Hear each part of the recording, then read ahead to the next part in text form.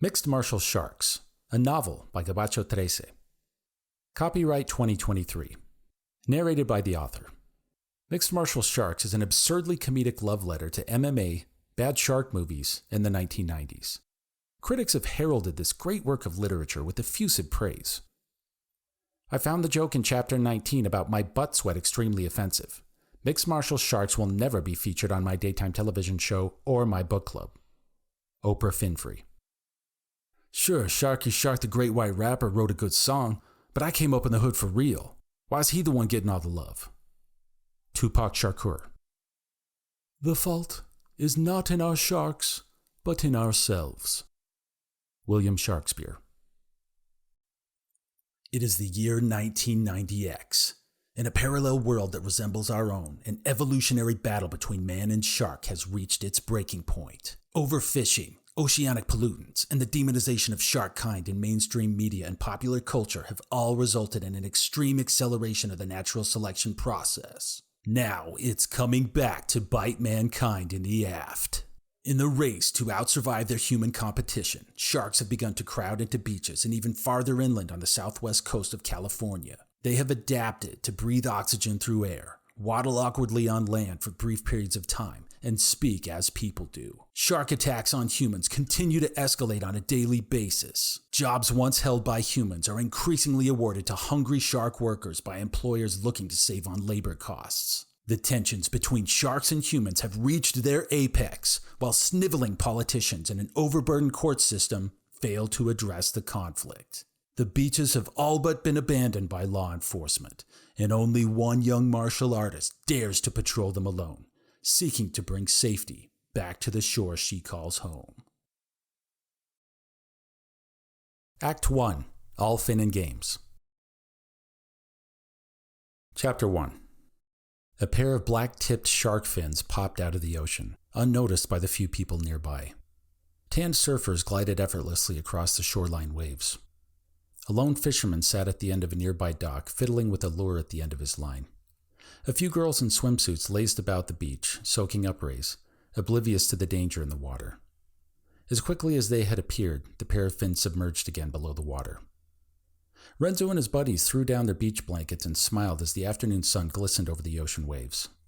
Once I learn this guile combo, I'm going to destroy you guys, crowed Martin as he thumbed through the official Street Fighter II Turbo hyper-fighting strategy guide. He stared intensely at the large manual over his beakish nose through thick glasses, and a smile spread over his yellow teeth.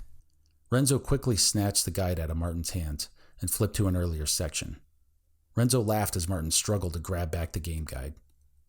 Their friend Navdeep was somewhat embarrassed by the light wrestling match and didn't care much for Street Fighter anyway.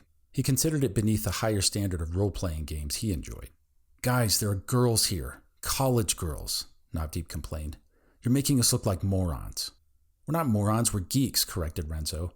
And who cares anyway? It's not like random girls at the beach are going to be any more repulsed by us than all the other girls at school.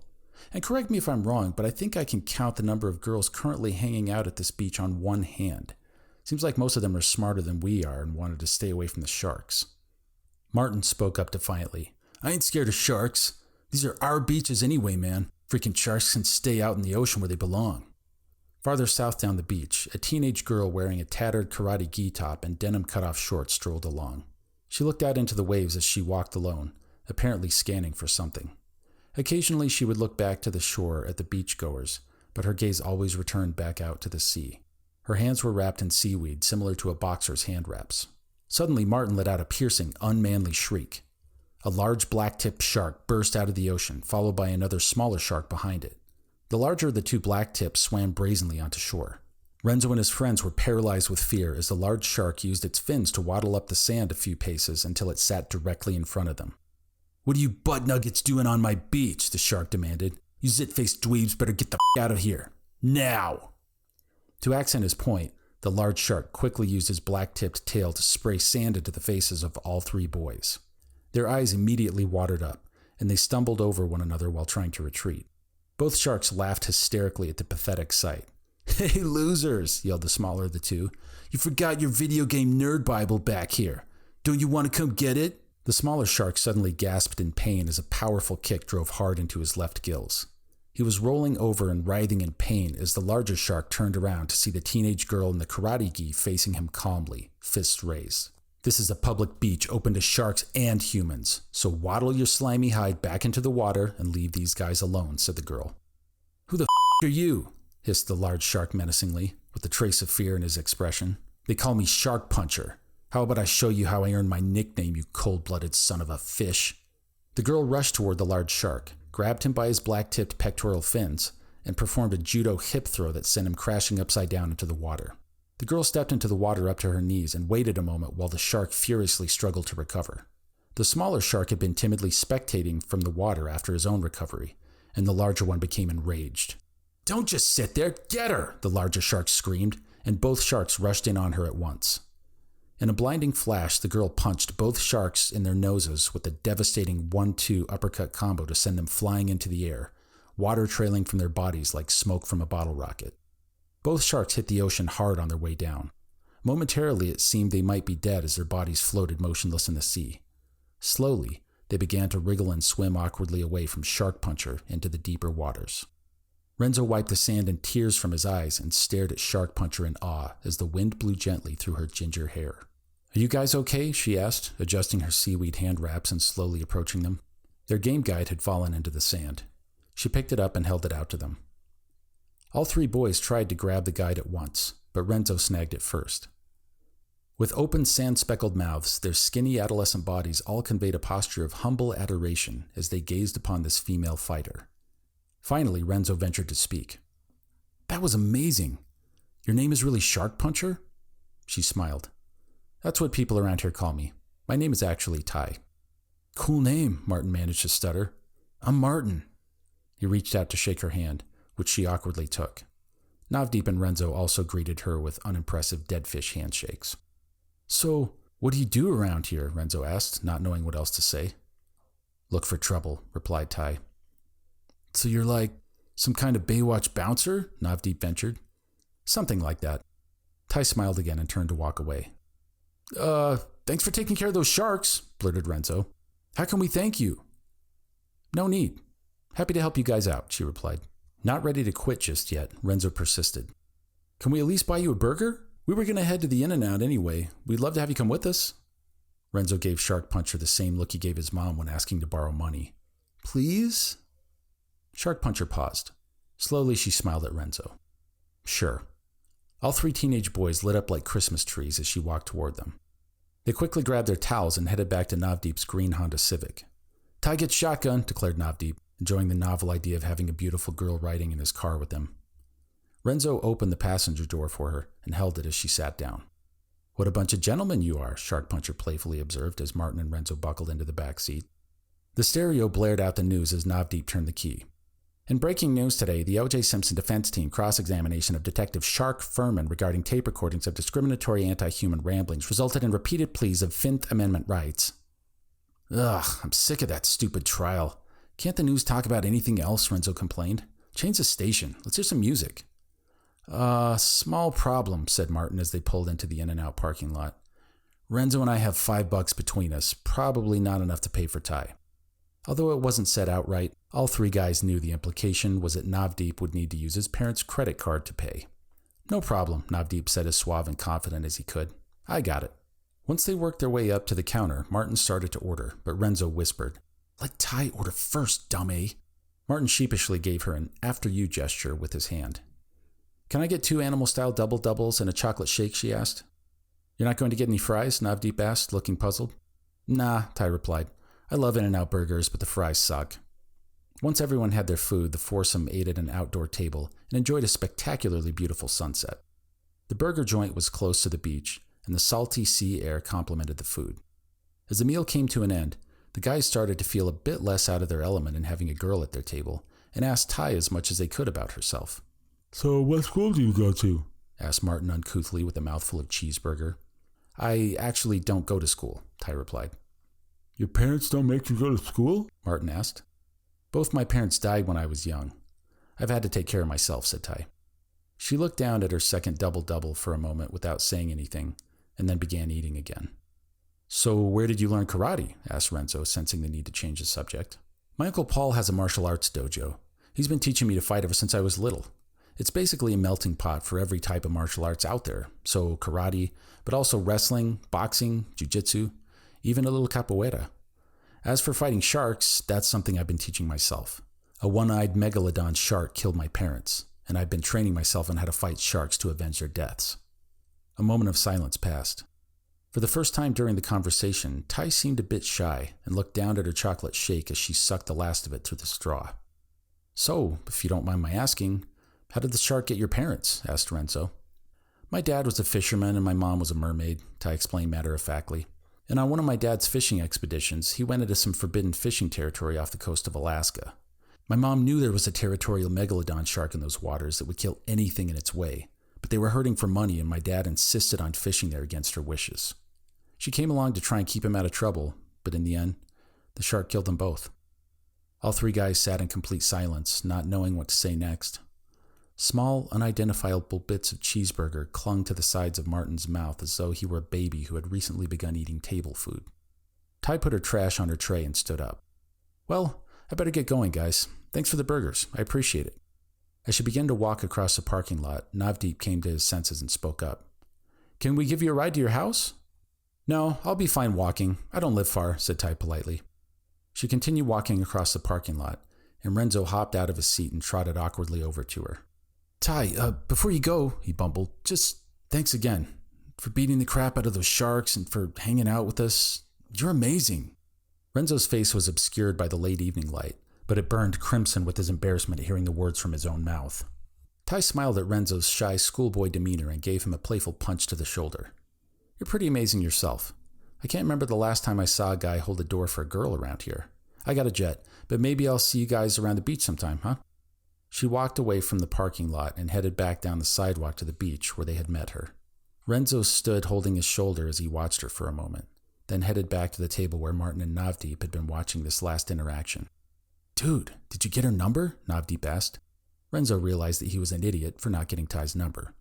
He put his head between his hands and slowly lowered it down to rest on the table in failure. "Dude, you should have gotten her number. How the heck are we ever going to see her again now?" asked Martin, as though he would have had no problem getting a beautiful girl's digits. The three friends stayed for some time at the little table, talking about the amazing afternoon they'd had.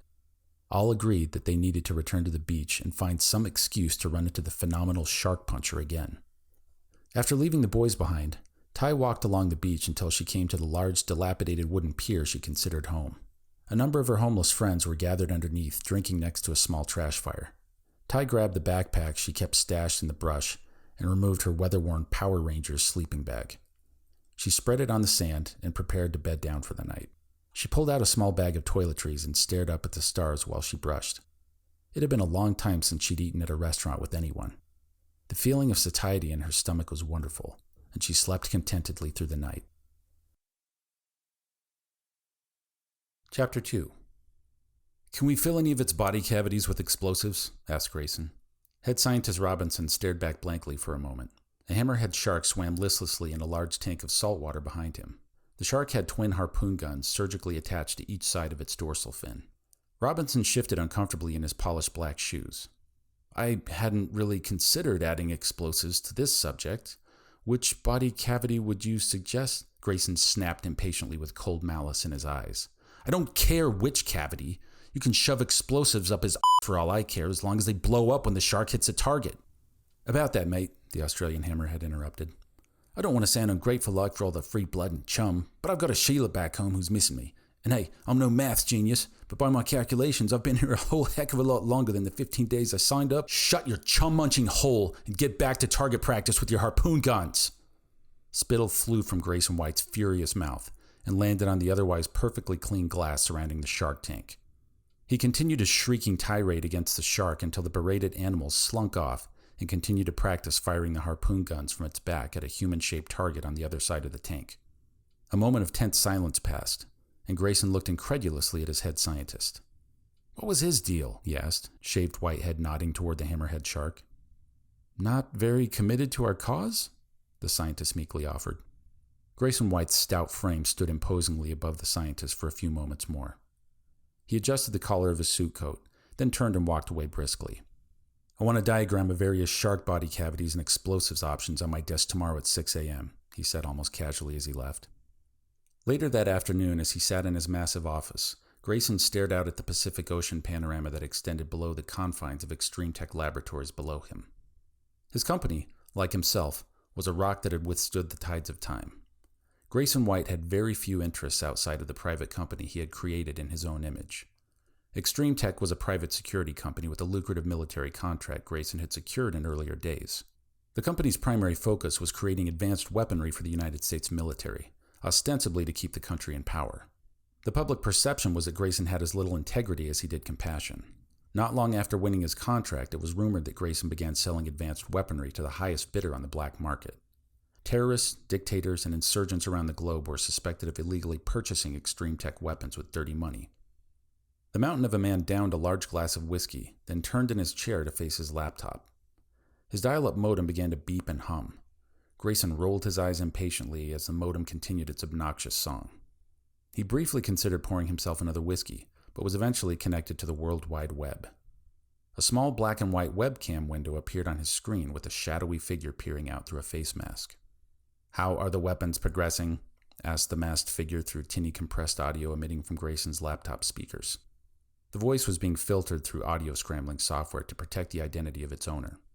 "We're on schedule," replied Grayson, his voice trailing off near the end in an unfinished sentence. "I sense hesitation," came the voice from the laptop. "Not hesitation, opportunity. The weapons are progressing as we promised. I'll have my engineers send an electronic mail with this month's lab results. However, I've had a recent realization. The sharks perform adequately as long as they're directed by our central controller units and they attack in large enough groups to compensate for individual errors. The opportunity lies in individual shark performance." "Please continue," said the garbled phantom voice. "Are you familiar with the saying, 'The strength of the pack is the wolf, and the strength of the wolf is the pack'? Sharks are not team players by nature. They're solitary hunters who sit at the top of their food chain. Extreme Tech has been able to successfully control them to attack effectively in groups, but I believe there lies a greater opportunity to develop them as individual warriors. I want to create an army of sharks that can not only function as a unit, but continue to attack and conquer as individual soldiers. We need these sharks to focus on their mission and exterminate their target, even if they're the last shark standing, or swimming. What do you propose?" "We're almost to the end of the unit formation and attack testing. Before delivering your weapons, I propose that we continue to train and test them as single-unit fighters and assess individual performances. In fact, I propose that we test them in a public, open tournament." There was silence from the laptop. "Please allow me to explain. Obviously, the secrecy of our operation is crucial to your success and my own. However, the sharks are primarily trained to fight in covert operations involving human enemies. By holding a public, no-holds-barred combat tournament that pits sharks against humans, the sharks receive the combat training and testing they need from an endless supply of willing test subjects who are paid a mere fraction of what it would cost to secretly recruit human test subjects and dispose of the evidence. Our intentions to use the sharks as weapons remain hidden in plain sight, so to speak. The governor of California has an unfortunate history of indiscretions he would rather not see brought to light before the elections at the end of the year, and I've been fortunate in my influence with him in previous endeavors of questionable legality." Grayson smiled confidently into the webcam on his laptop and paused for effect. The masked figure turned to speak to some unseen counsel off camera with the microphone muted. At length, the figure faced the camera again and unmuted their mic. "What additional cost?" "The tournament will generate enough income through pay-per-view buys to subsidize the additional training and testing time. It will extend our timeline by approximately 6 months, but there will be no additional financial cost on your end." The masked figure held another off-camera conversation, this time briefer than the previous. "We will consider this opportunity and come to a decision before our next meeting. Thank you for your consideration. I think I speak for everyone involved when I say that we want your weapons to be the absolute best they can be." The mysterious figure on Grayson's laptop screen leaned toward their camera and began to speak in a higher-pitched tone. "One more thing, Mr. White. If you attempt to double-cross us, know that we will retaliate by attacking you and your company on your own shores." Grayson moved one hand behind his back to cross his fingers while wearing an expression of shocked surprise on his face. "Gentlemen, I am deeply pained to hear this. The very idea, the insinuation that I would deal treacherously with such esteemed and valued clients as yourselves cuts me to my core. In the hypothetical, highly unlikely scenario that somehow the business dealings between us were to become compromised in some way. What are you doing with your hand? The robotic voice demanded. I'm not doing anything with my hand. Grayson uncrossed his fingers in fear. They might have seen them in the reflection of the glass window panes behind him. The hand you have behind your back right now? What are you doing with it? The voice shrieked insistently. I had an itch. You can see I have a very large back, and occasionally I find an itch back there I need to scratch. Grayson brought his hand back in front of him and gave a friendly wave to his webcam. I see. You may continue to itch your back. I'm fine now. My back is fine now. It doesn't itch anywhere anymore. Grayson forced his smile through the camera. The masked figure looked unsettled and spat out some harsh-sounding words in an unfamiliar language to someone off-screen. He rubbed his neck and explained, Watching other people who are itchy always makes me itchy too. Someone else's hand with a wooden back scratcher appeared behind the masked figure and began vigorously scratching his back. My deepest apologies. I will abstain from any back scratching in our future meetings, Grayson offered. It's okay, the masked figure replied, sounding more relaxed. It's just been a rough day. Grayson nodded sympathetically. I understand. Thank you for your time, and long may your terror reign upon this earth. The mysterious figure nodded in agreement and promptly cut the camera. Grayson White closed his laptop and turned slowly around to gaze into the sea. A subtle smile marked his lips as he poured himself another large glass of whiskey. He knew his anonymous buyer would agree to his new proposal. In fact, he had already tasked several of his engineers with building a prototype of the underwater cage he envisioned for the tournament. His dream of creating the world's first shark versus human combat tournament would soon be reality. Chapter 3. Ty knelt quietly on the dojo mat between two portly middle-aged men. A sun-faded American flag adorned one wall, while an Irish flag hung from the opposite. Near the front door, there were white wooden benches full of scratches and dirty footprints. A few parents and visitors sat on the benches spectating. The black floor mats were, in contrast, quite clean and well cared for. The room was mostly full of rotund men, with the exception of a couple of plus-size women. All wore traditional white karate-gi uniforms. They sat on the dojo mat facing their sensei, dressed in a worn-out black gi. A black belt with several red and white stripes kept the gi tied together. The sensei himself was a large, flabby man with bright orange hair on his balding head and a bright orange beard to match. He had a large bucket of fried chicken sitting by his side. After the room had become completely silent, he commanded everyone's attention by pulling a greasy drumstick from the top and taking a bite. The martial art of jujitsumo, he proclaimed with a mouthful of chicken, requires that we be soft as the gentle blossoms of the cherry tree, while remaining firm as Mount Fuji. The class gave one clap in unison, and the sensei continued. I hope that all of you are consuming enough calories to keep your weight up, but in case you need any help, I brought some chicken to share. Please pass the bucket around and make sure everyone who wants a piece gets one. After the class members began passing the chicken around, the sensei stood up and pointed to a large man nearby. Ron, would you join me for today's demonstration? He asked while chewing another mouthful of chicken and holding the drumstick in hand. Today, we'll be working on transitioning seamlessly from sumo slaps into standing guillotine submissions. Observe carefully. En garde! The sensei placed the drumstick in his teeth the way a pirate would bite down on a knife, then gave a guttural grunt as he advanced toward Ron, with his hands pushing furiously outward in quick but powerful slaps. Although taller and heavier, Ron backed up timidly and was soon pushed out of the ring that sat in the middle of the dojo mat. Somewhat flushed in the cheeks, Ron's doughy face gazed toward the floor, avoiding eye contact. Okay, began the sensei with a hint of disappointment in his voice. Let's try that again, but I want you to offer up some resistance this time. Defend yourself. Get some chicken in you. The sensei held out the drumstick that had been in his own mouth a moment ago and offered the remaining bird flesh to his pupil. Ron humbly took the piece of chicken and quickly cleaned the remaining meat from it, right down to the bone. With a new look of determination and a small spark of confidence growing in his eyes, Ron waddled back to his side of the center of the ring, bowed, and faced his sensei again. The two men clashed, but this time, Ron held his ground. They might have been two bucks locking horns over a herd of females. They pushed and slapped at each other, with each man turning to the left or right, but unwilling to give up their position near the center. The sensei gave Ron a great two-handed push, then held up both hands to indicate a pause to their exercise. Excellent! You stood your ground that time. Well done! The class clapped in approval, and Ron beamed, a visible sense of pride growing within him. Now, continued the man in the black gi, in this situation where two opponents find themselves trading sumo slaps, there's an opportunity to transition into a submission. Watch closely. Ron, let's go again. This time, as the slaps came from Ron, the smaller red-headed man only traded slaps for a moment, then quickly shot both of his greasy hands toward his opponent's head and locked them behind the neck. Focusing his substantial strength and weight, the sensei pulled down on the larger man's neck. Ron bent forward against his will, and the sensei quickly brought his own right bicep over the back of Ron's neck while choking with the right forearm. The sensei stood as tall as he could on his tiptoes with his right arm sunk tightly underneath Ron's chin, and used his left arm to pull his own right hand upward even higher, tightening the chokehold. Ron's face began to flush plum purple, and he quickly tapped his sensei's shoulder to indicate he was done fighting. The sensei immediately released the chokehold and held Ron's arm as he took a moment to get his breath back and let the blood return to his head. All right, great work. Now let's run through the transition steps in slow motion so we can all see how it works. The rest of the class was spent with students pairing off and practicing the technique their sensei had displayed. The man in the tattered black gi wove in and out of the bright white gis, occasionally giving some instruction, correction, and encouragement. Although a lightweight in a room full of heavyweights, Tai was strong enough to hold her own with any of the other students in the room.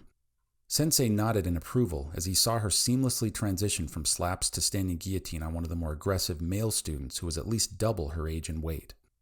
As the class came to an end, the students gathered around their sensei once more while he stood in the center of the ring. You've done well today, class. I'm proud of you. The more you practice the transition we worked on tonight, the quicker and more natural it will be for you to use it without even thinking consciously. And if you find yourself in a street fight, don't hesitate for a moment to use a crotch kick to get your enemy to bend over so you can wrap your arms around that neck to sink in the guillotine. Several class members nodded in silent approval at this pearl of wisdom, taking mental note. Thanks again. We'll have donuts next time, and don't forget to take a hit of the Ready Whip on your way out. A large can of whipped cream sat by the dojo exit, and class members giggled joyfully as they sprayed liberal amounts into their mouths upon leaving the building. A few minutes passed, and only one white gi remained in the room. How do you think class went today? Asked the sensei. Tai smiled a little as she picked one of the remaining wings from the bucket of chicken. Pretty well. I think I pissed off Gennaro again. He doesn't like getting choked out by a girl half his size. Not many guys do, laughed her sensei. I once saw your dad get pretty pissed off at a little Korean girl who kept throwing him around in a judo class we were taking. He got over it, though. In fact, they started dating. Well, don't get Gennaro's hopes up, chuckled Tai. He and I aren't going to date. Ever. So, speaking of dating, you got any boys chasing you these days? Tai rolled her eyes. Uncle Paul, she complained. I know, I'm not your dad and it's none of my business, but I'm the only family you got. I feel responsible for you. Plus, uncles have to tease their nieces about boys. It's part of the job.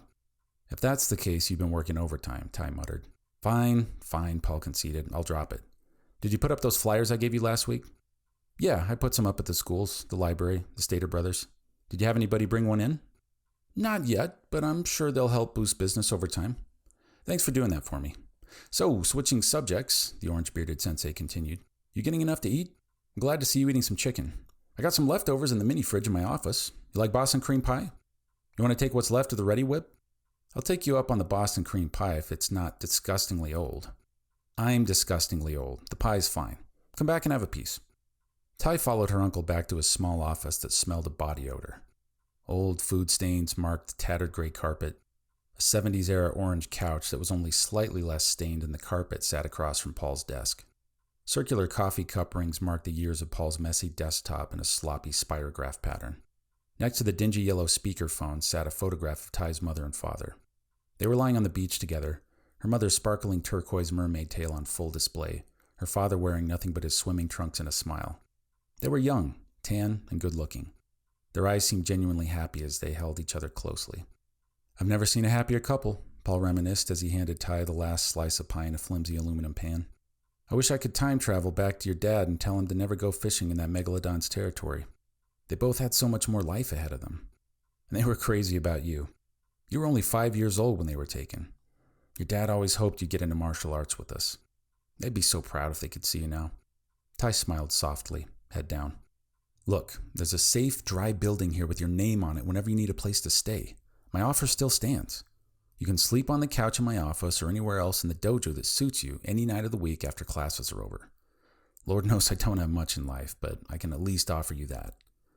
Do you still have the spare key I gave you? Yeah. Then use it if you ever need to, you know? You don't have to be all John Rambo out there alone. I'm going to drive home now. You feel free to sleep here and eat any food in the fridge you want, okay? Ty looked at her uncle without saying a word. Her eyes told him that she was too proud to accept his charity. Thanks. I really do appreciate the offer. Love you, kiddo.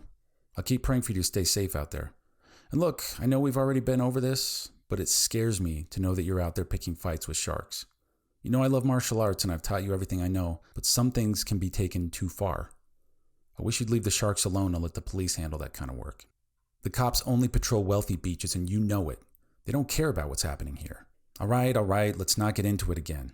I want things to end on a positive note tonight, right? Again, I know I'm not your dad, The paunchy middle-aged man stared out at his niece from behind the sweaty ginger-colored beard. His eyes were pale and blue and, for a moment, quite distant. We lost your parents to a shark attack. I don't want to lose you the same way. That's all. Ty smiled, gave her uncle a hug, and silently walked out the door, leaving the mostly empty can of Ready Whip untouched. Uncle Paul walked slowly to the front door and locked it, turning the open sign around to read closed. He picked up the can of whipped cream, shook it a little, and placed it inside his mini fridge. He exited the back door, locking it behind him, and squeezed into his rusty El Camino. The engine coughed and sputtered as he turned the key. He said a silent prayer, turned the key again, and this time the ancient automobile decided to start. Paul began his drive back home to his low-income single-bedroom apartment. Chapter 4. Renzo slumped limply against the row of lockers, then slid down to the floor. A large senior in a Letterman jacket sneered viciously after having slammed his fist into Renzo's stomach. Satisfied that his victim had been thoroughly humiliated, the young man swaggered off while a small group of onlookers stared at Renzo's almost motionless shell of a body on the floor. A bell rang loudly, and the crowd began to dissipate. Soon, only Navdeep and Martin remained. They reached down and managed to pull their friend into a sitting position with his back and head against the lockers. Slowly, breath worked its way back into Renzo's body, and the gravity of what just happened settled in on all three boys. That's the second time this week Brad's kicked your ass, lamented Navdeep. Should we report it to Principal Francis again? Martin, go tell... Why bother? Coughed Renzo furiously. Brad and the whole frickin' football team make money for the school, right? Principal Francis didn't do anything last time or the 5 times before that. Renzo, Martin said earnestly, we can get back at him, man. I found this recipe on the web for making fake crap. Later tonight we can... Are you seeing what he did to Renzo? Navdeep fired at Martin. Why use fake crap? Let's use the real thing. I'm game, said Martin, getting riled up. I can hack the school's network. I can get into Brad's grades. Renzo groaned and ran his hands through his hair as he shakily stood back to his feet. I appreciate it, guys, but we've got to get serious about this. I'm tired of getting beat up. By Brad, by his cronies, by all the other wads in this school who want to use us as punching bags. The principal isn't going to help us. The teachers aren't going to help us. Nobody is going to help us but ourselves. We got to start sticking up for ourselves. Okay, but how? Navdeep muttered. Renzo moved a little unsteadily toward a nearby bulletin board full of school dance posters and announcements. He pulled down a bright yellow flyer printed in black ink and shoved it into his friends' faces. This is how.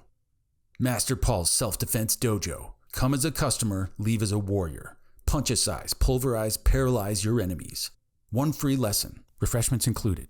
Master Paul will not be held liable for damages done, real or imagined, to said enemies. After school, the 3 friends drove to Renzo's house.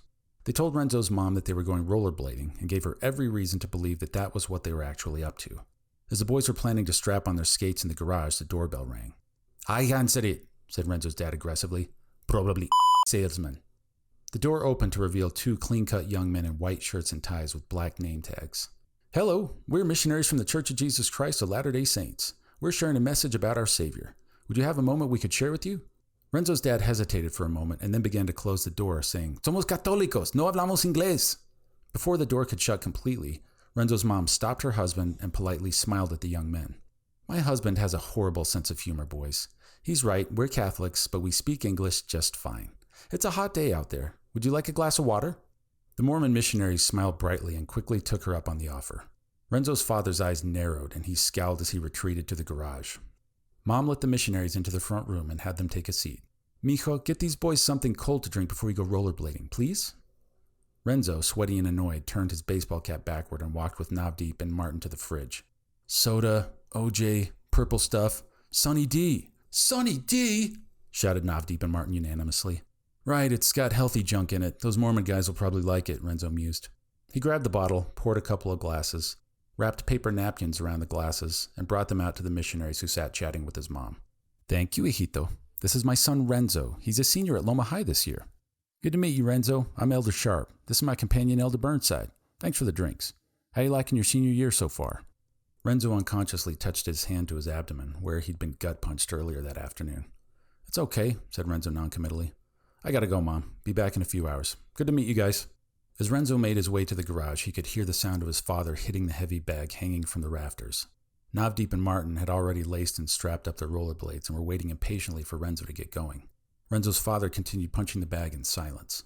The young man prayed silently that he'd be able to finish lacing up his rollerblades in time to make a quick exit before his father spoke. Boys, said Renzo's father, go on. I talked to Renzo for a minute. Renzo's head sank, and Navdeep and Martin watched helplessly from the front driveway as the garage door closed slowly and loudly. Gabachos, his father swore while continuing to punish the heavy bag with stiff jabs and the occasional hard cross. Talk to my wife, drink my juice. I put this sign on the door. Somos católicos. Dad, it's not like they're gigolos or something. They're missionaries. Mom's going to be fine. They were asking if you wanted to come join them? Who is Brad? His father asked abruptly, stopping for a moment to look his son squarely in the eye. Renzo's eyes quickly traveled to his rollerblades and stayed there for several moments. You think I cannot hear you, but I hear Navdeep and Martin talk about what Brad do to you today. Who is Brad? Just some idiot jock at school. What he do to you today? Can we talk about this later, Dad? Navdeep and Martin are waiting. Renzo's father's eyes slid momentarily from his son to the heavy bag in contemplation. Son, if you have a problem with guy at school, I can show you how to fix problem. Why you think I'm trying these years to show you boxeo? His father looked wistful, genuinely hungry to see some spark of interest from his son. Maybe later, Dad. Look, I gotta go, Renzo stammered as he opened the garage door and skated out to join his friends. The garage door slammed down noisily behind him. His father heard his wife laugh loudly at something one of the missionaries had said inside the house. With narrowed eyes, he returned to his ancient heavy bag and began to pepper it with hard, steady jabs. The three friends skated to the strip mall, weaving around parked cars and the occasional pedestrian. I don't know, man, Martin lamented. This might not be a great idea. I mean, we all suck at sports, right? What if this dojo is full of knuckleheads who love beating up new guys? I mean, at least at school we're not paying to get beat up. After staring at the weather-beaten dojo sign for a moment, the boys mustered their courage and walked in through the front door, open sign swinging as they entered. For those of you who may scoff at the idea of Thai bowling, I present the following demonstration. Master Paul stood stoically at the center of the dojo, surrounded by his students. Renzo, Navdeep, and Martin watched from the back rows, mesmerized by the silence and odd sight of the pudgy, ginger-haired man in a black gi standing next to a bowling ball. Master Paul gracefully moved his naked foot onto the battered purple bowling ball. He inserted his toes into the top two finger holes and lifted it from the ground. An audible gasp escaped the mouths of many students, and disbelieving looks bounced from one to the other. Using his heel to support the bottom of the ball, Master Paul held his toe grip and slowly extended the ball on his foot out in a sidekick motion. Then with a flick of his foot, he sent the ball floating upwards in the air just long enough to catch it with his hand, and with fingers quickly inserted, he made a punching motion using the ball as an extension of his arm. From the sidelines, his knees tight tossed in another beaten-up red bowling ball, and Master Paul caught it effortlessly with his free hand. Now he went through a series of taekwondo-style punches with bowling balls in both hands. Then, setting both balls quickly on the ground, he used both feet to step on top of them while remaining balanced. Navdeep and Martin both stared in slack-jawed wonder as Master Paul inserted his toes into both balls and performed a split kick. The class erupted into applause.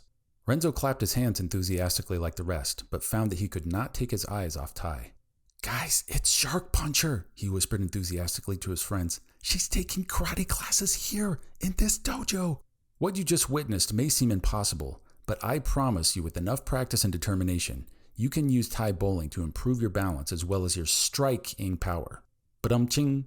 Master Paul smiled with a twinkle in his eye, as many class members groaned in response to his joke. All right, let's start with something simple. I'll need a volunteer from the class. How about Ron? Ron's large fleshy face had been drooping downward and avoiding eye contact. Master Paul, he stammered, I'd like to respectfully ask that... Shut up and get up here, Master Paul interrupted. Ron shambled to the center of the dojo in reluctant compliance.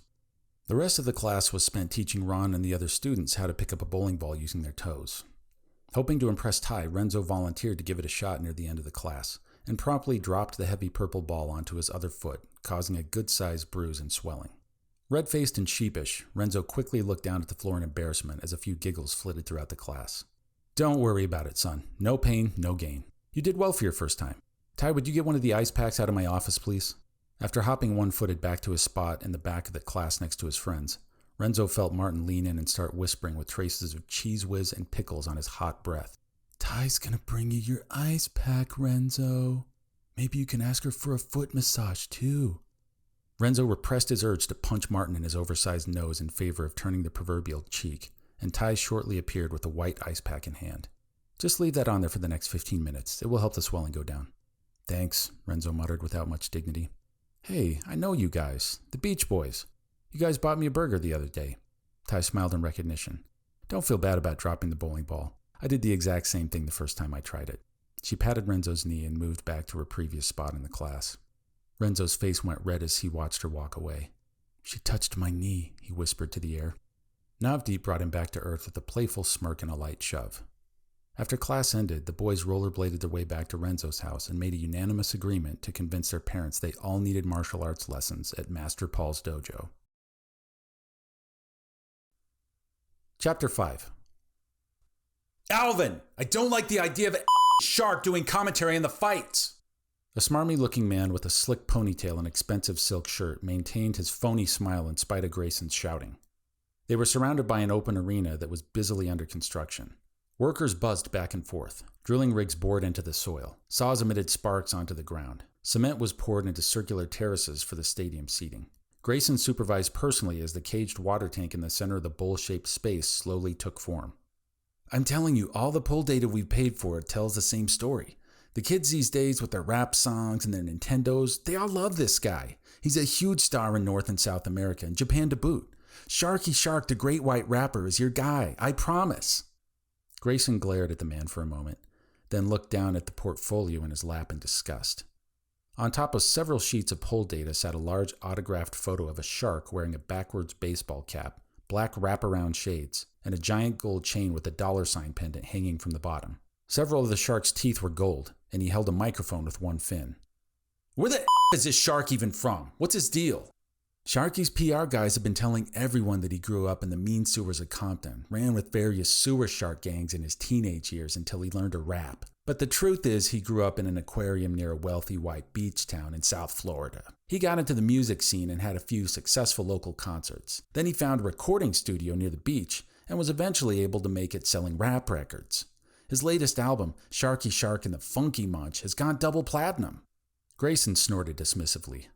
"Look, I know this guy and his music aren't your style, but it's what the audience wants.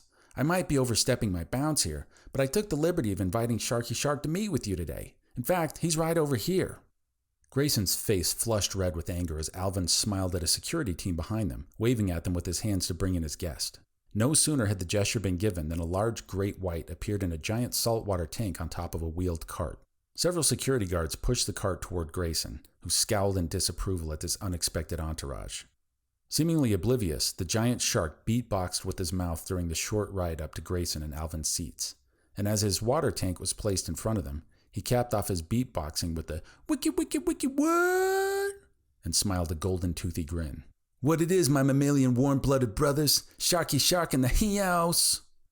"That's great, Sharky, that's great," laughed Alvin nervously. "This is a guy I've been telling you about. Sharky, me Grayson White." "What's up, my wigga?" Sharky nodded, grinning. "I don't understand what he just said to me," Grayson said to Alvin, looking as though he needed an interpreter. "Sharky's just happy to be here. Isn't that right, Sharky?" Alvin spoke soothingly. "That's right. My man Alvin said you're putting together some fights between humans and sharks. That's dope, yo."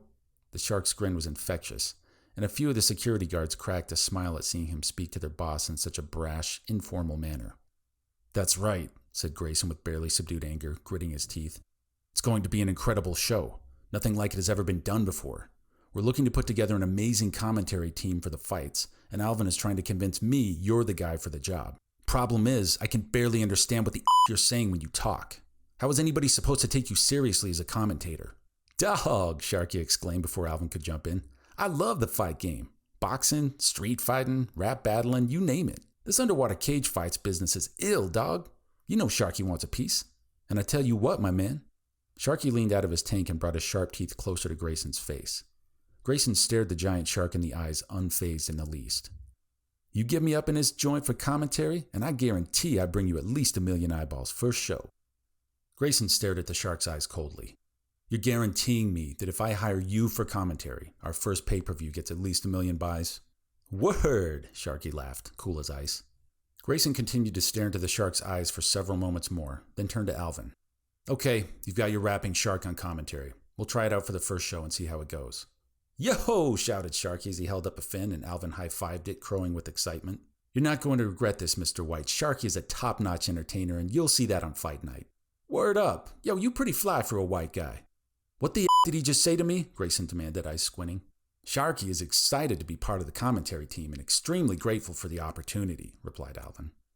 Right, said Grayson, slowly turning his eyes away from the shark and toward the construction crew working on the cage. I want to make sure you both understand one thing about doing business with me, okay? You get one shot. One. That's it.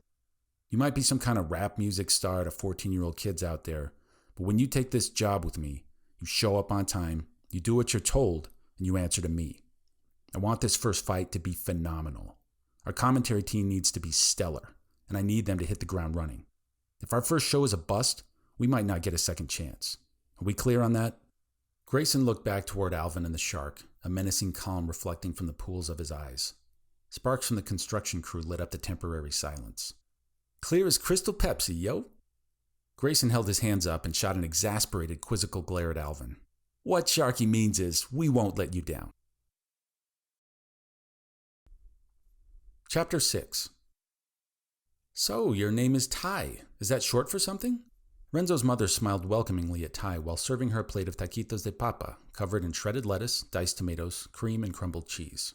The aroma of fried tortillas and potatoes mixed heavenly with the tomatoes and peppers and the fresh salsa laid out on the table. Renzo had invited Ty over for dinner with the family, and she looked forward to eating a real meal instead of scrounging up leftovers from her uncle's fridge in the dojo. Ty also admitted to herself that the prospect of spending time with Renzo was becoming appealing the more she got to know him. My full name is Tylene Byron. Thanks for letting me have dinner with you. Ty smiled gratefully and began to use her fork and knife to cut up her first taquito. We were so glad Renzo invited you. And feel free to use your hands with the taquitos if you'd rather. We're pretty informal here in the Caballero household. We also say grace over our food at meals. I'll say it. Ty politely put down her fork and knife to follow along as the rest of the family bowed their heads and folded their arms. Mrs. Caballero briefly said grace, and the family opened their eyes again when the prayer ended. Renzo smiled at Ty, picked up his own taquitos with his hand, and started to tuck into his food. His mom nodded toward him with a mild look of disapproval and continued. Since Renzo is too busy stuffing his face to introduce us to you properly, I suppose I'll do it myself. I'm Graciela, and this lovely teenage girl next to Renzo is his sister Marcela. Renzo's sister smiled brightly at Ty and asked, I heard that you know how to beat up sharks. Can you show Renzo how so he stops getting bullied at school? Ty blushed slightly, and Renzo's father interjected. Lorenzo no get bullied at school if you learn to box. It was said in a matter-of-fact tone while the stocky middle-aged man liberally shook a bottle of Valentina hot sauce over his plate of food. And this is Renzo's father, Tranquilino. His friends call him Tank. Because he's short but explosive, explained Marcela while chewing a mouthful of taquito. Marcy, please don't speak with your mouth full, Graciela corrected. Ty looked at Renzo questioningly. I didn't realize Renzo was short for Lorenzo. That makes sense. Secret's out now, I guess. Renzo shrugged and smiled while taking another bite. So Ty, smiled Graciela, tell us about your family. Ty picked at her plate a moment before responding.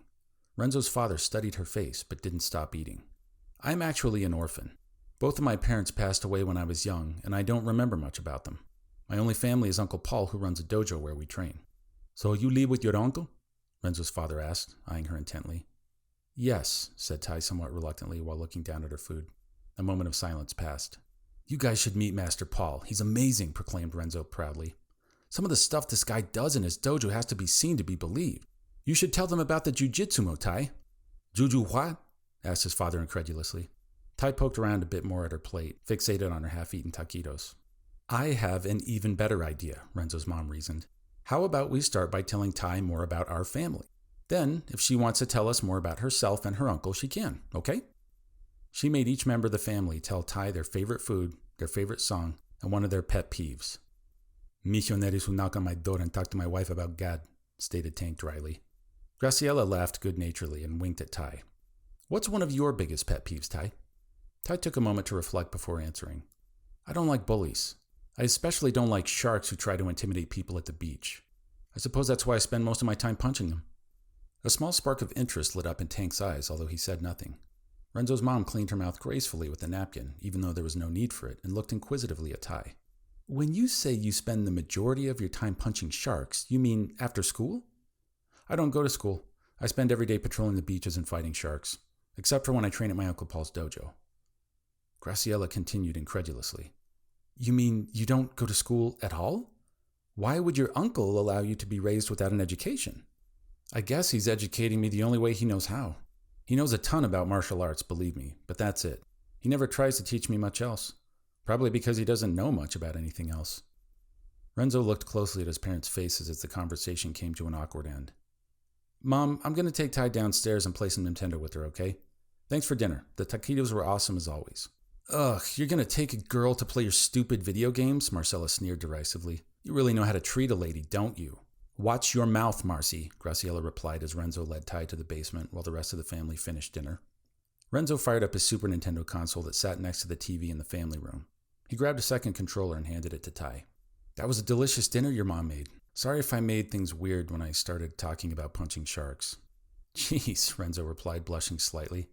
I should be apologizing to you for putting you through that nonsense. I'm sorry my family is so nosy. I'll talk to them about it. Just forget about those guys. Let's play some Street Fighter. Renzo pushed his Street Fighter II SNES game cartridge into the top of the console and pushed the purple power switch on. What's Street Fighter? Renzo stared at Tai for a moment.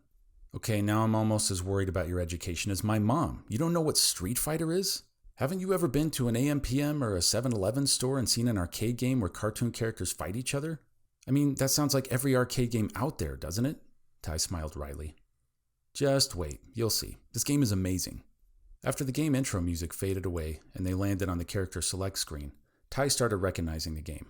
She'd recently seen several large guys get in a fist fight over this game at an AM/PM store near the dojo. Is this that game with the hairy green guy that does electricity? Yes! Shouted Renzo in triumph. So you have seen this game. The green guy is Blanca. You can pick him right there if you want to try him out. Renzo picked the Japanese karate fighter Ryu, and when both characters were on the stage ready to fight, he began teaching Tai the basics of the game. You've got 3 punch buttons and 3 kick buttons, so punches go from jab to strong to fierce, or basically light to medium to heavy. It all seemed overly convoluted to Tai at first. The only arcade game she had ever liked much was Miss Pac-Man, which didn't require any button pressing at all. Her Uncle Paul had taught her how to play the game a little, but they never had many quarters to put in. Tai awkwardly held the SNES controller in her hands and used the D-pad to move her furry green guy around the screen. Renzo moved his karate character toward her so she could practice punching, kicking, and throwing him. Okay, last thing is special moves. Each character has their own set of special moves. Blanca's easiest special is his electricity. Try mashing the jab button really fast and watch. Tai mashed the button as quickly as she could and smiled in delight as her character became covered in electricity. Renzo moved his character toward her character and was immediately electrocuted as he touched her. Okay, that was pretty cool, Tai admitted. All right, you're ready to take on your first fight. So what, you and I duel to the death now? Tai laughed. This isn't Mortal Kombat. We don't fight to the death in this game. And no, you and I aren't going to fight. I'm going to coach you while you fight the computer. Her first fight was against a stretchy-limbed Indian fighter, Dalsim, and she struggled. His absurdly long punches and kicks seemed impossible to compete against given the shorter, stubby moves Blanca had in his arsenal. After losing her first couple games, she handed the controller to Renzo. Okay, tough guy, show me how it's done. Renzo smiled confidently and took the controller from her hand. Dalsim is a tough first fight to learn on, but you can do it, I promise. The trick with him is to get in on him. If you're trying to fight him from a distance, you're playing into his strength. That's where he wants to fight you. Once you get up closer to him, you can open him up and there's not as much he can do about it. Check it out. Renzo used Blanca's spinning ball move to get in close and do some quick damage. He used a crouching roundhouse to sweep the rubber-limbed Indian and knock him to the ground. While Dalsim was getting up off the ground, Renzo pushed Blanca to jump slightly over his opponent with an air attack, crossing him up. On Dalsim's next attempt to get up, Renzo timed an empty jump with no attack to land at just the right moment to avoid any kind of wake-up attack and throw his opponent into the corner. Small yellow stars appeared over Dalsim's head as he dizzied, and Renzo performed a final jump-in combo to deplete his enemy's life bar. After winning round 1, Renzo handed the controller back to Tai. You just gotta win one round now. Get in close and you can do it. Tai focused on her character's movement and patiently tried to dance her way closer to her opponent. She came close to winning the round, but Dalsim jumped away from her and blew a fireball that she tried to jump over too late. Crap! You didn't tell me this stretchy freak could shoot fire at me, yelled Tai in frustration. Renzo calmly coached her.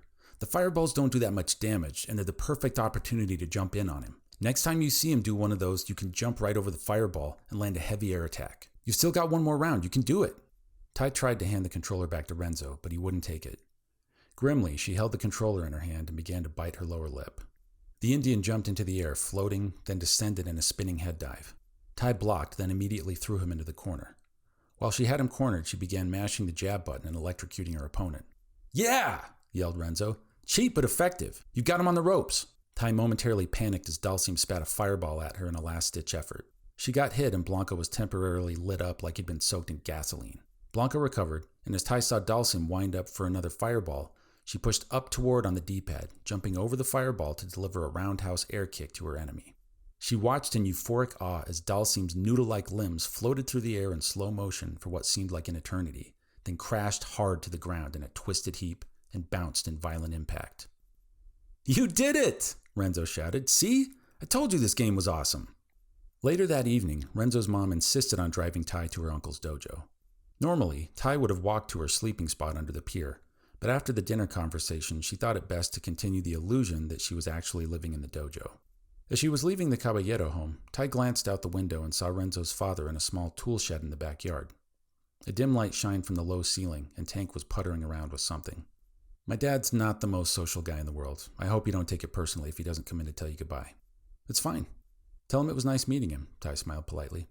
So, I guess I'll see the new Street Fighter champ tomorrow at the dojo, right? Renzo held up his hand for a high five. Tai laughed a little and high-fived him loudly. Just wait. I might be as good as you if I get some practice in. I don't doubt it, smiled Renzo.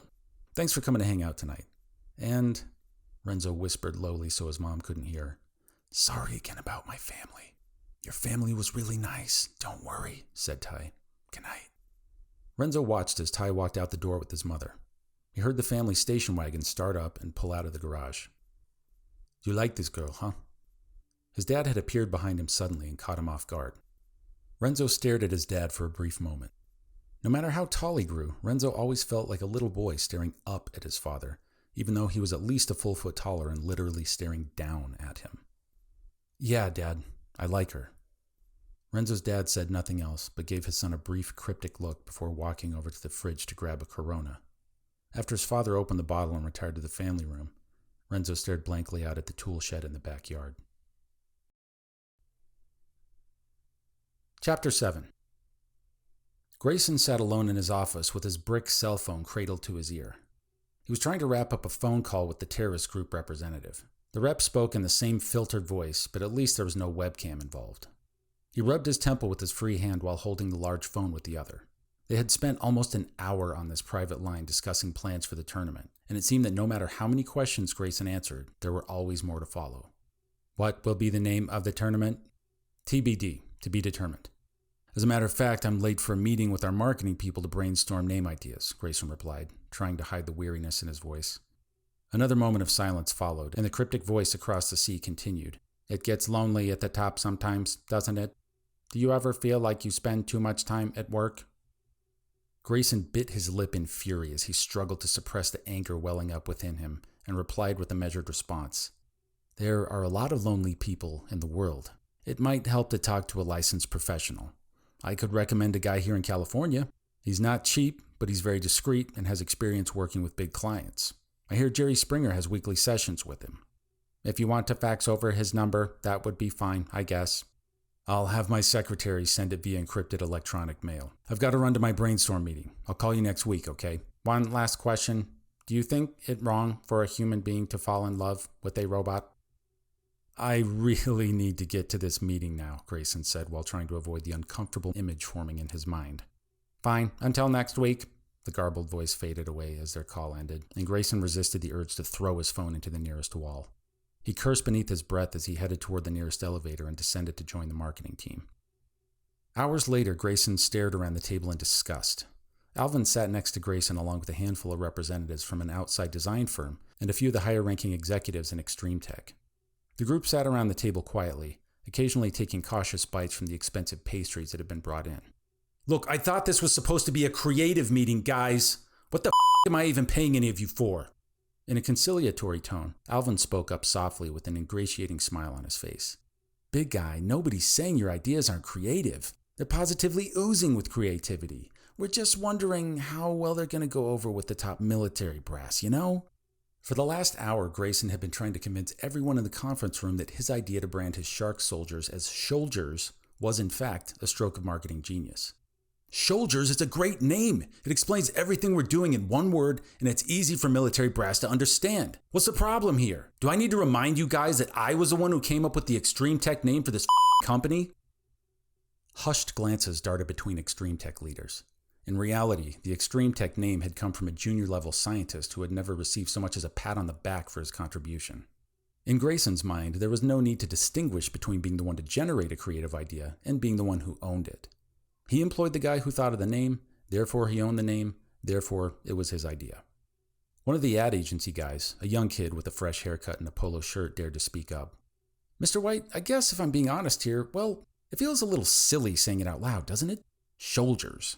I mean, kind of sounds like a toddler learning how to speak, doesn't it?"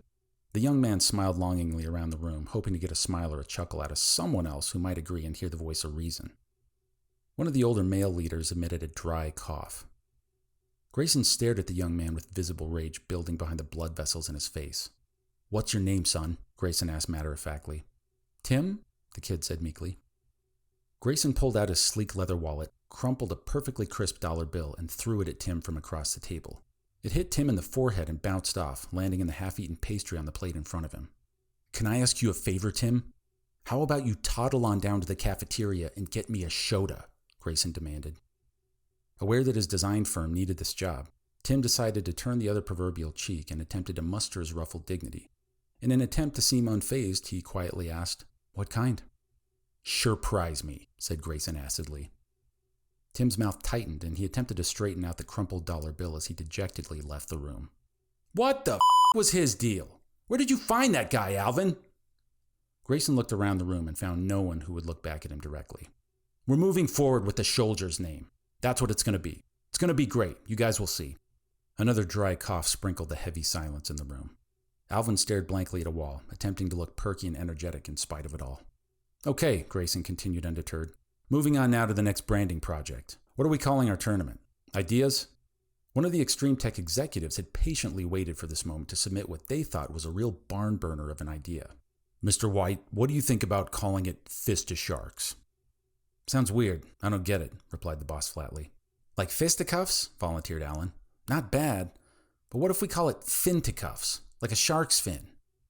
Alvin had decades of experience in attaching himself to other people's ideas like a leech, sucking them dry and spinning the dead corpse into a new idea intended to make himself look brilliant. He would never be the first to volunteer anything close to an original thought or idea, but he was always the first to suggest some modification or improvement to someone else's idea. The Fist of Shark executive's flabby jowls quietly trembled in rage at the realization his idea was being hijacked. "Finticuffs might be a little bit better," Grayson said without emotion. "What else have we got?" Another young female executive cleared her throat. "Mr. White, my team and I wanted to present an idea we came up with. I have a printed mock-up of a poster here for you." "Give it to me," the boss demanded. The slender female executive smiled and gingerly passed over a black leather portfolio with a large poster design inside. Grayson began to survey the print with a scowl. "We call it the Extremely Jawsome Shark Fighting Tournament," she continued proudly. "One of my team members has a son who's going to college for graphic design.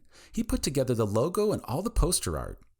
The logo featured neon green sharp blocky letters that reeked heavily of Photoshop embossing, thick pixelated outlines, and heavy drop shadows. Below the logo sat a crudely masked photo of Jackie Chan that had obviously been lifted from a DVD cover with telltale fragments of explosions remaining in the background behind the actor's body. Jackie was punching another crudely masked image of a shark next to him. There were hastily drawn red drops of blood spraying from the shark's mouth. Billy and Jimmy Lee from the Double Dragon movie had been added into a crowd of onlookers in the background. Inexplicably, pixel art from Shaquille O'Neal's video game Shaq Fu found its way into the layout as well. Alvin scoffed inwardly at the poster, not wanting to touch it with the 10-foot pole. "This is actually pretty good," said the boss firmly. The female executive squealed slightly in excitement, feeling her knees buckling inward as she held herself steady with her hands on top of the table. "We need to make the logo bigger, though. Can you make the logo bigger?" The logo was already monopolizing almost 1/3 of the layout, but the executive flashed her prettiest smile and said, "Of course we can." "Great. So when can you bring that back here with the bigger logo? How long do you need? Like 15 minutes? 20? The pretty smile disappeared and was quickly replaced by a look of bewilderment. "Well, Mr. White, the issue is that my team member's son is a college student. I don't know what his schedule is like, so we'll have to ask." "Give me a timeline. What does he need, an hour?" Grayson began clenching the poster tightly in his meaty fist, feeling the heat of his frustration rising from his gut into his neck. "Well, the problem, sir, is that he doesn't actually work here. He just sort of volunteered to do this on his free time over the weekend to build up his portfolio so that—" "That's fine. That's fine that he's off at college playing on computers. But you see, the problem I'm up against right now is that we have an event to plan. And if I need a logo on a poster to be larger, I need somebody who can do that now. We can't wait until tomorrow. We need to get this thing off the ground." The trim young woman crumpled back into her seat with a disoriented, distant look on her face.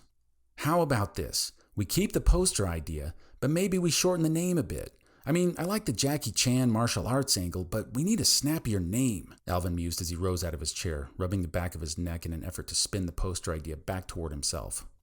Martial arts, said Tim, the young guy who had been ordered to bring Grayson a soda earlier in the meeting.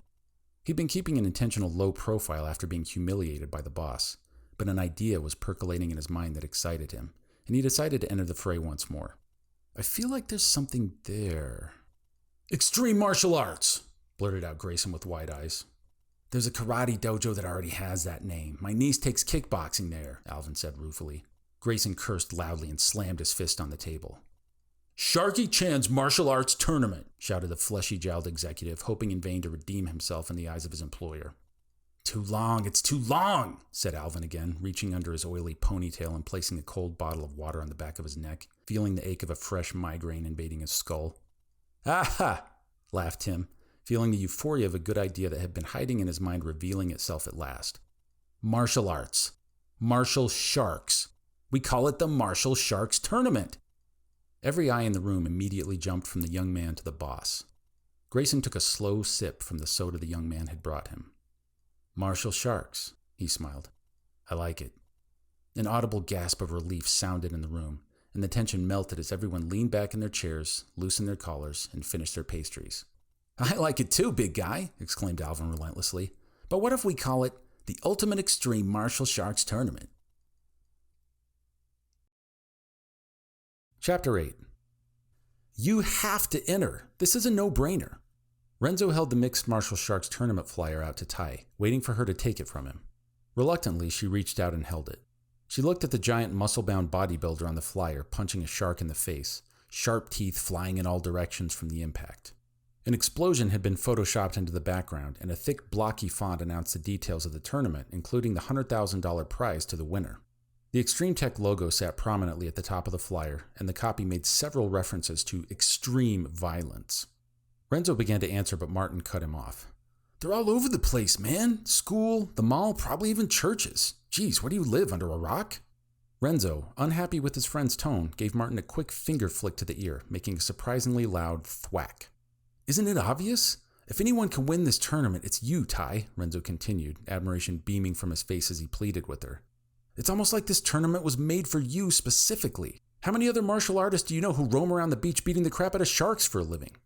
"What did you say about beating the crap out of sharks?" Uncle Paul chimed in. About 15 minutes ago, he'd finished teaching a class on capoeira, the art of using long hair as a weapon. Only Tai, Renzo, Navdeep, and Martin had stayed behind. "You know I don't like you fighting sharks in the first place. You'd better not be taking these skinny white belts out to fight sharks." "Great, now my uncle thinks I'm luring you and your buddies to your deaths." "Have you seen this?" Renzo snatched the flyer from Tai's hand and shoved it into the middle-aged man's face. Uncle Paul stared for a moment. "Is this a legit tournament? This is for real?" "It's too legit to quit," Navdeep added enthusiastically while making the 2L2Q hand gestures. "One of my dad's best friends from college works for Extreme Tech. This is definitely real. That company has more money than it knows what to do with. It's like Willy Wonka's chocolate factory for nihilistic warmongers who make weapons instead of candy. There's rumors that they're using sharks in the tournament for some kind of secret bioweapon research. Pretty cool flyer. I like the explosion, said Uncle Paul thoughtfully. $100,000 is a lot of dough. I thought you said you don't like me fighting sharks, Ty complained as she snatched the flyer from her uncle's hand. I don't like you fighting sharks. I don't like you living under a frigging dock with a bunch of homeless people, but you do it anyway, don't you? Paul complained while snatching the flyer from Ty. Martin pointed an accusing finger toward Ty. Wait, Renzo said you lived here in the dojo. You live under a dock with homeless people? So basically you do live under a rock? Ty flipped Martin the bird. I didn't want Renzo's family knowing I'm homeless, so yeah, I told them I lived here at the dojo. She turned to glare at her uncle. Thanks for letting the cat out of the bag. Paul continued staring at the flyer and began to mutter out loud as though he were alone in the room. Freaking sharks start crowding in on our beaches, waddling around on land, taking our jobs. Next thing you know, they're going to show up in my dojo asking for lessons. He spoke louder now and came eye to eye with his niece. Listen, I'm all for having you compete in martial arts tournaments, but you know I hate sharks. I don't like this. It's too dangerous. Martin jabbed his index finger at the prize money. $100,000 could change Ty's life. She could actually afford a place to live, get a car, maybe even go to college. Well, who am I kidding? This is California. Nobody can afford housing or college here, but she could at least buy a decent car and do her part to destroy the ozone like the rest of us. Renzo piped up from behind Uncle Paul. At least in a sanctioned tournament, there will be rules to keep you safe, Ty, unlike the street fights you love to get into every day. I mean, you're already fighting sharks anyway. Why not make some money off it? I've never fought professionally, Renzo. I've never even fought in a human tournament before. There's a first time for everything, Renzo argued, and you wouldn't be fighting alone if Master Paul helps you train. Stop putting words in my mouth. I never said I'd help her train, Paul warned. Let's say I did enter the tournament. I would need someone to corner me, and that would entitle them to a cut of the fight purse, right? Ty stared at her uncle boldly and could see his resistance slowly breaking down. He looked away momentarily at his dojo's peeling paint on the walls, the halogen light tubes in the ceiling faded and dingy yellow. All I would ask is a fair cut of your prize money, what any corner man would ask of his fighter. I still don't like it, Ty.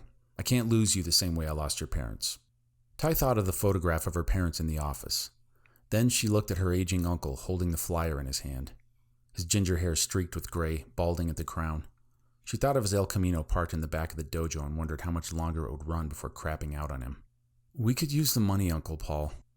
And if there's one thing I've proven so far in my life, it's that I know how to fight sharks. Ty took the flyer from Paul and scanned it up and down for a moment before handing it back to Renzo. Still, I might be with my uncle. I don't know about this. What is it? Renzo asked her softly. I honestly don't get it.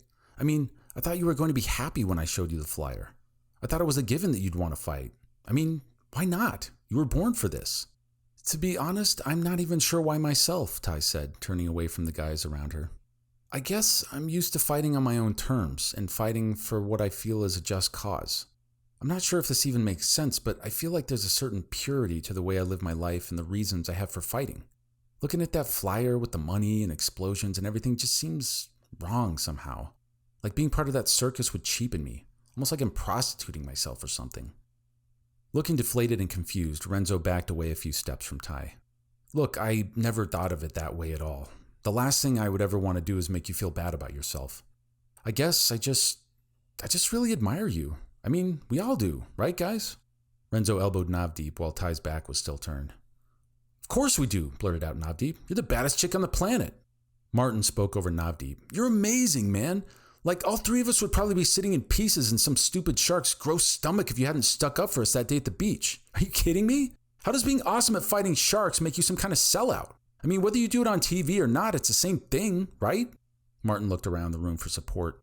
I think what Martin is saying, Renzo interjected, is we all look up to you a lot, and what you do is amazing. So why hide it? Why not let everyone see how amazing you are? Why not let the whole wide world know that Shark Puncher is the baddest mamacita on the beaches, and if any sharks want to step out of line, she's going to knock him out. Renzo was getting himself and the rest of the guys worked up now, and they started chanting Ty's name as she turned around again to look at them. The worried look passed from her face, and a slow smile began to spread. The guys began to chant even louder and stomp their feet. Ty's face now went bright red, and she conceded.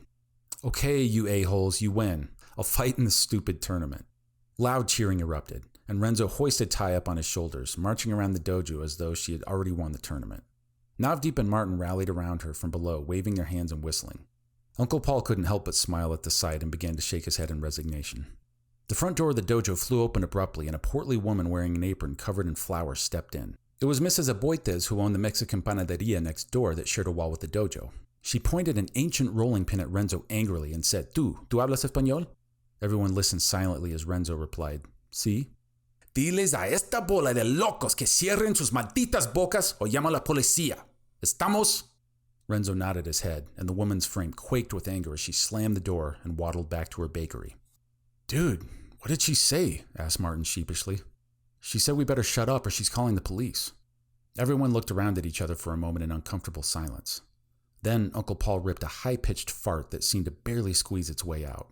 All 4 teenagers started snickering loudly while covering their mouths. The snickering turned to uncontrollable giggling that was dangerously contagious.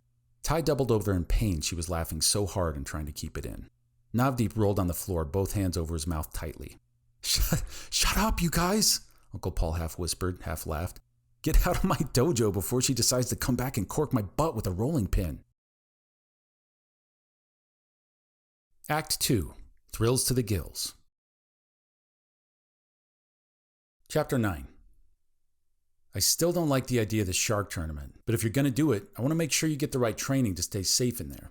So, tell me about what you've been doing for cardio, Uncle Paul probed. He stood facing Ty, feet in the sand. The beautiful skies and sunlight contrasted with the dirty, litter-strewn beach below. I run 6 miles in the sand on odd days, and I swim on evens, Ty replied. You know about my special gifts my mom left me. Ty tugged on one of her ears. Paul knew that she had gills behind both ears and could breathe underwater indefinitely like a mermaid. Endurance shouldn't be an issue, Ty concluded confidently. Okay, we know you've got a good gas tank. We'll keep that up, but not overdo it with the cardio. What are you doing for strength? Still doing the body weight stuff you taught me, plus some new things I came up with on my own. Push-ups and pull-ups at the playground by the beach early in the morning before any kids show up. That's good. I wish I had a weight room in my dojo, but you know how it is with funds. Maybe one of these days we'll be able to afford an expansion with better equipment. But hey, even if I had the money, I can't find a sports store that sells martial arts equipment for women. I know you've made do using the same stuff guys do, but it would help if we could find a chest guard made for a girl your size. Nothing new there, lamented Ty. I'll be fine using guy equipment. How's your shin and fist conditioning? They're good. My elbows too. I've been using a concrete wall by the pier. Let's check him out. Help me get this tire out of my car. Uncle Paul and Ty picked up a giant-sized tire from the back of his El Camino. It sat on top of a tattered blue tarp. What's under the tarp? Asked Ty. Patience, grasshopper, Paul responded with a sly smile. Oh, and turn on my car stereo. I got some good workout music for us. Ty turned on the tape player and LL Cool J's Mama Said Knock You Out blared from the fuzzy speakers. They rolled the 6-foot-tall monster truck tire onto the beach, and Paul instructed Ty to strike it while he held it steadily from the opposite side. After wrapping her wrists up in seaweed, she began slamming her fists into the tough, thick rubber like sledgehammers. The impact of her fists shook the black ring all over, and a dull twang sounded each time she connected. She kept her feet planted in the sand, but put her entire body into the blows. Looking good. Looking very good, Paul mused, scratching the gray streaks in his ginger beard. All right, let's see those elbows. He continued holding the tire upright while his knees transitioned into Muay Thai elbow strikes, and the dull twangs turned into higher-pitched ping sounds as though the tire were crying for help. Ty rained elbows down on the same spot in the tire's center, alternating between both sides of her body. Right, left, ping, ping, ping, ping. Suddenly, Ty's right elbow sliced right through the tire. Holy frozen crapsicles! This isn't even my tire. I borrowed it from a buddy. I was going to do some cool Mr. Miyagi balance exercises with you on that thing. Ty shrugged her shoulders and held her hands up apologetically. Uncle Paul blew a few stray grains of sand out of his beard in frustration. Fine, forget the tire. Let's move on to the next exercise. Come check out what I got under the tarp. As Paul removed the tarp from the back of his El Camino, Ty saw an old gray mummy sleeping bag underneath. It had apparently been stuffed full of something, and there was a childish Sharpie drawing at the top of the bag representing a shark's mouth with crude triangle teeth. Inside the mummy bag is another bag I filled up with wet sand, then covered up in duct tape. I figured this could be your heavy bag / training partner over the next few weeks. What do you think? It's great, Ty ventured, trying to be optimistic in spite of the sour, musty odor coming from the bag. It's just, I fight real sharks almost every day, you know? I can see you put a lot of work into this, but I think it might be better if I just keep fighting the real thing. That is exactly what you need to stop doing, girl. Why should you go around risking injury or death fighting sharks when you already have a huge payday fighting sharks on your calendar at the tournament? You need to knock that stuff off. No more shark sparring by the seaside for you, young lady. Look, I know fighting sharks is kind of therapeutic for you and that you keep hoping that the one-eyed megalodon that ate your parents is going to show up on the beach one day so you can get your revenge. But for once in your life, you need to listen to me.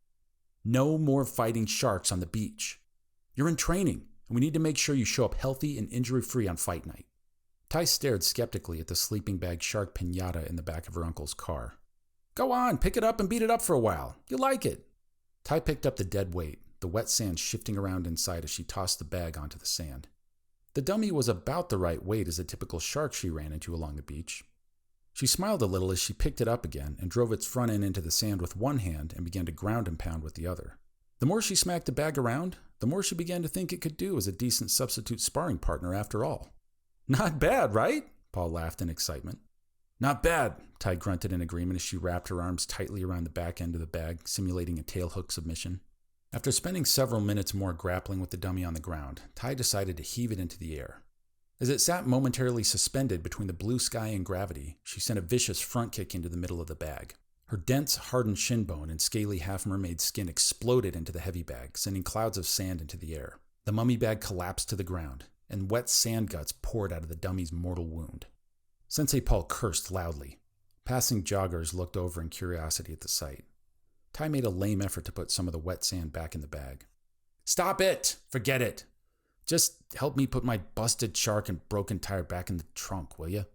Ty obediently helped lift both pieces of equipment back into the car. Uncle Paul turned off the stereo, the music cutting off abruptly. He sat down on the tailgate of his car, scratched his beard, and popped open a Dr. Pepper. After a few sips, he offered Ty a swig. I better not. Training, you know. Gotta eat clean for the fight. Uncle Paul smiled at his niece and took a long drink of his soda. You're gonna win this tournament. You know that, right? Ty smiled. I hope so. I know so. I admire your humility, but the fact is you're going to murder those sharks. You were made for this. If you just listen to me, let me help you fine-tune your training, and stay out of trouble for a few weeks before the tournament, you're golden.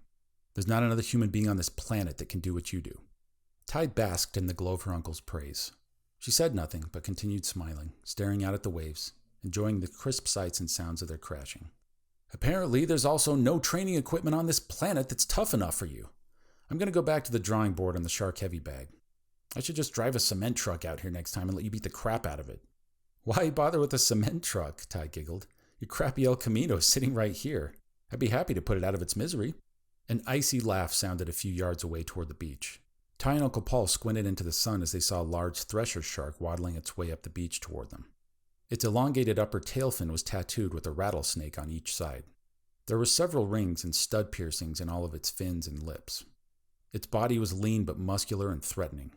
A handful of remora fish hung from the lighter ventral side of the shark's head and belly, with their mouths sucking relentlessly at the rubbery hide. Some of the suckerfish carried silver ring piercings similar to those of the shark. So you're the carrot top who's been beating up my bros on the beach, huh? The shark smiled menacingly at Ty and her uncle. His face carried deep scars. His mouth bristled with gleaming white blades in all directions. Even at a distance, Ty could smell fresh death wafting from his breath as the shark continued. Looks like you're pretty good at beating up bags full of sand. How are you when it comes to the real thing? How about you ask your buddies, at least the ones who didn't get their jaws broken, Uncle Paul said with a wry smile. Why don't you shut your chubby mouth before I take a bite out of your face, the thresher responded coolly, never removing his eyes from Ty. He continued looking her up and down, studying her reaction. You want to find out how tough my niece is? Sign up for the tournament and find out the hard way, you floating freak show. Why wait? Why don't we see what the Little Mermaid's got for me right here, right now? She's not getting into any street fights before the tournament, especially not with you, Fredericks of Hollywood. So get back in the ocean where you belong before you get hurt. Uncle Paul kept his voice calm, but took an intentional step forward between the shark and Ty. Ty put her hand lightly on his shoulder, but said nothing as she stared into the shark's smiling face. One of the remora fish let loose in a squeaky high voice. Kick your Thrash! The rest of the remoras echoed the sentiment and started egging on their host to fight. Ty turned away from the shark and picked up the damaged heavy bag. She motioned for Uncle Paul to come help her load it back into the El Camino. Paul slowly backed away from the shark, keeping an eye on it until he was close to the car. Thrash gave a final chuckle of disdain before waddling his way back toward the waves. His fin rings rattled and the suckerfish continued to whine at him, begging him to fight the girl. Ty and Uncle Paul finished loading the bag into the cab and sat down together inside the car. You showed good self-control back there. I know you could have beat that guy to a leathery pulp, but I'm proud that you didn't. Ty smiled reassuringly at her uncle and nodded toward the road. Paul turned the key and the El Camino's engine sputtered desperately before clunking to a loud halt. Chapter 10. Best burger in the universe. Go, smiled Martin. He and Renzo were sleeping over at Navdeep's house on a quiet Friday evening. Calorie pear trees blossomed in the well-cared landscape surrounding the spacious, modern home of the Singh family. Per tradition, the boys watched a VHS copy of Terminator 2 that had been taped from TV. Martin dutifully fast-forwarded past the commercials with remote in hand.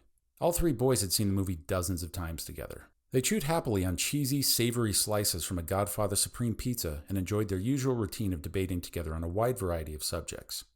In-N-Out double-double animal style. There's really nothing else that comes close, Renzo stated confidently. Close, but you're forgetting Gus Jr.'s avocado bacon burger. Those avocados come right out of the owner's backyard. You can't get fresher than that, declared Navdeep with an authoritative air. Gus Jr.'s does make an awesome burger, conceded Renzo. But those sautéed onions and spread on the double-double? Come on, Navi. You know you'd eat one right now if it was in front of you. And hey, if you read the little scriptures on the In-N-Out soda cups, you might even convert to Christianity. Navdeep smiled and threw a pillow, hitting Renzo square in the face. You're not converting me. I'm a firm believer in Gus Jr. and always will be. Listen, man, Martin spoke with a mouthful of cheesy pizza. The best burger in the world isn't around here. It's not even in California. Navdeep and Renzo simultaneously groaned while rolling their eyes. They had been through Martin's zealot burger sermon before and knew right where the conversation was headed. Okay, sure. Tell us about the magic Mormon burger again. We're all ears, said Renzo with his hands holding his head to suggest he might be having a migraine. Screw you guys. You haven't even tried this thing, man. You don't even know. When we went to visit my cousins in Salt Lake, they took us to this kind of ghetto-looking place called Crown Burger. No white people working there, all Mexicans. No offense, Renzo. Martin nodded his head in Renzo's direction apologetically, while Renzo laughed out loud. Martin, not all brown people come from Mexico. You know that, right? The point is, Martin plowed on, pizza sloshing around his braces as he spoke, my bio-dad has been to the place before and tells me I gotta try the Crown Burger. I thought he didn't like you calling him bio-dad because it sounds too much like a Pauly Shore movie, Renzo interrupted mischievously. I see what you're trying to do there, but I'm not getting distracted this time. Plus, he's not even here. I'll call him whatever I want, Martin retorted with narrowed eyes. After swallowing his pizza, his eyes took on a wistful gaze, and he continued with his loving recollection. It's got this special pastrami on top of it, and it's not some crappy cold-cut lunch meat either. They put that thick, juicy pastrami on top of the burger, and it's magic. Best burger in the universe. And the fry sauce, Right, don't forget to tell us about the weird pink crap, mocked Navdeep. I know it sounds weird, man, but you have to try it, protested Martin, visibly perspiring now in an evangelical glow. He gazed at a faraway vision that skeptic eyes were unprepared to behold. Okay, we are officially done with this pastrami burger nonsense for the night. Conversation closed. Who wins a fight between Jean-Claude Van Damme and Johnny Cage? Go, Navdeep demanded. JCVD is a real martial artist. Johnny Cage is just some actor playing a part. Easy. JCVD all the way, stated Renzo flatly. He watched the familiar scene from Terminator 2 play out on screen with the sound muted. Arnold Schwarzenegger in stolen biker clothes striding toward the camera in slow motion, pulling a shotgun from a box of roses and stepping on the pedals after they fell to the ground. Renzo could hear Arnie say, "Get down," in his mind as he pointed the shotgun toward the liquid Terminator behind John Connor. Van Damme is an actor, and we're not talking about the actor who plays Johnny Cage. We're talking about the actual character himself, who is an American, I might remind you. JCVD is French, said Martin as though he'd made an important point. What does the country they come from have to do with anything? Navdeep inquired skeptically. American martial arts are clearly superior to every other country's martial arts, especially the pansy frog-eating French. Every time there's a world war, the French are there getting their collective butt kicked. Wait a minute, there's no such thing as American martial arts, Martin. What are you even talking about? Griped Renzo. Do you think Chuck Norris invented karate? All the good martial arts came from Asia, and Americans started picking them up when Bruce Lee made kung fu movies popular. I mean, where in America do you think Johnny Cage would have learned martial arts from that didn't have its roots originally in Asia? In a rare moment of silence, Martin didn't have anything to say and opted instead to grab another slice of pizza. Besides, continued Renzo on the offensive, I read in GamePro that Midway actually based Johnny Cage on Jean-Claude Van Damme in Bloodsport, so put that frog in your pipe and smoke it. I'm calling BS on that. I want to see the article, challenged Martin with a thin wisp of cheese hanging from his mouth, righteous indignation burning in his patriotic eyes. Renzo started to shout about the article and the specific monthly issue it was in until he was interrupted by Navdeep, who wanted to draw the conversation back into less troubled waters. So you two will have to agree to disagree on that one. As a tiebreaker in the group, I have to go with Renzo on this one. Not because I hate America, but because I love JCVD and Bloodsport and Lionheart. Moving on to weightier matters of the soul, continued Navdeep amiably. Hottest female cast member on Full House. No homo votes for Uncle Jesse. We all know he's the best looking person on the show, but he's off limits. Go.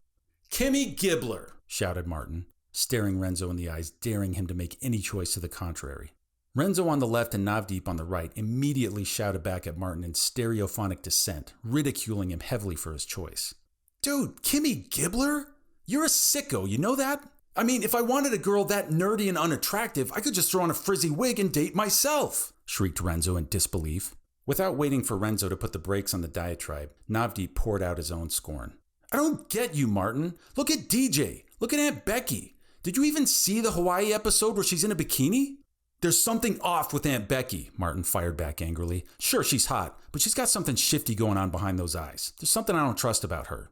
Boys. Navdeep's mother Preeti stood at the top of the stairs in a nightgown, glowering at her son and his friends. Navi, your father and I have had a long day and really need to get some rest tonight.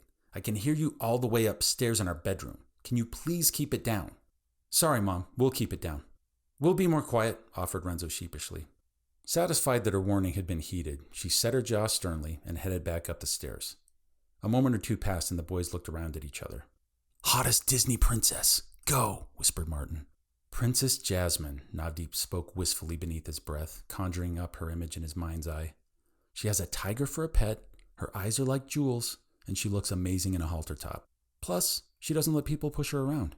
Finally, something we can agree on, muttered Martin with a sigh of relief. Jasmine is super hot. She gets my vote too. Although, if Ariel from Little Mermaid wasn't 16-year-old jailbait, I might vote for her. She just need to be a year too older. Well, how old is Jasmine anyway? And does Martin understand she's not a Mexican? Renzo asked with a smile. I don't know, mused Martin softly, letting the Mexican dig slide. Old enough to get married with her dad's permission. She looks at least 17 or 18, right? For sure, Navdeep agreed. But Ariel gets married in her movie, argued Renzo. But not with her dad's permission, Navdeep began before he was quickly interrupted by Martin. Nah, actually, Renzo's right, he corrected. King Triton himself shows up there at the end when she gets married to Eric. Draws a friggin' rainbow in the sky with his trident and everything. Maybe she was mature for her age? Seems kind of messed up, though, now that I think about it. Hey, did I show you guys that scene where Ariel is about to get married and the priest, gets excited? Yeah, dude, you already told us about that. Old news, said Navdeep. Getting back to the subject, Renzo persisted. Jasmine and Ariel are both 10s on the hotness scale, but you're both missing the only woman in the Disney universe who is undeniably an 11. Jessica Rabbit. She is not a Disney princess, hissed Martin. She's not even a princess. You can't count her. Plus, she's married, man. You call me a sicko for liking Kimmy Gibbler when you're perving on a married woman? Jessica Rabbit is definitely part of the Disney cartoon universe, therefore she is fair game for this particular conversation, Renzo hissed back. Guys, keep it civil. If my mom comes back down here, Roger Rabbit isn't even a Disney movie. Get out of here with this. It is a Disney movie, you jackwagon. It was released by Touchstone Pictures, which is one of Disney's labels. Why do you think they were able to get Donald Duck and Mickey Mouse in the movie? Why do you think there's a Roger Rabbit ride at friggin' Disneyland? There's a Roger Rabbit ride at Disneyland? Whispered Martin. Yes, there is, Navdeep conceded. It's pretty good, too. Look, Renzo persisted, feeling he was making headway now. Far be it from me to break any of the 10 Commandments, least of all the big scarlet letter A. But if we're just talking about who's objectively the hottest, you have to give it to Jessica Rabbit. And hey, not that I'm actively rooting for this to happen, but heaven forbid something dangerous or violent happens to Roger in his wacky line of work. She might possibly one day be a grieving widow in need of consolation. You know, it's funny. Martin stretched his legs casually and offered another challenging look in Renzo's direction. After all the time you've been spending with Ty, I really would have thought you'd be more of a red-headed mermaid kind of guy. Burn! Hissed Navdeep.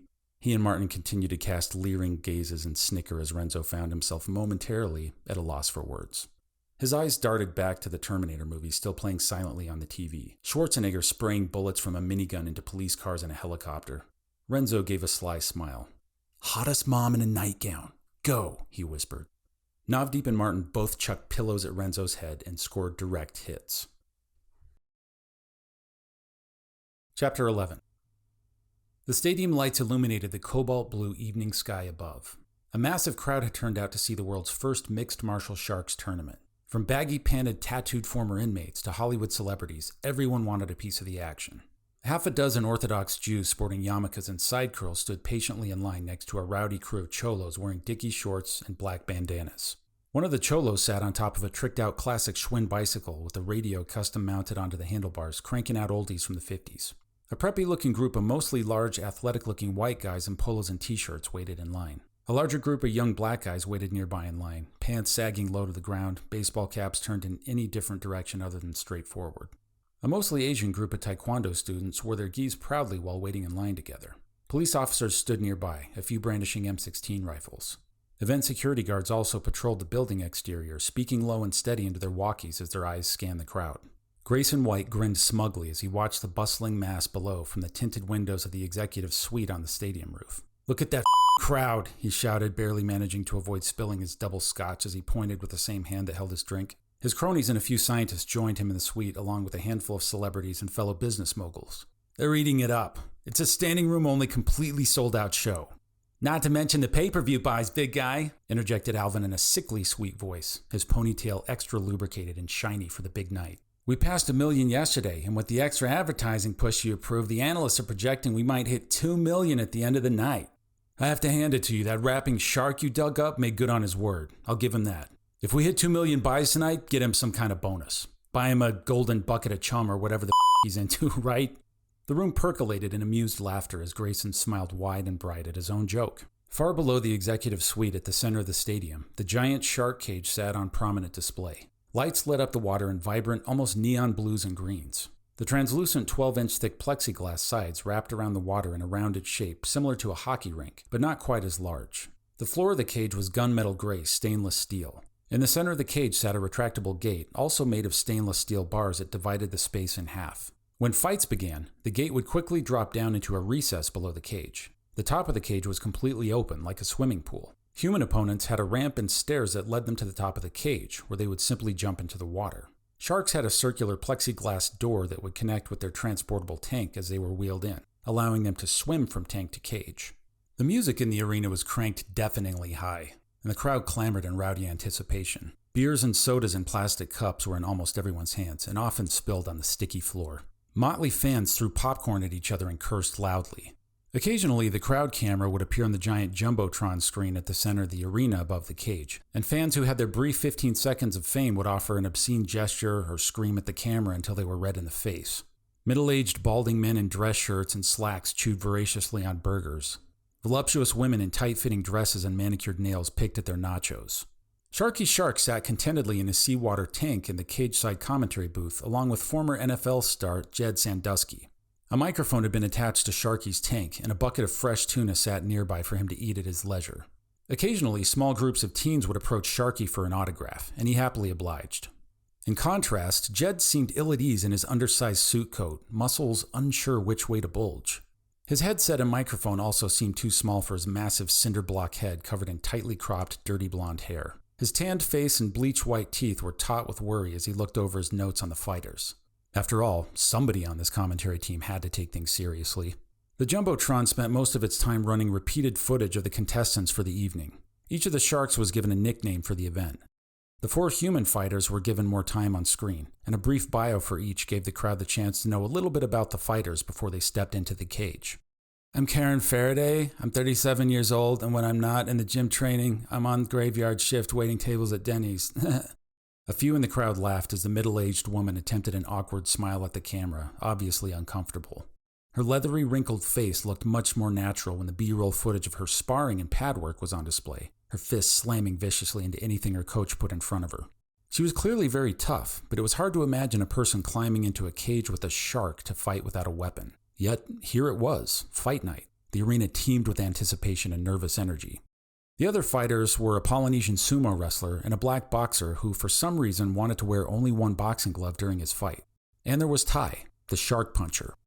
Uncle Paul was stoic and unfazed as he skillfully massaged his fighter's arms and shoulders. He and Ty sat in a small concrete room with bare gray walls and a few folding chairs. Neither of them spoke for several minutes at a time, and when they did speak, their words were sparse. "You know I was against you doing this, but there's no going back now. You finish this shark tonight. You understand? You finish him." "I will," Ty stared calmly at the blank gray slate in front of her. She visualized her tiger shark opponent swimming toward her. In spite of the thick concrete walls, the racket from the crowd bled through a little. She could hear and feel the energy of the stadium vibrating through the floor and into her body.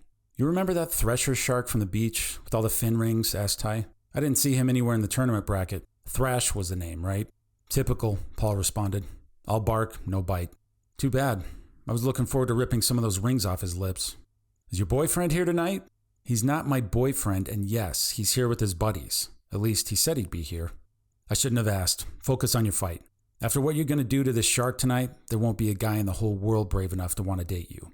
You can dedicate your life to being a martial arts monk like me. Single life. Cheap chicken pot pies every night. Don't forget the chick magnet El Camino, smiled Ty. For the first time since entering the stadium, Paul smiled as well. Yep, ladies love the El Camino. These seats are amazing, Renzo marveled. From the lowest cage level bowl of the arena, the three friends stared in open-mouthed awe at the shimmering extravaganza in all directions. I mean, I know your dad is rich, but seriously, how did he get us these seats? Pays to be a head engineer for Microsoft, said Navdeep matter-of-factly. Martin stared bug-eyed at a beautiful brunette woman a few rows ahead of them. Guys, be cool, but look 5 rows up. Straight ahead, man. It's Carmen Electra. Jump into the water and pretend you're drowning. Maybe she'll rescue you, shouted Navdeep, barely audible above the cacophony around them. You've had worse ideas, shouted Martin in return, his braces gleaming in mischievous delight. Ty told me that all the human fighters who get in the cage tonight have to sign a waiver that says Extreme Tech isn't responsible if they die in the fight. Renzo stared ominously at the lights bouncing off the water in the tank. Neither of his friends knew how to respond and thought it better to ignore the comment.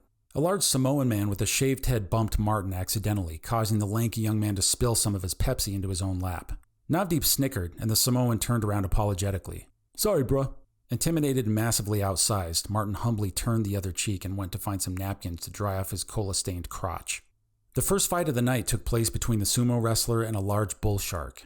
Jed Sandusky gave the television audience background on each fighter as they made their way to the tank. Weighing in at 280 pounds and fighting out of Hawaii, we have Ma'o Munchies Kapule. Ma'o has an extensive sumo wrestling background and spent several years living and competing in Japan. That fool knows how to eat, laughed Sharky as the large man made his way to the top of the platform sitting above his side of the tank, his blubbery girth jiggling with each step he took. Thank you for that insightful commentary. What would we do without you, buddy? Jed gave his co-commentator a narrow sideways glance and continued. On the opposite side of the cage, we have Princess Sleia, a 310-pound, 8-foot-long female bull shark fighting out of the Florida Keys. Her handlers are opening the connecting door from her transport tank right now. The massive shark slid smoothly from her tank into the cage and began circling her area. Girl better watch out. Homeboy gonna wrap some seaweed around that booty and eat it up like sushi. Jed rolled his eyes painfully.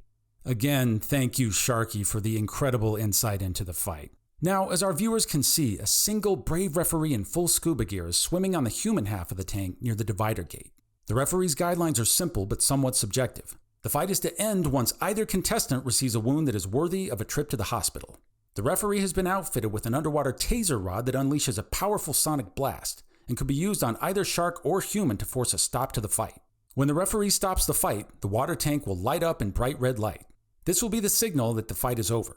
All contestants, human and shark, have been instructed that the red light signal is to be strictly obeyed. Those who ignore it will be subject to heavy fines. The sumo wrestler raised one fist to his supporting fans, then jumped into the water, leaving a massive splash behind him. The bull shark continued circling in her half of the cage coldly, apparently unimpressed by the size of her opponent. Let's get this party started, baby! Sharky yelled out to the crowd while making a sort of raise-the-roof gesture with his fins. The crowd immediately reacted, and soon the entire arena was on its feet cheering, hands in the air. The Jumbotron began to count down from 5, and as soon as the countdown hit 0, the screen flashed the word "Fight" in bright red, and the dividing gate between man and shark dropped quickly through the floor of the cage. The sumo wrestler swam toward the shark with his hands extended, ready to slap the shark in the nose as it approached. The bull shark wasted no time in her approach and charged aggressively straight toward her prey. She made a 45-degree twist to easily slip past the sumo slap and sink her teeth right into the ample belly of the wrestler. He screamed out in pain, bubbles bursting from his mouth and nose as the shark began its writhing death roll with its prey wildly flailing from its mouth. The sight of a large, powerful man being tumbled around in the tank like laundry in a dryer created a surreal spectacle. His arms banged helplessly against the clear walls of the cage as the gigantic bull shark continued to sink her teeth in and spin. Dang, she all over that sumo like vanilla ice on rice, quipped Sharky. "They've got to stop the fight. He's going to die," shouted Jed with genuine worry in his voice. He ripped off his headset and began waving frantically to security guards nearby while continuing to shout, "Get him out of there! She's going to kill him!" The referee triggered a signal from a button attached to his belt and waved his arms. The entire tank of water lit up in bright red light, signaling that the fight was over. But Princess Leia apparently didn't care about the red light or the possible fines. She continued undeterred in her death roll, her eyes rolling back and revealing tough, skull-white cartilage. The sumo wrestler had stopped screaming now and began to look almost pale, even in the blood-red light. A sonic burst ruptured the bull shark's lock on the wrestler's belly. The shark swam away quickly in a disoriented haze, bumping its nose painfully into the side of the tank in its effort to escape the sudden shock. Several other divers with taser rods entered the tank and forced the bull shark to the opposite side. The gate was quickly raised once the shark was in her half of the cage. Paramedics scrambled to lift the enormous sumo wrestler from the water onto his platform. Once his body had been laid out, paramedics scrambled to perform mouth-to-mouth resuscitation. For the first time since they'd entered the building, the crowd became silent. All eyes were on the paramedics working frantically. One of Ma'o's female fans in the crowd began to cry and shriek hysterically, pleading for him to get up. Renzo, pulling his eyes briefly away from the sumo wrestler, looked at Martin. Martin's face was somehow paler than usual, his eyes wide in disbelief.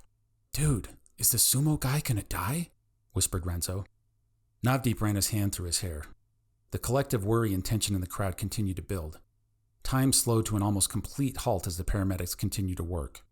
Suddenly, the sumo's body convulsed, and a gush of water shot from his mouth. The crowd erupted into applause as his chest began to rise and fall again. Navdeep grabbed Martin in an excited embrace and immediately regretted his decision after catching a whiff of Martin's breath. Renzo screamed in admiration as the sumo wrestler was carefully moved onto a wheeled stretcher. Shortly after the paramedics began to wheel him away, the sumo motioned for them to stop and raised one hand in the air, extending his thumb and pinky in the hang loose sign. At this manly sign of courage, the crowd absolutely lost it. Cheers thundered through the arena and plastic beer cups flew through the air, leaving trails of amber ale behind them. "Somebody gonna have to get me a paramedic if I see another fight like that tonight, man. Is my heart still beating up in here, Jed?" Having put his headset back on and regained some of his professionalism, Jed reluctantly agreed with his partner. "I've seen some bad sports injuries in the NFL, Sharky, believe you me, but I think my heart skipped a few beats on that one too. Hats off to Ma'o and the paramedics who surely saved his life tonight." The next two fights were just as one-sided. The guy with one boxing glove faced off against a nasty hammerhead shark that quickly bit into his thigh and ended the fight. Even after the red light was triggered, the half-boxer had fought bravely by punching the shark repeatedly in the snout, but the referee intervened and broke the fight up without having to use the taser rod. The Denny's waitress fared slightly better against her Mako shark opponent. At the opening of the fight, the waitress was able to land a sharp sidekick to the Mako's nose, causing the shark to momentarily retreat. However, the Mako's speed was too much for her, and she quickly lost the fight after the shark sunk its triangle daggers into her left forearm while attempting a jab. The crowd began to boo as the third human fighter was ignominiously escorted away from the cage in a rolling stretcher. "Enjoy that trip to the hospital, Karen.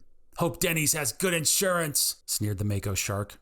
Karen lifted her head as she rolled away and responded, "Actually, Denny's employee insurance is one of the worst in the country. It's more like a lame discount plan than real insurance." High above the cage in the executive suite, Grayson's jaw set in stubborn resilience as the crowd booed. "I don't know, big guy. I mean, what did you think was going to happen when you put people in the water to fight with sharks barehanded?"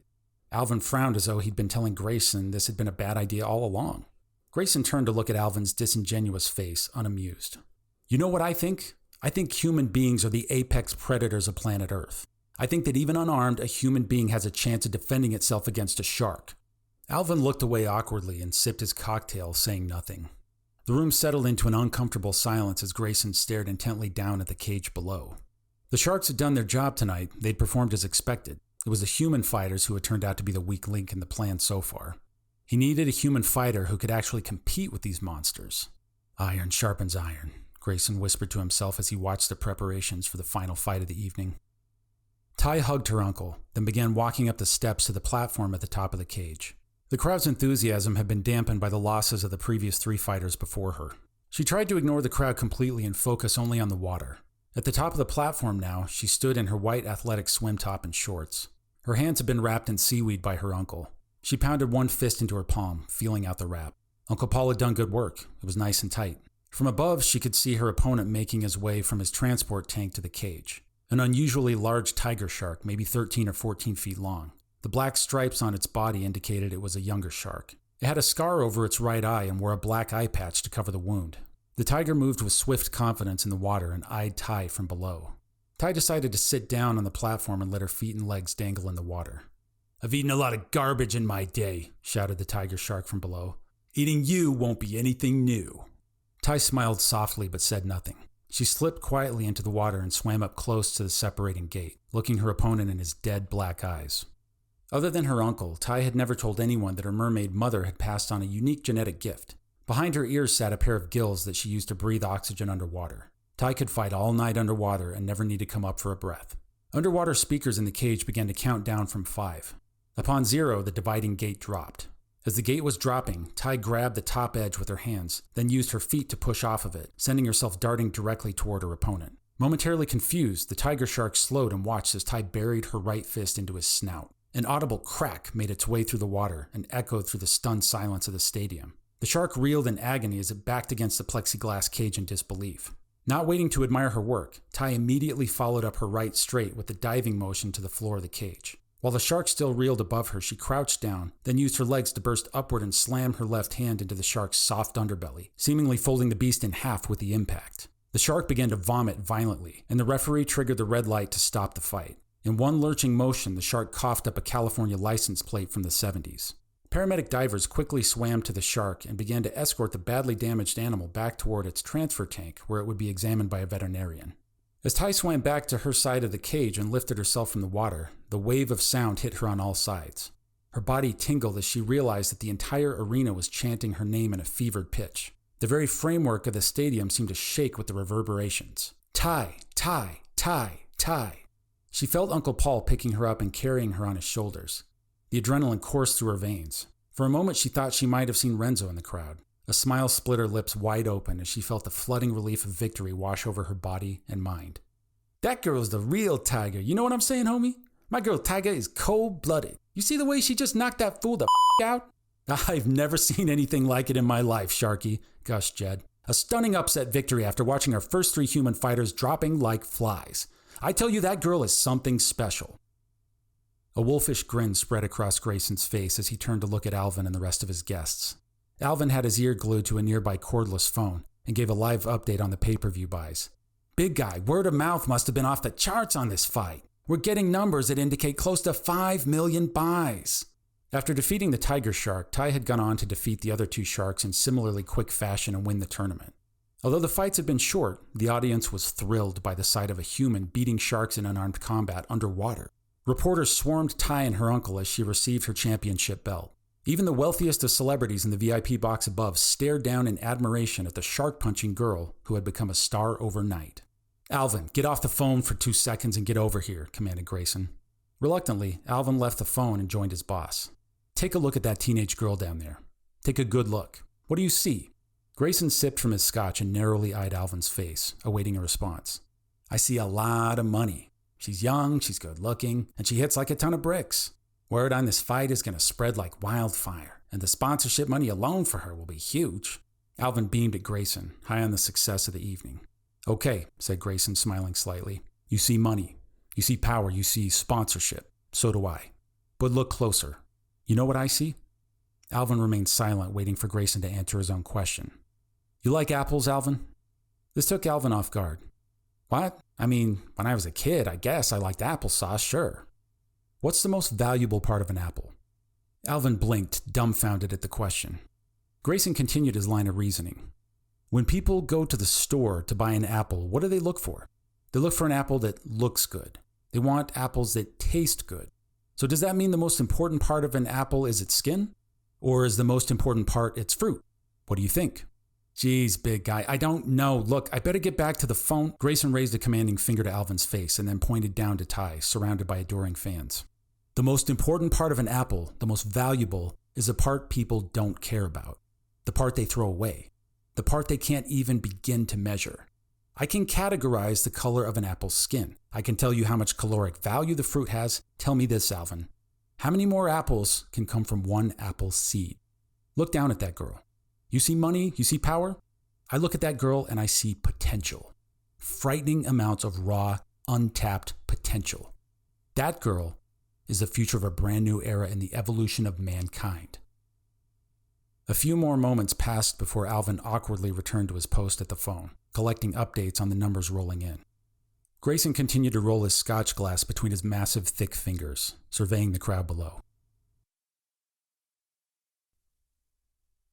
Chapter 12. "How far are you on the contract?" Ty asked apprehensively. Uncle Paul's ruddy face drooped in shame. He took a large bite from an apple fritter, crumbs falling to his battle-worn black gi.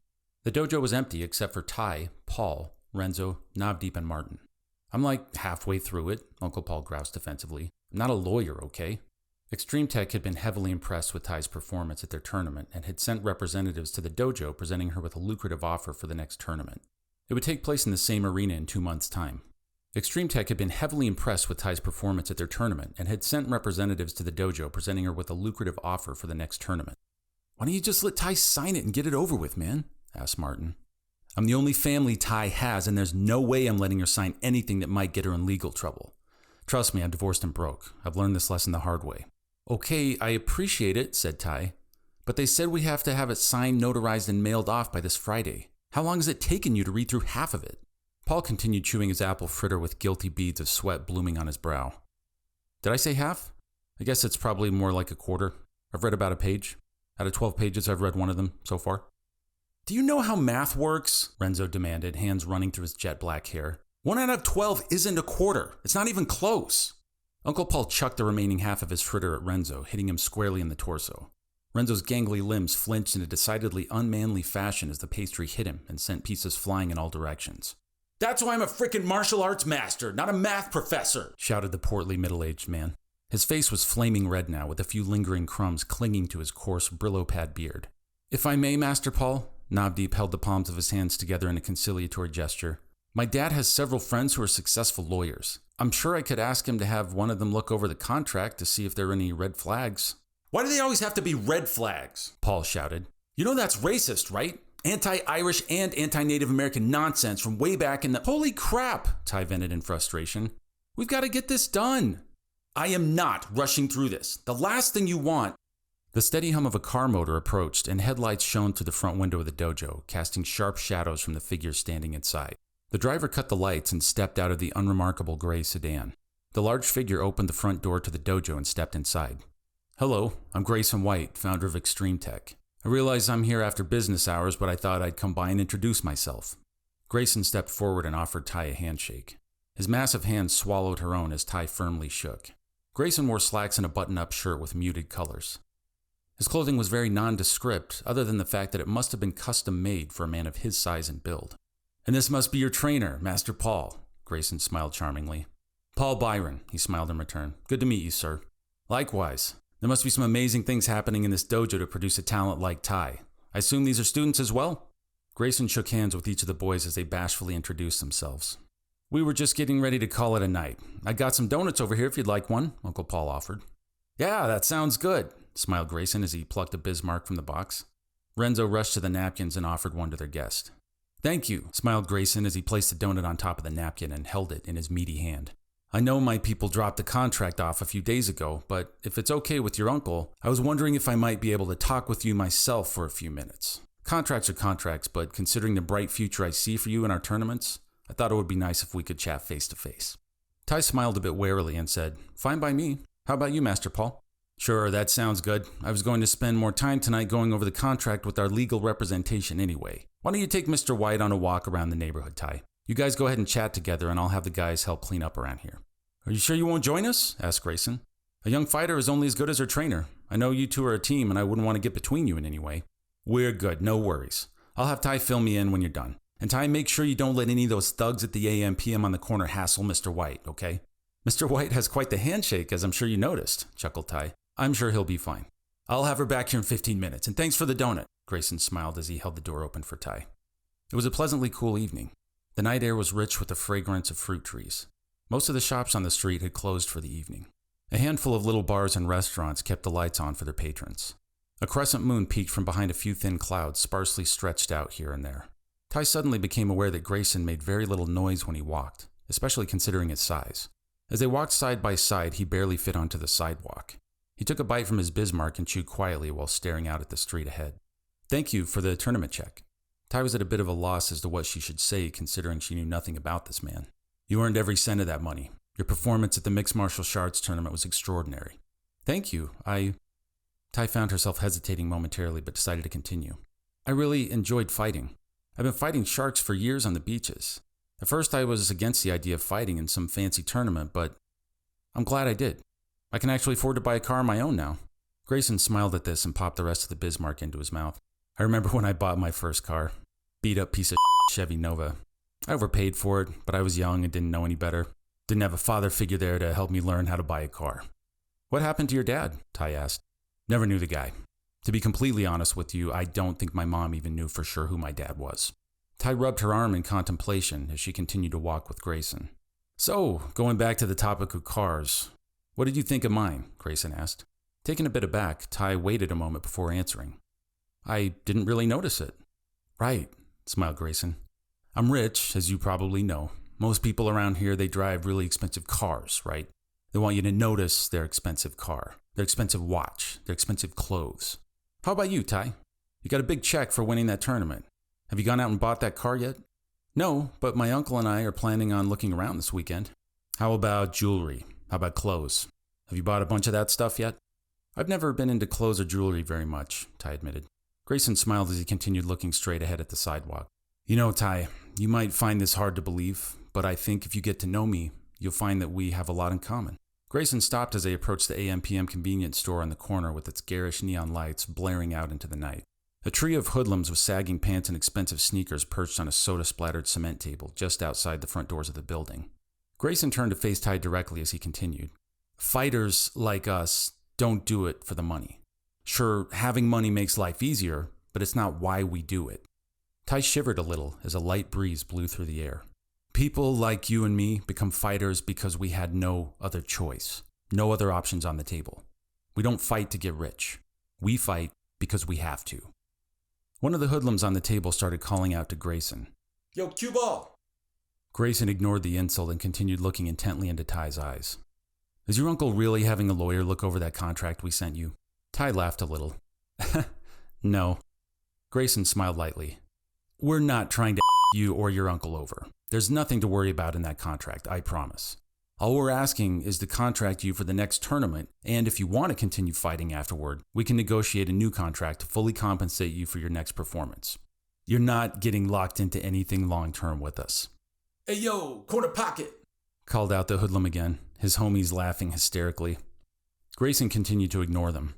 Having said that, Ty, I have long-term visions for what you can accomplish in the cage with the mixed martial arts tournament as your platform. This is a unique brand of entertainment we've created. I honestly believe that as good as the viewership was for our first attempt, it's only the beginning. And you're in a unique position, Ty. You're sitting on top of the mountain. None of the other fighters even came close to winning their matches with the Sharks. You were the only one who could survive in there. You're the apex predator. Yo, Mr. Clean, my mom loves you, laughed the hoodlum. Excuse me for a moment, said Ty as she began toward the hoodlum's fists clenched. Grayson grasped her arm firmly.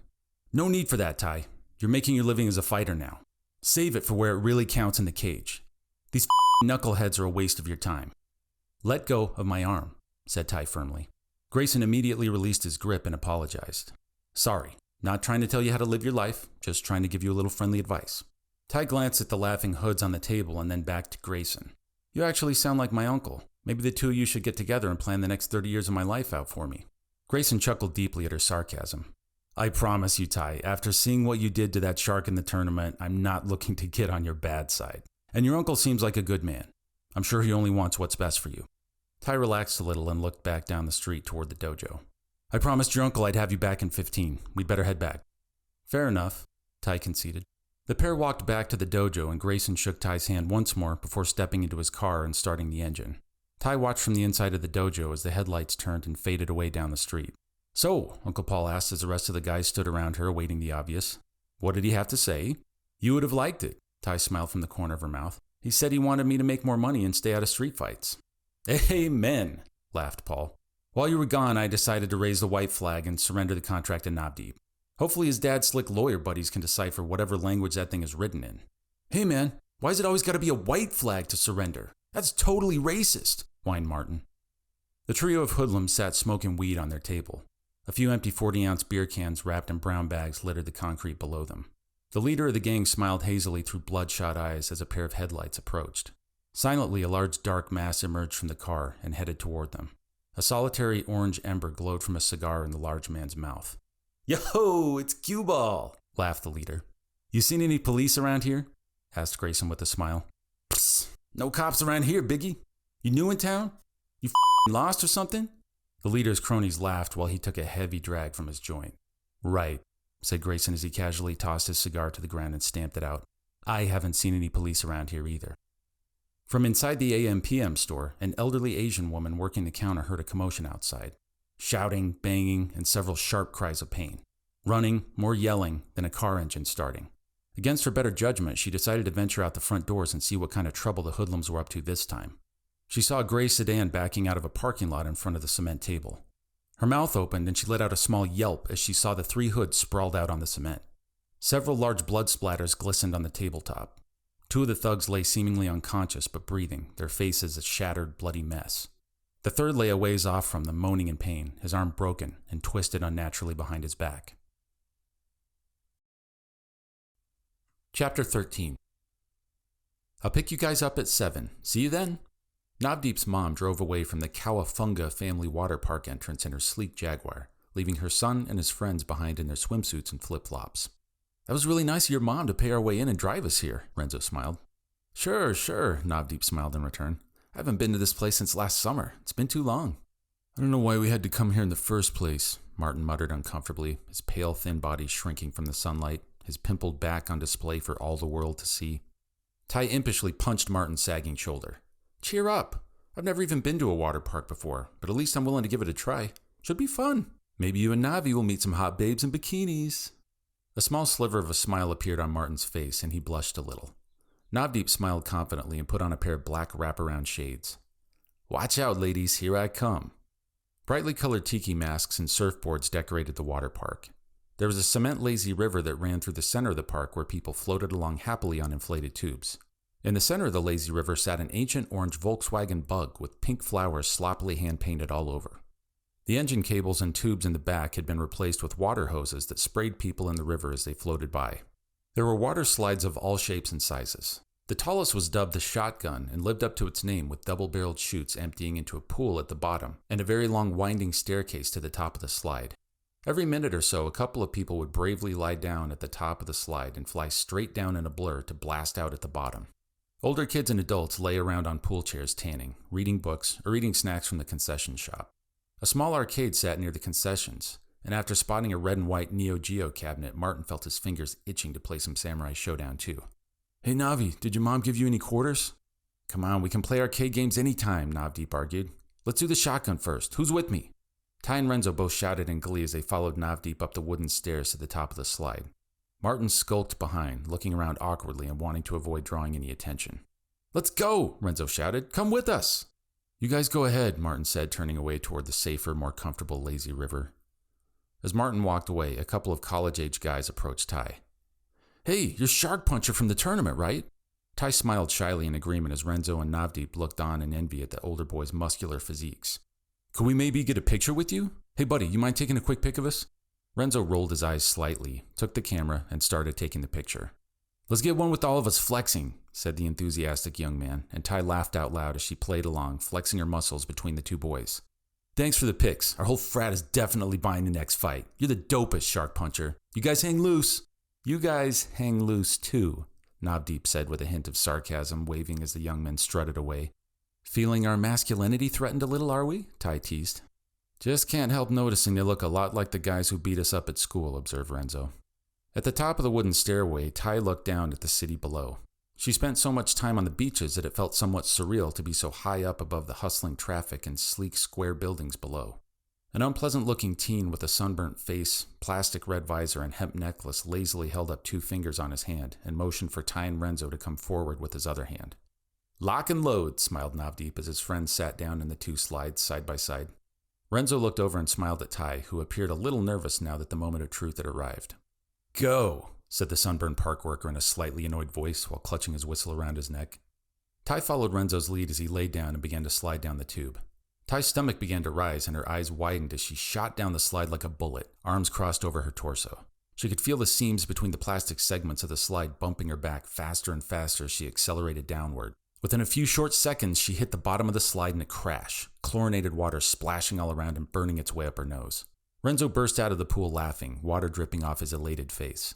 One leg of his shorts had been shoved almost up to his butt from the impact of hitting the water. Ty rubbed her eyes and tried to blow her nose without making a snotty mess of it and laughed once she got her breath back. "So, how did you like the shotgun?" Renzo panted, helping Ty up by the hand out of the pool.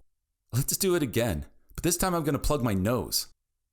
Martin floated along in the lazy river, occasionally casting sullen, bitter glances towards his friends as they frolicked from one water slide to the next. Eventually, they convinced him to try one of the tamer slides, which he actually enjoyed once he got over his initial fear. After a few more runs down the tamer slides with the elementary school-age kids, Martin managed to work up enough courage to go down some of the faster slides as well. "Let's try the tipsy toboggan, guys," Navdeep said. "We can take tubes on that one. What do you say?" "Fine, man. I'll give it a try. Let me go get my tube from the lazy river," Martin conceded.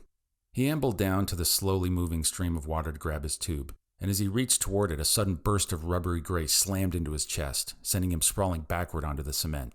A bull shark popped out of the lazy river, laughing hysterically. Children and adults alike shrieked in terror at the sight and scrambled away from the animal as quickly as they could. As Martin's senses slowly returned, he could see and feel the beginnings of a massive bruise forming in his sunken chest where the shark had rammed him with its blunt nose. Through hazy vision, Martin thought that he could see heavy scarring on the shark's nose. "What's the matter? You idiots never seen a shark before?" the shark shouted in slurred speech. His head and fin movement was unsteady, and he slipped slightly back into the river before popping back up. "He's drunk or high!" exclaimed someone nearby. Martin began slowly backing away from the shark while still lying on the ground. Without a word, Ty looked at Renzo and then back to the shark, moving straight toward it in a brisk trot. A small smile tickled Navdeep's lips as he saw Shark Puncher getting ready to move in for a fight. "Get your cameras ready. It's showtime," he whispered to Renzo. Renzo wore a worried expression as he followed a few paces behind Ty. A small crying child reached his hand toward a purple Barney the Dinosaur tube in the water near the shark. The child's mother had apparently just realized what was happening and came running hysterically toward her child from the concession stand with nachos and gummy worms falling from her hands to the cement below. "Oh, you want this, you little s***?" the shark cursed, pointing at the small tube. The shark bit into the purple tube, which almost immediately deflated, and laughed hysterically at the small child who began crying even harder. His mother shouted in maternal rage, "Leave my son alone!" The bull shark's guttural laughter reverberated across the cement, and the bathing bystanders looked on in stunned terror. The shark moved aggressively toward the child while the mother grasped the boy in her trembling arms. From his left eye, the shark noticed one figure rapidly approaching him, while the other stood immobilized. "Cut the bull shark and leave the kid alone!" Ty shouted before bringing her foot up in a high axe kick and slamming it down on the shark's spade-like head, crushing it into the side of the lazy river in a brutal curb stomp.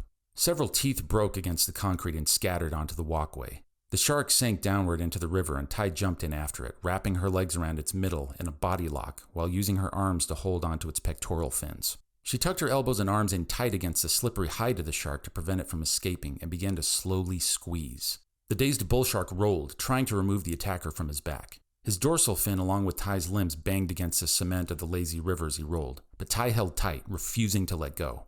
After rolling failed, the shark seemed confused as to what came next and tried to swim forward. Ty reached up to his nose and hooked her fingers into the nostril. She yanked down hard and the shark bent its head down in pain. Keeping her legs in a tight body lock, Ty quickly moved upward on the shark's large body and used her free hand to grab the tip of its lower jaw. With one hand still on the nose, Ty pushed in one direction while pulling the jaw in the other direction. The shark began to panic and scream in pain, bloody pink bubbles rising up from the shallow water as the swimmers gathered around to witness the horror below. Renzo and his friends stared in disbelief as Ty continued to crank on the shark's jaw. A loud crack sounded underwater, and Ty felt the shark's body go limp. The lower jaw now dangled almost harmlessly from the blunt shovel face. Ty picked the front end of the shark up out of the water and slammed him harshly onto the cement above. She climbed out of the river and glared down at her foe. The crowd stared at her and the broken shark in confused awe. The boy who had been crying about his Barney tube was the first to speak. "Mommy, did you see what the girl did to that shark?" Having dropped their snacks all over the ground, the mother drew him back toward her, staring with fear and apprehension at Ty. Police sirens broke through the silence, and soon officers and wildlife management workers swarmed the scene. A tank of water was hauled in to transport the badly injured shark to the nearest animal hospital. The police questioned Ty and her friends for a solid half hour. The The water park manager spoke in a high, exasperated squeal when he was questioned on how a bull shark made its way into his park. He had no idea, but didn't hesitate to place blame and accountability on Ty for the damages. Navdeep's mother arrived at the scene of pandemonium and put in more than a good word for Ty as the police continued to question. When the park manager continued to insist Ty had some culpability, Mrs. Singh began to name-drop members of the city council and threaten legal action against the park for its negligence in allowing a dangerous shark on the property. The manager quickly shut his mouth and began to recede tortoise-like into a shell of self-righteous indignation. On their drive from the park, Navdeep's mother listened to NPR while the rest sat in the luxurious leather seats of her Jaguar, contemplating the aftershock of their afternoon at the water park. "Are you really going to sue the park?" Navdeep asked. His mother didn't answer immediately, choosing rather to stare straight ahead at the traffic before her. "Probably not, but I won't let some minimum wage weasel of a manager blame Ty for something that wasn't her fault while the police are making a report." "I appreciate it," Ty responded, grateful to have an ally. Renzo looked at the bruises and cuts on Ty's hands from the fight. She noticed and whispered softly under the sound of the radio, "No big deal. I'll clean up the cuts when I get to the dojo tonight. Chlorine from the water should help too.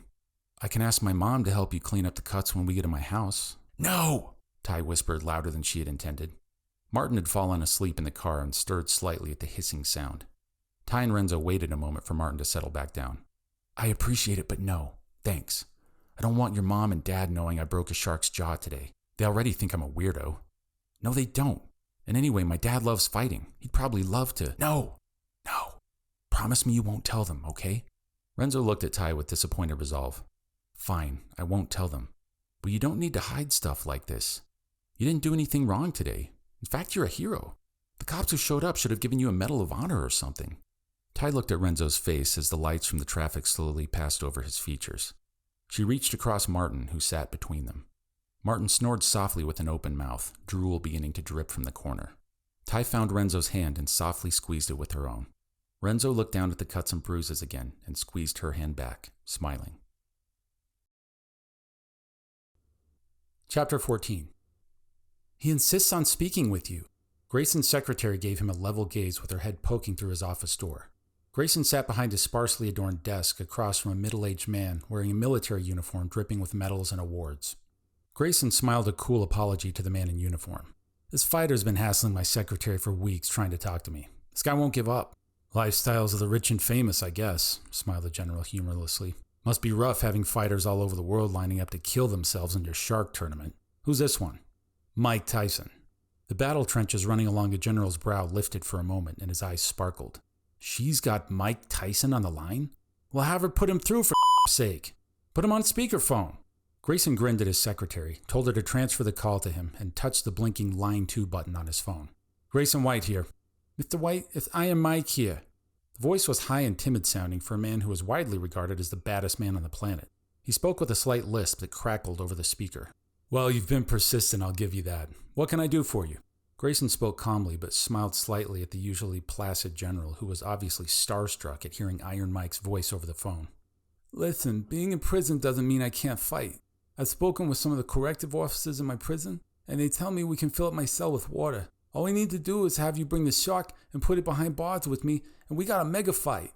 Grayson smiled playfully at the general, then held his hand out questioningly as he spoke with a firm, serious voice. "So, you're suggesting we have a mixed martial sharks main event in your prison cell? Just add some water and a shark and let you two go at it? With all due respect, I have a hard time imagining the people running the prison are going to let you participate in something like this." "We could make it a charity event, part of my community service hours," the squeaky voice pleaded incessantly. "It's not about the money, Mr. White, I promise you. If there's one thing I've learned in prison, it's that things like money can be taken away. They took away my house, they even took away my tiger. But they can't take away my power. I promise you, Mr. White, if you put a camera and a shark in here with me, I'll kill him. I'll bite his dorsal fin off." The general was wide-eyed in wonder with visions of Mike Tyson chewing off fleshy chunks of a shark's fin. Grayson himself began to feel somewhat persuaded by the former champ's sales pitch. "I'll admit it's an interesting idea, Mike. Look, I'm in a meeting now, but I'll think it over. And if you can get someone over there to send us something in writing saying they'll okay you to fight during your prison sentence, I'll have someone on my team call you back." After exchanging a few more awkward pleasantries with the imprisoned boxer, Grayson picked up the receiver and put it down again to end the call. More than a little impressed, General Sorensen clapped his hands together in excitement. "You've got to make that fight happen. I'd kill to see that one. If there's one thing I've learned about getting into the fight business, Grayson smiled knowingly, it's that matchmaking is a lot harder than people think it is. Some fights sound great on paper, but in reality, they turn out to be duds. Sure, Tyson has a big name and he's a great boxer, but putting these fighters in the water with a shark is a very different kind of fight. The general tapped his bony finger on the luxurious leather upholstery beneath his hand. What if you only fill his prison cell with water to his knees? Then you got enough water to put the shark in, but Mike's got his arms and hands above water to punch all he wants. Could work, Grayson conceded. But look, I didn't bring you here to book fights, right? Let's get down to business. I'm going to dial up our terrorist friends from the east on my laptop and continue to take them down the path that leads directly into your hands. As I mentioned earlier, it's crucial you don't make any noise while I'm on camera with them. Keep sitting right where you are and listen. I'll signal my secretary that it's do not disturb time. The ear-splitting shriek of dial-up modem internet echoed through the chambers of Grayson's elegantly designed office. The massive man momentarily placed his head in his hands as the sound continued, and the general's eyes squinted in annoyance. A light blinked on the web camera next to Grayson's computer. A small window appeared on his laptop with a masked man wearing dark glasses and pixelated black and white video. Grayson felt an instant urge to begin scratching his back, but ignored it. We await your progress report on the weapons, the masked figure demanded through a heavily compressed voice filter. The tournament has been even more successful than we anticipated. Our scientists have been able to glean a wealth of information from the shark versus human combat scenarios. The shark individual performance assessments have improved by over 30% since their involvement in the exercises. The tournament itself was a huge source of revenue, which we've been able to reinvest into our R&D efforts over the last months. I assume you've seen the video footage and metrics we transferred to you? We have seen them, said the masked voice robotically. We are satisfied with the results. Grayson looked steely-eyed into his camera and smiled. I'm happy to hear so. We are particularly impressed, the voice droned on, with the girl. The general squirmed slightly in his seat, cautious to avoid making any noise. Grayson continued to stare into his camera, unwavering. As am I. When we created the tournament, I hadn't anticipated the possibility of a human subject who could effectively compete with the most ferocious of sharks. The girl is of no consequence, however. She's an outlier. The tournament and our additional research both provide conclusive evidence that all the other human subjects will continue losing to the sharks. The masked face made no move, spoke no word for a while. Grayson allowed a few awkward moments to pass and continued. The project continues to progress on schedule. We've received your latest good faith payment and will deliver your weapons on the agreed upon date as planned. Anything else you'd like to discuss? Would the girl be interested in her own pair of Reebok pump athletic shoes? We understand they are quite popular among American teenagers. She would not have to know they came from us. You could say they came from a secret admirer. The itch in the center of Grayson's back became almost unbearable. He struggled to maintain the smile on his face. The girl has been very generously compensated for her victory in the tournament. Perhaps the Nike Air Jordans would be more to her liking. She made enough money to buy any shoes she likes. I appreciate the gesture, but it is unnecessary. Thank you. Anything else before we close? Now, the mysterious figure seemed a bit deflated in posture. Another moment of stiff silence passed. We will await your next update with great anticipation. The black and white video window on Grayson's laptop closed abruptly, and blaring feedback emitted from the laptop speakers. Grayson quickly slammed the laptop screen down onto the keyboard and unplugged his camera and phone line from their ports on the computer. He started scratching his back aggressively and offered a wolfish grin to his friend across the table. Seems like they're eating right out of the palm of your hand, Gray, the general smiled. But tell me this, how confident are you they'll actually show up when it's time to pick up their shark soldiers? Soldiers, corrected Grayson testily. Whatever the they're called, the general snapped back. They're eating out of my hand because they've already tried creating soldiers on their own and failed miserably. My spies captured video evidence of their botched efforts to build their own robotic shark soldiers. You bust a gut if you saw some of the pathetic early prototypes these idiots were building. It was like a bad monster movie brought to life. Grayson narrowly eyed the general and continued. You heard them yourself, Mark. They've been making good faith payments for months now. We've got their money. These anti-American terrorists have been wiring us millions of dollars. They're invested at this point. We've been sharing our research and results with them, and I'm not exaggerating when I say the results have been astounding. They want the shark soldiers we've been developing, and they want them bad. They'll show up to collect. What if they know they're being double-crossed? Asked the general. Suppose they might have someone inside your organization keeping an eye on things. I can count the number of people in my company who know about this deal on one hand. Other than our Eastern friends, you and your staff are the only ones outside of my company who know. And hey, in the hypothetical, highly unlikely scenario that these guys find out they're being double-crossed, we've still got their money. And we have them outgunned. Whatever robot shark soldiers they build could never compete with what we're doing here with my soldiers. Grayson stood up from his desk and swaggered confidently over to his liquor cabinet to pour the general a drink. Look, we both know that used car salesman hillbilly in the White House isn't going to do what it takes to protect this country against its enemies. His wife has bigger stones than he does. This earned a quick chuckle from the general. Grayson handed him a glass of whiskey and leaned back against his desk while taking a sip from his own glass. It's up to guys like us. It's up to guys who fought in the Gulf War. It's up to guys who fought in Vietnam. It's up to guys who understand the price we pay to protect this country. Our country needs these weapons. General Sorensen looked up from his whiskey. Okay, Gray. Why don't you take me on a tour of your facilities? Show me some of these shark soldiers in action. Thought you'd never ask, smiled Grayson as he quickly downed the rest of his whiskey. Chapter 15.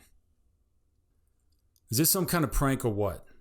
A 30-something overweight pizza delivery guy sat outside the dojo with 6 pizzas in his carrier. His moped engine idled loudly as Ty, Renzo, Navdeep, and Martin all rollerbladed toward the front doors. Uncle Paul had his head poked out the door and continued to insist he had not ordered a pizza. A manhole in front of the dojo popped open, the lid clattering loudly on the street. Down here, fools! I got a gang of hungry sharks that want to get nasty with them pizzas, yo! How much it is? That sounds like Sharky Shark, Ty smiled as the rest of the guys agreed. The pizza delivery guy rolled his eyes and revealed sweaty armpits as he lifted the pizzas off the back of his moped and stared tentatively down the manhole. Sure enough, a large great white with a golden, glittering grin sat at the bottom of the hole, backwards hat on his head. Yo, little Caesar, who else I hear up there with you? Hi, Sharky, Ty shouted down the manhole. Ty up there? How you doing, girl? Pretty good, just training for the next tournament. And you know I'ma be rooting for you, girl. Sewer Shark Gang down here been telling me I'm a traitor to my species for giving you so much shine in the commentary at the tournament, but I just say it like it is. No front, no faking. All the guys and Uncle Paul laughed in approval at Sharky's support for Ty. You need some help getting those pizzas down there? Asked Ty. The pizza guy's face momentarily shifted from dour reluctance to gratitude as he handed off the pizzas to Ty and whispered, $84.53 plus tip, into her ear. Ty easily made her way down the manhole ladder with the heavenly aroma of freshly baked dough, cheese, and sausage trailing above her. My homegirl! Exclaimed the large shark as he patted Ty on the back with his fin. He handed her a $100 bill. You think a Benjamin covered the tab and tip for the delivery dude? More than covers it, Ty laughed as she pocketed the money. So what are you doing down here anyway? I'ma be real with you. Truth is, I never grew up in no hood. I ain't from Compton. I grew up near a white beach town in Florida. But check it. Once I started getting famous in the rap game, Sewer Shark Gang decided to make me an honorary member. Gang leader says he wants me down here to put on a show for the boys once in a while. Just something I gotta do. Yo, I've been meaning to ask you, what's this I hear around the beach about you ducking some fool named Thrash? Ducking him?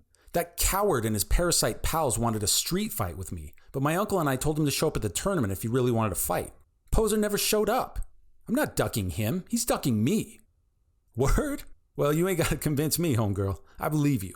Truth is, any shark who knows his nose from his behind better stay out of your way after what you did in that tournament. Everybody on a beach already knows you're the baddest girl out there. Now the rest of these fools are gonna find out the hard way there's only one lady in town you don't want to date with. This got another chuckle out of Ty, and she gave the great white a hug before she started back up the ladder. Thanks, Sharky. I appreciate it. Looking forward to hearing you on commentary at the next show. Hold up, homegirl. How am I going to give the pizza dude a fat tip when you the one doing his job for him? Coming down here in this nasty sewer ain't no place for a fine young thing like you. Let me hook you up with a little ice to go with all that fire you got going on. The shark held out his fin and presented Ty with a small diamond bracelet. The sunlight from the manhole above caught the sharp edges of the stones and bounced around playfully.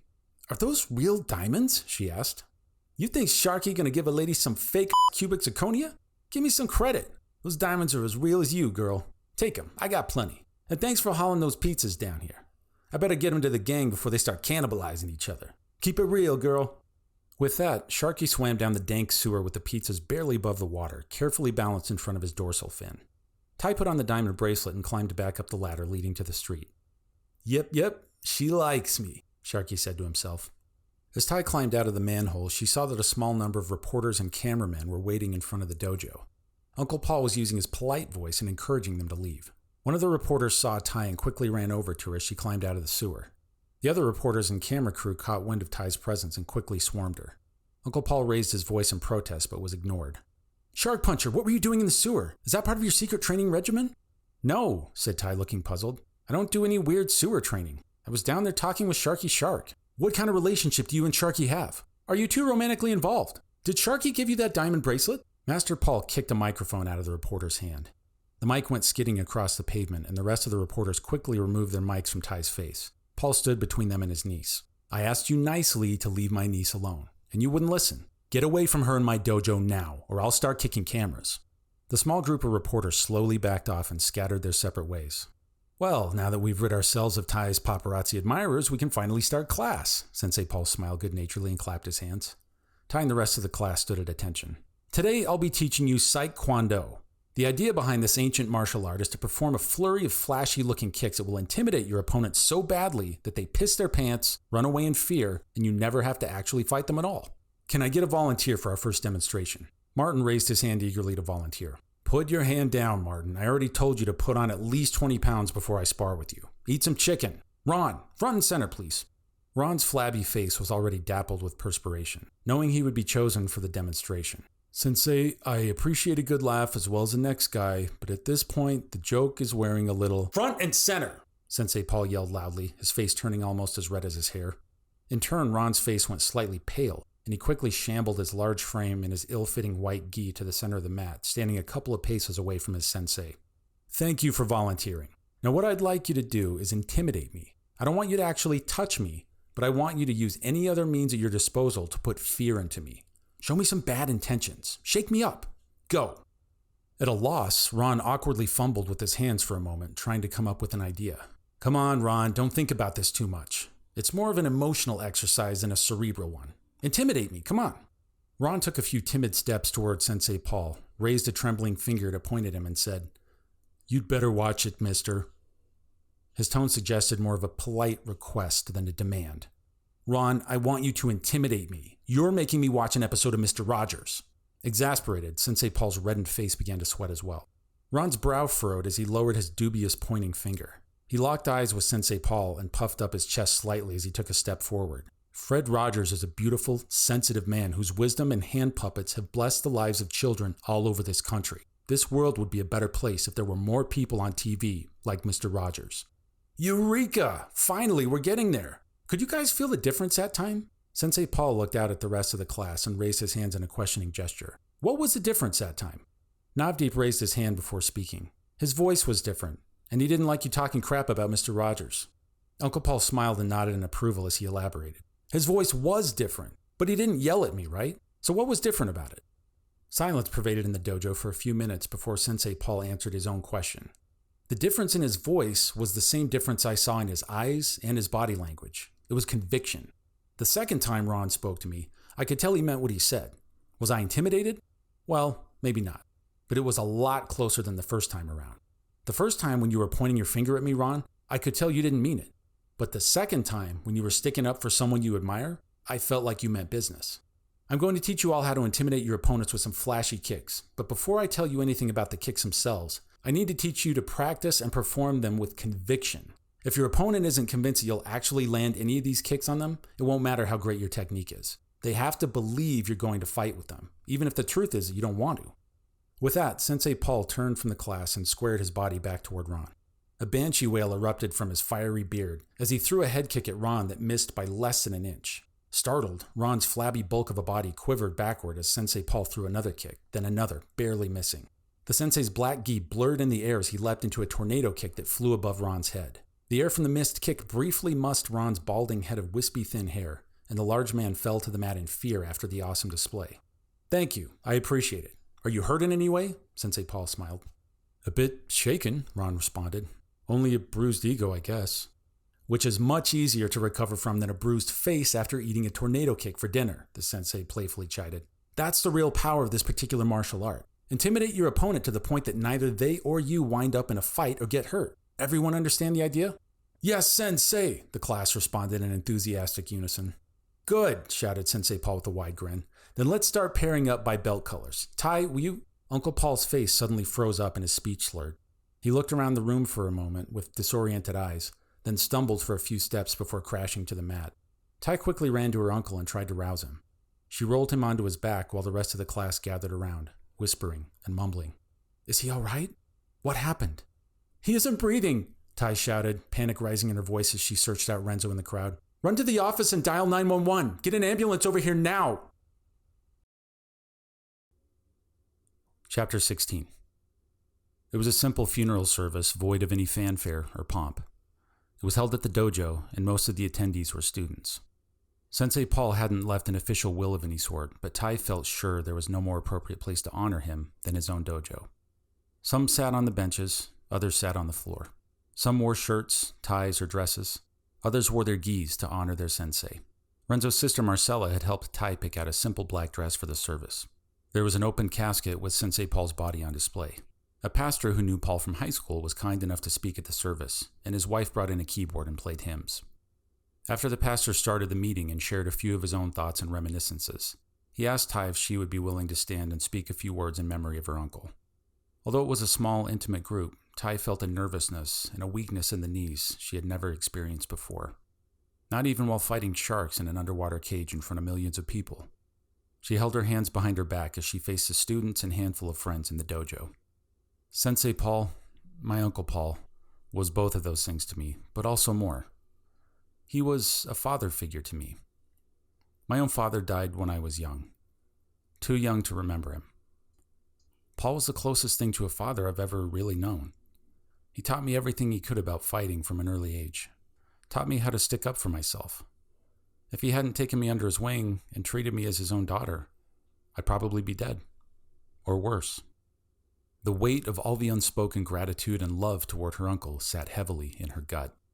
No matter how hard Tai tried, she found it increasingly difficult to avoid the feeling of that weight, especially here in the dojo. She seemed to feel the weight growing, but didn't know how to let it go. She found herself wishing Paul could be there at his own funeral so she could try to express her appreciation to him. Renzo stood beside Martin and Navdeep, silently watching and listening. His mother, father, and sister had all dressed in their Sunday best to join him in supporting Tai. After shuffling her feet a moment and looking at the mat, she continued haltingly, voice strained. Uncle Paul wasn't a very religious man, but I know he believed in God.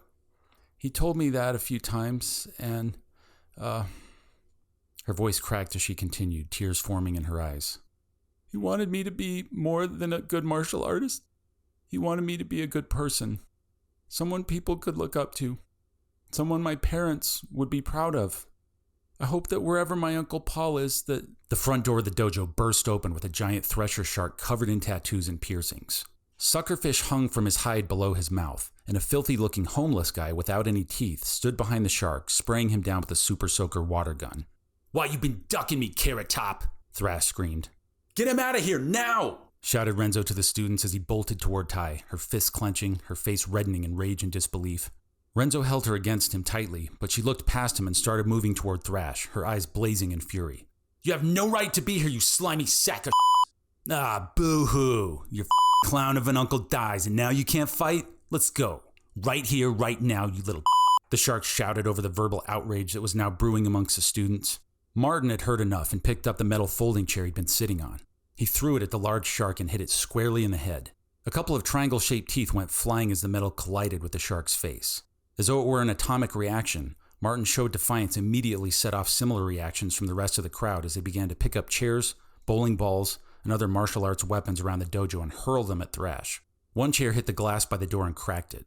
The unkempt homeless guy dropped the Super Soaker on the sidewalk and quickly shuffled away as fast as his tired bones could carry him. I will bury you in the ground, you monster! Tai wailed in unbridled rage, spittle flying from her lips as Renzo tried to hold her back. The pastor held his wife close, trying to shield her from the flying chairs, eyes wide with fright at the violent scene unfolding. Ron picked up a bowling ball and put all of his considerable weight behind it as he launched it at the cold-blooded intruder in the dojo doorway. The ball crashed into Thrash's nose and toppled the shark backwards onto the street. Thrash quickly recovered and began to waddle toward the beach, leaving a stray fallen suckerfish flopping on the sidewalk helplessly. It took a good 20 minutes for the pandemonium in the dojo to finally subside. There had been plans for Tai and others to serve as pallbearers to bury her uncle in a nearby cemetery, but given the circumstances and Tai's shaken state of mind, the pastor decided to take a few students and simply get the job done without Tai. It was an act of mercy. Tai was so upset by the interruption from Thrash that she could hardly speak. In a desperate effort to simply be alone, she locked herself in the musty dojo bathroom. Not knowing what else they could do, Renzo and his family took charge of cleaning up the mess. After some awkward handshakes and goodbyes, eventually the rest of the students and friends left the dojo. Tai sobbed uncontrollably for a long while. Huddled on the seldom clean bathroom floor, she wept until her eyes ached. She began to feel nauseous and opened the toilet lid thinking she might need to throw up. As she opened the lid, she saw the face of a suckerfish peer up at her. It popped its head out of the water and in a whiny, high-pitched voice taunted, "Yo, why you been ducking thrash, girl?" A primal scream filled the confined walls of the bathroom. Ty's eyes widened in bloodshot fury as she thrust a hand into the toilet to grab the remora and end its miserable life. The fish was too quick and slipped its way right through her fingers and down the drain. She reached after it in a frenzy to no avail, elbow deep in toilet water and spouting the vilest profanity she could think of. She quickly grabbed the toilet plunger and tried to suck the remora back toward her. The plunger made its hideous sucking sound and toilet water splashed up onto Ty's new dress. She continued cursing and plunging with increased intensity, hoping for a glimpse of the remora and a chance to kill it. At last, exasperated, she threw the toilet plunger against the door and punched her fist through the wall behind the toilet. "She'll be okay, sweetie," Renzo's mom assured him. They sat in the backyard watching the sunset in the west. The sky was a beautiful gradient of blue, orange, and yellow. Renzo still wore his church clothes and looked down at his shoes. He had polished them for the first time in at least a year so that he would look nice at the funeral service. He could only imagine how hard it must be for Ty to lose her uncle. He'd hoped that everything would go well at the funeral and Ty would be able to bury her uncle peacefully. The idea that some shark would come along and try to start a fight at Sensei Paul's funeral was unthinkable. Who would do something like that? She just needs some time alone. "You sure you don't want to come in and have some dinner? I made pozole." "I'm not hungry now. Save me a bowl for tomorrow?" Graciela smiled and gave her son's shoulder a squeeze as she opened the sliding back door and went into the kitchen. Renzo stood up and stared out at the sunset for a long while. He didn't feel like eating. He didn't feel like being around his family, and he knew that Ty didn't want him around, so he found himself wondering what he should do or where he could go. Maybe his mom would let him borrow the car and drive over to Navdeep's for a while? He turned to head back to the kitchen but stopped. A strange sound came from the tool shed in the backyard. Not sure what he'd heard, Renzo faced the shed and began to creep cautiously toward it, listening closely. There it was again. It sounded like a sniffle, someone with a runny nose. As he came close to the tool shed, he could definitely hear someone inside it with occasional sniffing sounds. Renzo picked up the small spade near the shed door and held it like a knife. He slowly opened the door, rusty hinges creaking in protest. In the middle of the tool shed floor, he saw Ty, slumped over, crying. "Ty?" he whispered. "What's going on? What are you doing here?" Her hair was a mess, and her brand new black dress had stains all over it. I'm sorry," Ty quietly sobbed without looking at him. I don't know where else to go, and..." Her voice raised to a pathetic plea as she turned to look at him with pink eyes and a hot red face. "I don't want to be alone." Renzo knelt down on the floor beside her and took her in his arms. Ty sobbed fresh tears into his chest. He held her tight as she sobbed, his torso muffling the sound. A tear ran down Renzo's cheek as he felt her pain shudder through her body into his own. When Ty stopped sobbing, Renzo gave her a few minutes and then asked, "I have to ask, how did you even get here? Who gave you a ride?" Ty wiped her nose with her arm before responding. "I drove myself." "You drove yourself? You know how to drive? You have a car?" "I bought a Corvette with some of the money I won in the tournament. I didn't know what else to do with my money, you know? So I bought this really cool car, and Uncle Paul was teaching me how to drive it before." The death of her uncle was still too fresh in her mind, and she started to sob again. "Shh," whispered Renzo, looking toward the door of the tool shed and hoping no one in the house had heard Ty sobbing. "So wait, you drove over here in a Corvette? Where is it?" "In the alley, behind your backyard," sobbed Ty quietly. Renzo quickly stepped out of the tool shed and glanced toward his house. No one there. So far, so good. He trotted over to the fence by the alleyway and peeked over. Sure enough, a hot pink Corvette gleamed in the alley. "That's an amazing-looking car," he marveled to her after ducking back into the shed and putting his arm around her. "Can I ask you, though, do you have a driver's license?" "No," sniffed Ty. "No insurance?"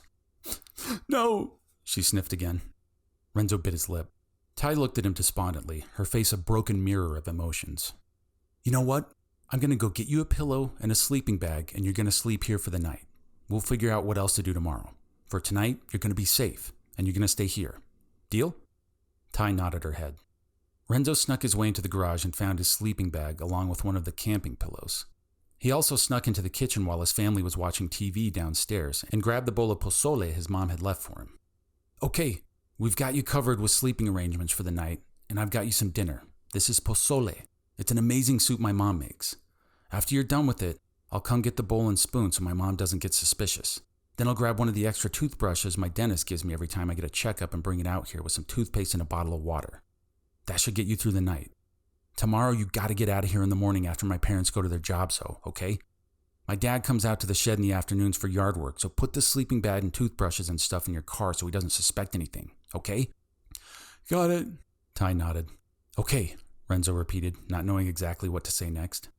Well, I'm gonna go watch TV with my family before they start wondering what I'm doing in the backyard. You gonna be okay tonight out here? Yes, said Ty.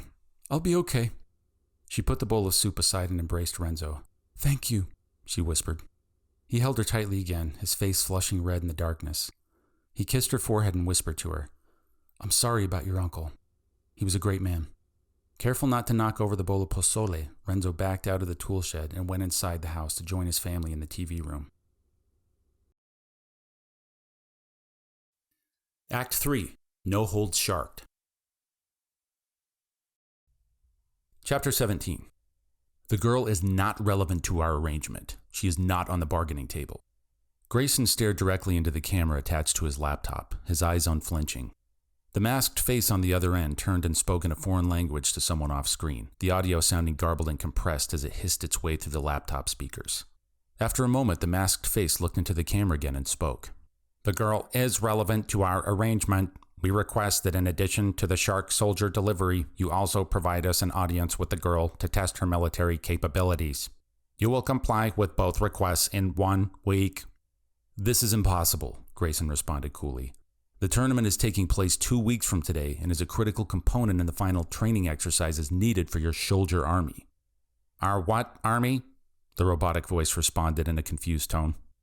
Grayson dug deep into the wellspring of his self-control to avoid spouting profanities at his mysterious terrorist contact and continued. Your Shark Soldier Army. They simply won't be ready until after their final training in the tournament, as we previously agreed. And I reiterate, the girl is not part of our agreement. The masked figure on the screen spent several moments conversing with unseen figures, and finally replied, We will await the delivery of the Shark Soldiers in 2 weeks. Thank you for your patience. I'm sure you will find your army well worth the time and money you have invested. Grayson bowed his head slightly and closed the lid of his laptop. After looking out the glass panes of his office at the coastline below for a few moments in contemplation, he stabbed a finger into a button on his phone. Get me General Sorensen, he commanded his secretary. A few moments later, his phone buzzed. How goes it? The gravel-voiced general asked. We're still on track for the delivery in 2 weeks. So why do you sound so worried about it? I just got off the laptop with them. Look, Mark, I'll level with you. They were pushing me to deliver a week earlier, and they're getting aggressive about the girl. How aggressive? It's impossible to know for sure. I'm talking to these coward terrorists through a computer while they wear masks and whisper to each other in a foreign language for sake. Grayson poured himself a large glass of whiskey as he muttered through his speakerphone to the general. If they keep bringing her up, maybe you should throw them a bone. Let them think she's part of the deal before we move in for the kill. You might have a point, Grayson mused. But I have my own plans for the girl. Ty's coming over today for the same dog and pony show I gave you, as a matter of fact. You sure that's wise? Groused the general. You're going to show her the sharks and everything? I'm showing her everything, including the soldiers, Grayson insisted. Look, it's a given she's going to win this next tournament, and her star's done nothing but rise since winning the first one. Imagine the possibilities if I really bring this girl into the inner circle and make her part of the program. We won't have to wait for the next tournament. We can have her training soldiers on a regular basis. Our speed and capacity to build these armies will increase exponentially, especially if we can get her to train up other human combatants similar to herself. I follow you. Makes some sense, I suppose. So, switching subjects. Did you see that news about the robot shark in the Coast Guard? Grayson stopped his whiskey glass on its way to his mouth. What robot shark? It's in the LA Times. Have your secretary bring it to you. Apparently there was a Coast Guard ship that had its engine chewed into scrap by some mechanical robot shark yesterday. There's a photo and everything. Photo of the shark or the engine? Both. Hurry and get the paper. I'll wait. Grayson put the general on hold while he brusquely ordered his secretary to bring him a copy of the paper. He ripped through it as soon as she placed it in his hands. After his secretary had left, he put the general back on speaker. I'm looking at it right now. Son of a... A while back, you told me our foreign friends have been doing a piss-poor job of building robot sharks and quit. What are the chances they decided to go back to the drawing board? I sure as plan on finding out. Can you have someone from your office talk to the Coast Guard about getting that robot shark over to my team? I want to have my scientists take a look at it. I'm sure there's a mile-long line of military experts waiting to analyze the thing already. Just get my team a few hours with it off the record while it passes from one group to the next. That's all I'm asking. Can you pull a few strings? I'll see what I can do. Then I'll leave you to it. Thanks, Mark. I owe you one. Grayson hung up the phone and downed the remaining whiskey in his glass. He dialed his secretary again and told her to buzz him when Ty showed up in the reception lobby for her tour of the facilities. After hanging up with his secretary, Grayson touched a button hidden under the surface of his desk. A wall panel slid open to reveal a resistance exercise pool. It was full of saline water and custom built to fit Grayson's massive frame.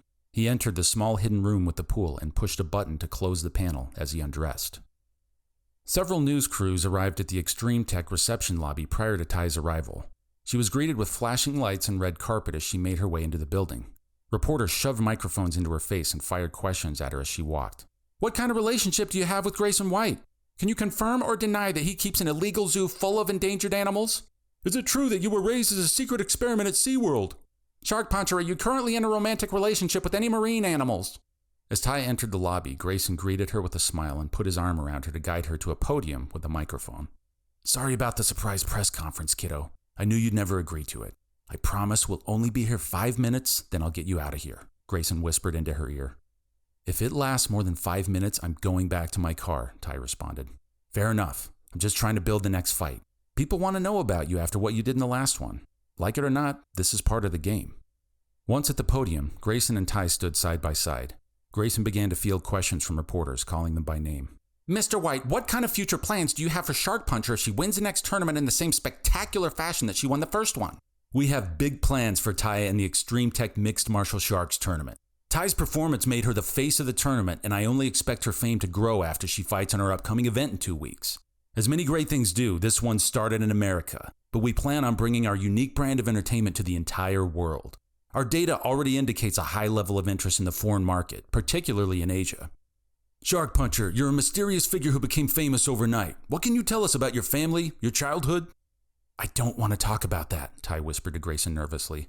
We'll be doing a press release in the near future that will give the public a much better idea of who Ty is and where she comes from. Next question, Grayson smiled. Shark Puncher, is it true that you've been avoiding a certain shark named Thrash? What are the odds of you running into this shark at the tournament? Ty grabbed the microphone forcefully and stared with laser focus at the reporter with the question.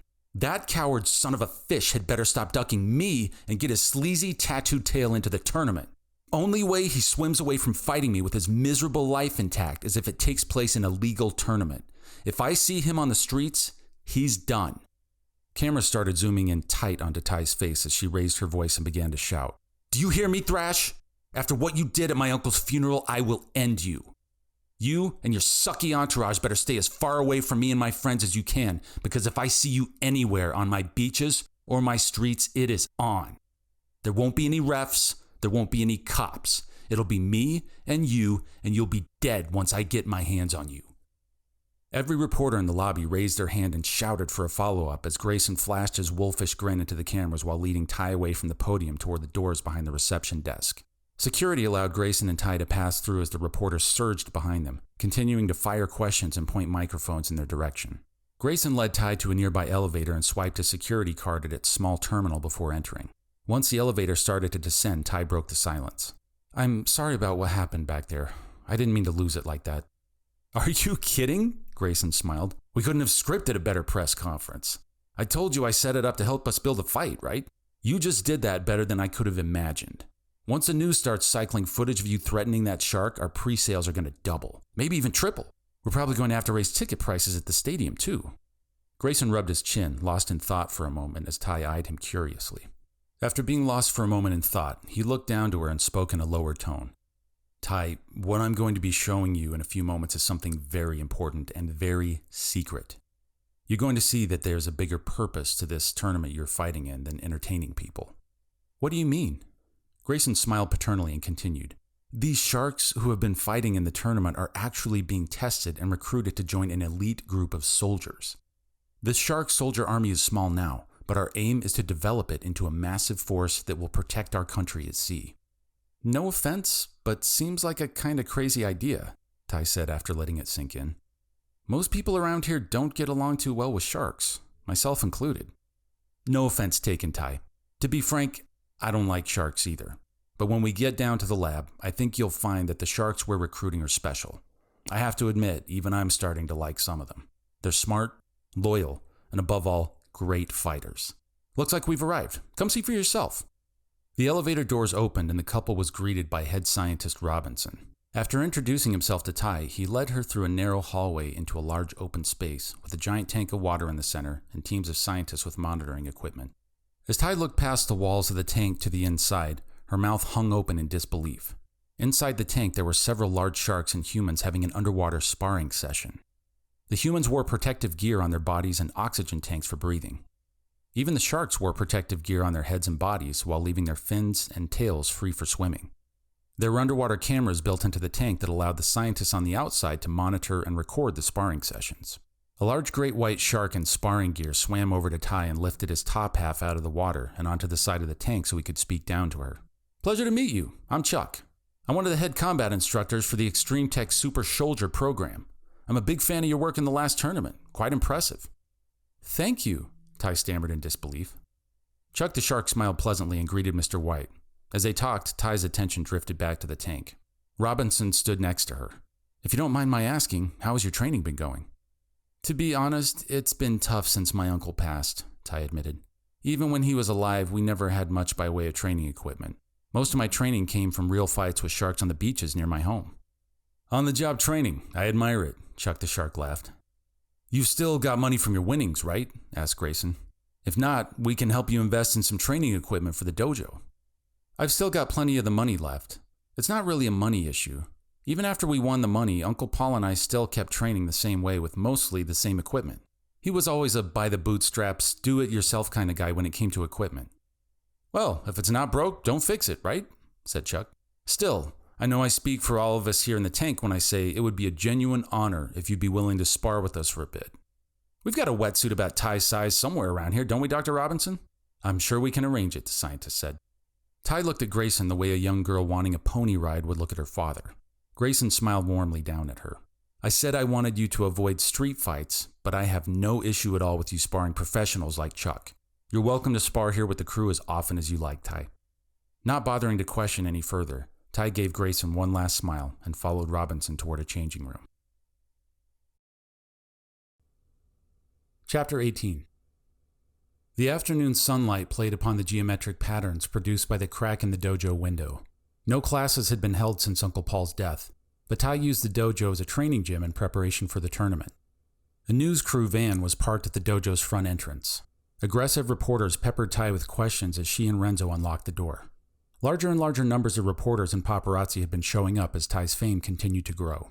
Several news channels had offered her money to bring their crews in to film her training, but she had turned them all down. She had more money than ever before, but didn't think much about it. What she wanted was privacy and focus. Renzo had accompanied Ty to the gym to hold pads for her as part of her training. Uncle Paul had always held pads for Ty's striking training, and Renzo had watched him do it a few times. Ty was hoping she could teach Renzo how to hold pads well enough to get a decent practice in. So, Uncle Paul had the dojo paid off and left it to you, huh? Yeah, Ty replied. He and my dad actually bought it together as business partners before I was born. Took Uncle Paul years to pay off the mortgage afterward, but he did it eventually. Apparently, he had my name added to the title a few years ago, and when I turned 18 this year, that made me the legal owner after he died. So, you gonna keep the dojo going after the tournament? Teach classes on how to beat the crap out of sharks? Renzo inquired. Ty wouldn't admit it to anyone else, but part of her hoped that Thrash would show up at the dojo again looking for a street fight. She fantasized nightly about the way she would cripple the shark for life, one painful step at a time. Don't know. I really don't even want to think about it, to tell you the truth, Ty responded as she wrapped her left hand with seaweed. I just gotta focus on the fights ahead of me and then we'll figure out what to do with the dojo afterward. Can you help me wrap my right hand here? Ty did the best she could to instruct Renzo on how to wrap her right hand. He fumbled about it for a bit. Tighter around the knuckles, please, she said, feeling a bit annoyed. I'm trying. As Renzo struggled, Ty realized how often she had taken Uncle Paul for granted while he was alive. She found herself missing him in small ways and unexpected moments like this. So, if you don't mind my asking, Renzo continued, now that you're the owner of the dojo, why don't you just sleep here at night? Ty looked wounded as she began pulling on her boxing gloves with her teeth.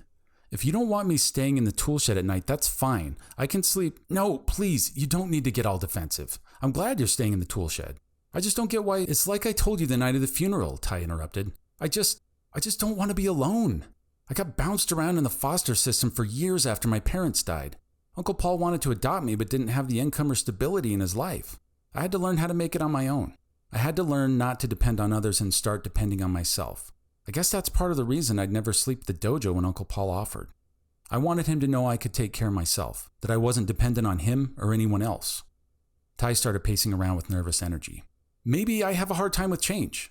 I have enough money now to train in a real gym with pro fighters, but here I am in my uncle's crappy dojo without any good equipment, sticking to the way he taught me. I don't know why I can't stand to leave this place, but also can't stand to be here at night. I don't know why I've spent my whole life making it on my own, but now being alone scares me. It doesn't make any sense, okay? I get it. Can you just hold some frigging pads for me to hit?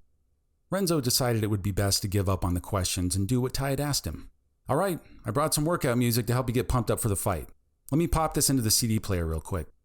A moment later, Ty winced in audible pain as En Vogue's Free Your Mind began to play over the dojo speakers. You want me to get pumped up to fight with an En Vogue song?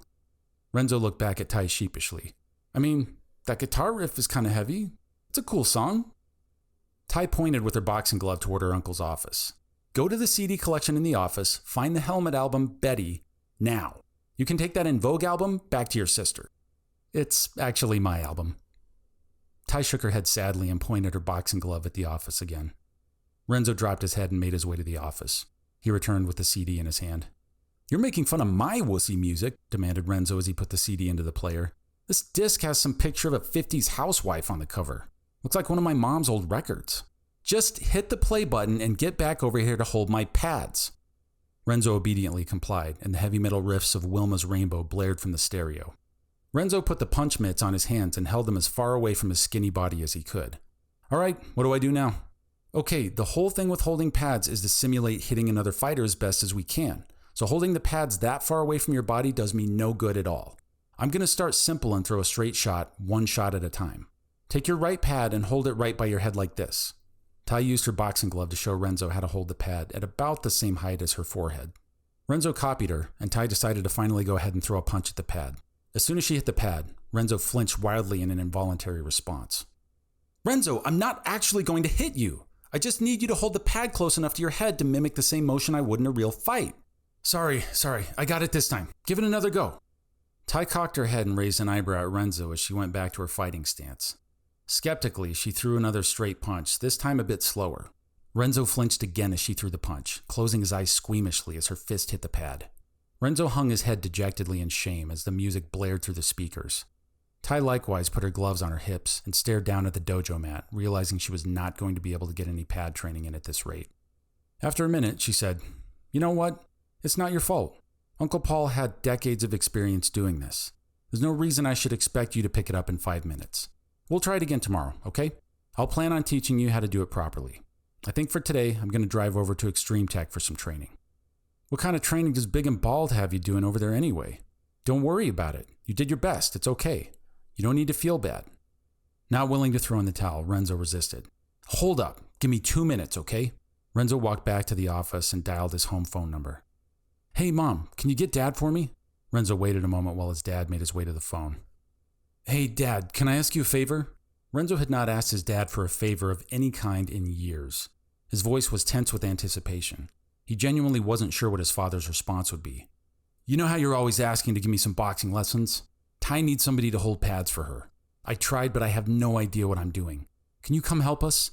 Please? Tank paused for a moment before answering. You really like this girl? Yes, Dad, I really like her. Okay, I come now. Which is address? Tank rotated his right hand downward toward the floor as Ty finished her 3-hit combo with a sharp uppercut that slammed loudly into the pad. Her body felt warm and energized as she dug into her punches with full force, Renzo's father skillfully placing the pads in the spots they had agreed upon. Muy bien, again, said Tank. Renzo knew his father well enough to recognize that in spite of the unemotional expression on his face, that he was enjoying the experience of holding pads the same way that a thirsty desert traveler enjoys a drink of fresh water from a well. Renzo could see the embers of his father's boxing passion glowing faintly in his dark eyes. He felt a stab of remorse thinking of the countless times his father had asked him to come learn about boxing and the equal number of times Renzo had rejected the idea. Okay, we're gonna mix it up, Ty. Same combo, but now finish with hook. Tai nodded in agreement and threw a right cross followed by a left jab to Tank's left mitt by his head, followed by a crushing right hook to his right mitt held in front of his face and rotated perpendicular to his body. Tai threw the combination again, and as a right hook crushed Tank's mitt, he shouted, "Gancho!"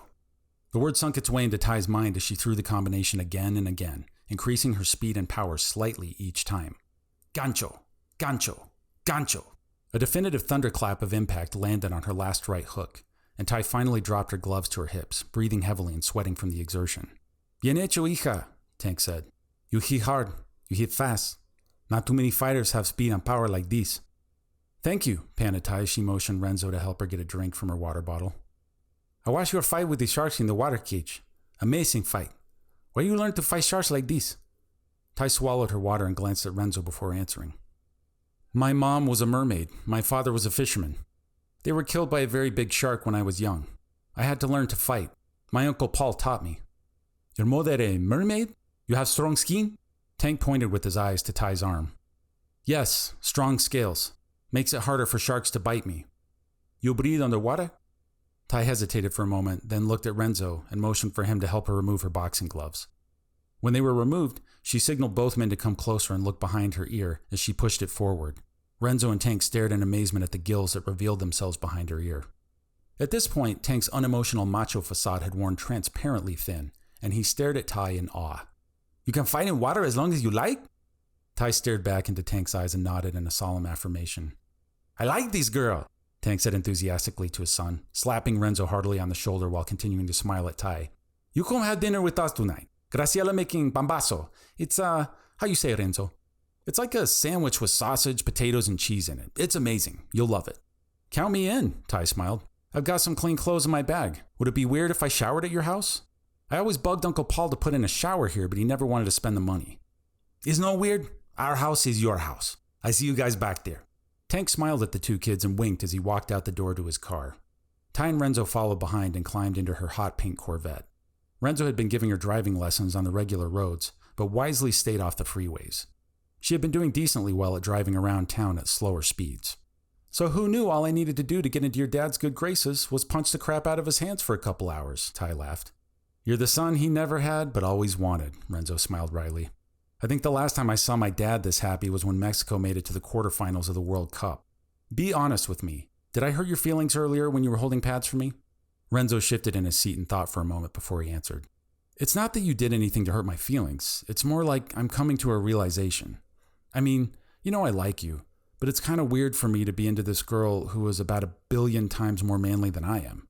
I guess I'm just feeling my lack of macho-ness extra hard today, seeing how I couldn't help you, but my tough ex-boxer of a dad could. I appreciate you calling your dad today. I know that wasn't easy for you to swallow your pride like that." Tai smiled at him in genuine appreciation. "And it's not like I need you to be macho. You know that, right?" "Well, I appreciate it, Tai. But I've told you about how I've been bullied at school and stuff. Maybe it wouldn't hurt me to get a little more macho, you know?" Tai grinned in response. "Hey, if I keep getting invited over to dinner at your house and hanging out with your mom and sister, it might not hurt me to actually learn how to be a girl once in a while. Who knows? I might even learn how to do makeup." "You don't even need any makeup to look beautiful," Renzo replied as he gazed over at Tai. "'Twould be gilding the lily." "What is that? Some quote from a William Shakespeare play?" Tai laughed. "Basically, yeah," Renzo smiled. After wishing Tai goodnight in the shed, Renzo came inside the house and made his way toward his bedroom. Light leaked through the partially opened door to the garage, and he could hear his father's crisp punches connecting with the punching bag. He tried to slide by unnoticed, but caught his father's eye in the attempt. "Ven, mi hijo." Tank nodded his head, inviting Renzo to join him in the garage. Renzo took a deep breath and mentally prepared for another awkward conversation with his father. He went down the short stairway to the garage and stood by his father in the bag. After punching the heavy bag a few more times, Tank turned and spoke. "That girl you're seeing? She pretty special." Renzo wasn't expecting this from his father and was momentarily taken back. He regained his mental footing and responded, "Yeah, she's something else." Tank ran his forearm across his brow, sweat sticking to the dark forest of hair on his arm. "So, how long is she gonna sleep in the tool shed?" Renzo's face went bright red. "You know about that? How long have you known? Does Mom know?" "Mom doesn't know," Tank responded softly, raising his hands in a peaceful gesture. "But if I keep staying back there, Mom gonna find out. Pretty soon, I think." "Yeah, you're probably right," Renzo admitted. "So, you're not mad about Tai sleeping out there?" Tank shook his head in the negative as he smiled slightly. "You guys being safe? Use protection? Jeez, Dad, Renzo rolled his eyes in frustration. I'm not having sex with her. She just needed a place to stay, that's all. Renzo turned to walk back up the stairs. Espérate, Tank asked with his head down and his hands out in a gesture of surrender. Renzo turned to face his father. I didn't want to upset you, hijo. You're a good boy. Better than I was. Ben. Tank motioned with his boxing gloves for him to come closer. Renzo walked back to his father, who softly placed his gloves on his shoulders. I just want to thank you for calling me today. Thank you for calling me to do the pass with Ty. I love it. It makes me so happy today. I'm so proud to see you with a good girl like her. Tank embraced his son. Renzo couldn't remember the last time he had hugged his father, and he felt as though some icy corner of his heart and mind melted as his dad held him tightly. Renzo hugged his father back in return. They embraced for several moments before he pulled back to look at his father's tough, careworn face, streaked with glistening tear trails. I love you, Dad, Renzo said softly. And don't worry, I won't tell anyone you cried. Los machos don't cry, Tank replied as he wiped the moisture from his face with his bushy forearms. But sometimes eyes get sweaty. Chapter 19. Ty wrapped her legs around Chuck's massive midsection and twisted on his dorsal fin as he spun around in the training tank. He banged her against the floor and sides of the cage, but Ty held her position firmly. She put increased pressure on his dorsal fin, twisting enough to cause more pain, but not enough to tear. Finally, Chuck tapped his right pectoral fin against Ty's leg several times to let her know he was tapping out. She released her submission hold on the enormous great white shark and helped him turn upright so he could swim normally again. Chuck laughed and gave Ty a respectful high five with his fin. You're pretty nasty with those fin bars, girl. A little more pressure on my fin and you'd have ripped it clean off. I'm not going to rip my favorite training partner's fin off, you big baby, Ty chided. Head scientist Robinson motioned with his hand for Ty to come over. She patted Chuck playfully on the tail and swam toward the scientist, popping up to the top of the tank and leaning her upper body over the side. Great work as always, Robinson smiled. Before you change out of your wetsuit, we wanted to see if you'd be up for some extra credit? I'm listening, Ty answered with a raised eyebrow. Chuck swam up next to Ty, and after raising his head out of the water, threw his pectoral fins over the side of the tank. Me and the boys were wondering if you'd want to start doing some combat training with us. If you like it, maybe join us on a beach patrol next week? Ty was taken back a bit by the request, but also found her curiosity roused. Really? I mean, yeah, let's do it. Chuck smiled a mouthful of ivory daggers at Ty, and then the scientist. Told you she was game, Robinson. I never doubted it, Robinson smiled. Mr. White is on board with the idea? Ty ventured. Mr. White was, in fact, the one who suggested it, Robinson divulged. As long as you follow Chuck's lead and put in the requisite training hours prior to going out on patrol with the unit. If you want to carry an APS amphibious rifle, we'll need to do a brief training on how to handle it. We can start with that today if you like. She definitely wants to use the underwater rifle, right, Ty? Just as long as you don't use that thing on me, Chuck deadpanned. Robinson motioned toward a nearby scientist who briefly jaunted away to the weapons cache and came back with the amphibious rifle for Ty. Her eyes glistened and a smile spread across her face. After rifle training with Chuck and the crew, Ty was invited to join them for lunch. Their favorite restaurant was a shark-owned seafood joint on the beach called Feeding Friends Z. Their table was essentially a large round trough that the shark waiter poured fresh chum into until the patrons had finally had their fill. The restaurant workers rarely ever served human customers and treated Ty with open disdain. Chuck quickly set them straight and ordered Ty a lobster dinner, insisting they bring it on a plate. The shark soldiers were all so busy devouring the chum in front of them that it was hard for Ty to understand much of the conversation. However, her ears perked up at one piece of unusual news. I heard it from some of the top science nerds in the lab, a lanky mako shark named Tangaroa insisted. I don't know if I buy it, Tango, Chuck said skeptically. I don't care if you buy it, I heard what I heard. Somebody got a hold of some kind of robotic shark and brought it back to our labs. They took photos, pulled the thing apart, kept the whole thing real quiet though. Plus, the rumor at the lab is that this robo-shark they're studying is part of some eastern terrorist army that's getting ready to invade the West Coast. Maybe they'll send along Godzilla to invade us too, snorted Chuck as he continued chowing down on fish heads and innards. A smaller blue shark on the crew spoke up.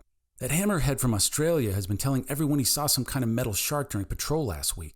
Swears up and down he's not making it up.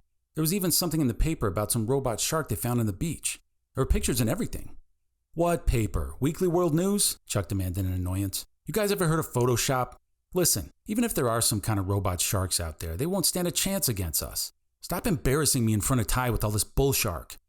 After finishing her buttery lobster and listening in on the banter a while more, Ty spoke up. I better get back to my dojo. I need to go through a bunch of my uncle's paperwork and stuff. I've been putting it off too long. Come on, Ty, stick around, Chuck protested. We haven't even had drinks yet, and you're going to miss the jelly dancer. A beautiful pink jellyfish entered a nearby tank of water set on a stage. A crab began banging its claws on a doumbek drum in an oriental rhythm, and the jellyfish began its mesmerizing dance. Sounds amazing, but I'll leave you boys to your fun, Ty smiled. Thanks for the lobster. That's the best I've had in a long time. Fine, party pooper. Drive safe out there, okay? Chuck said with the air of a big brother. And hey, next time you come out to Extreme Tech, we're taking you out on your first patrol with us. Copy that? Ty stared at the unopened letter while turning it around in her hand, studying it from every angle. She found it in her uncle's desk while cleaning out his office. She sat in his chair, rocking back and forth in contemplation, the dusty belongings from Sensei Paul's lifetime surrounding her in silence. The letter had Paul's sloppy handwriting on the front, for Tylene. At last, curiosity got the better of Ty, and she opened the letter. Her eyes quickly scanned the contents. Dear Ty, if you're reading this, then I imagine I'm probably dead. Not a big surprise considering the crappy diet I've had. Well, whatever it was that killed me, I just wanted to let you know that one of the greatest joys of my life was being your uncle. I never had kids of my own, and that's something I regret more and more as I get older. But at least I had you, Ty. I love you, and I'll be watching over you until we meet again. Love, Uncle Paul. A solitary tear ran down Ty's cheek, and she rubbed the water from her eye. She looked below Paul's signature at his postscript message at the bottom of the page. P.S. If you ever want to pay your crusty old uncle a visit, then by all means come and visit me in the realm of enlightenment. It's where all martial artists go to hang out in the afterlife. You can get there by following the step-by-step meditation instructions I outlined on the other side of this letter. Ty flipped the letter over and read through the instructions. 1. Light the old potato cellar scented candle I left in my drawer. 2. Get the Osmonds record out of my closet, put it on the turntable, and use your hand to start playing the song Crazy Horses backwards. 3. Get a bag of large marshmallows and put them in your mouth one at a time. Each time you put one in your mouth, say Chubby Bunny out loud. Do not swallow any of the marshmallows. You need to keep them all in your mouth as long as possible while continuing to say Chubby Bunny.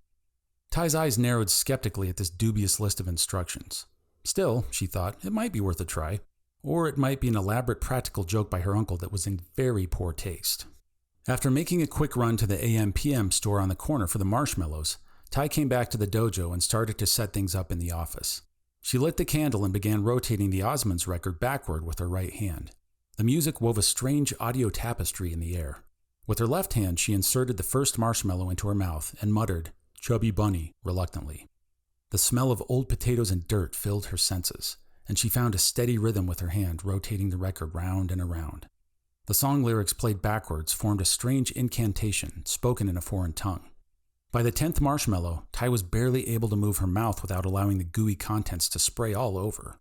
Suddenly, her eyes rolled back in her head, the whites matching the whites of the marshmallows. A sudden clarity began to form in her mind as she listened to the record sing the words, Enter the realm of enlightenment. Ty carefully crammed one more marshmallow into her tightly pursed mouth and chanted, Chubby Bunny! The marshmallows burst out of Ty's mouth, and her consciousness expanded beyond mortal existence as her spirit was conveyed to an unseen realm. Ty looked around and saw nothing but white. No horizon, nothing to orient her as to which way was up or down. She looked at her body and found it glowing in translucence. Did I just die? Ty wondered out loud with a trace of fear in her voice. You're not dead, you're just visiting. Ty heard the voice behind her and turned to see Uncle Paul's smiling face. She instantly rushed to him and wrapped her arms around his torso. Uncle Paul embraced her in return. Ty noticed that her spirit wasn't able to feel things as tangibly as her body was able to feel them. Hugging Uncle Paul felt like hugging a warm ball of electricity more so than it felt like touching a tangible being. Ty wiped the tears from her eyes and stepped back to look at her uncle. The first thing she noticed was that he was much younger and slimmer. He appeared to be in his early 20s, had a full head of curly hair, and didn't sport a middle-aged spare tire around his waist. He was wearing a multicolored silk shirt with a huge wide collar that was open and unbuttoned almost down to his navel, allowing his bright red chest hair to shine. He wore powder blue bell-bottoms and several gold chains around his neck. On his feet were a pair of platform dance shoes with water in their glass heels and a goldfish swimming around in each shoe. Who are you and what happened to my Uncle Paul? Ty laughed in disbelief. This was me in my prime. Ever since I came to the realm of enlightenment, it's been Saturday Night Fever every day of the week. I'm loving it up here. You should see the dance moves Bruce Lee has. The afterlife agrees with you, Uncle Paul. I can't deny it. Ty smiled as she wiped more tears from her eyes. So what else have you been up to besides boogieing down? That's actually the main thing I need to talk to you about. We don't have much time. The mortal body can't be separated from the spirit for very long, so I need to get right to it.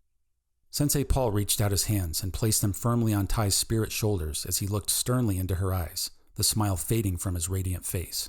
I need you to avenge me, he said solemnly. For real? Ty asked. I thought you were going to give me a message about forgiveness, about taking the higher road, or maybe give me your blessing if I decide to marry someone. I was supposed to talk to you about all that, but let's be honest, that tattooed piece of sewer trash dishonored my memory in my own dojo at my own funeral, and he needs to pay.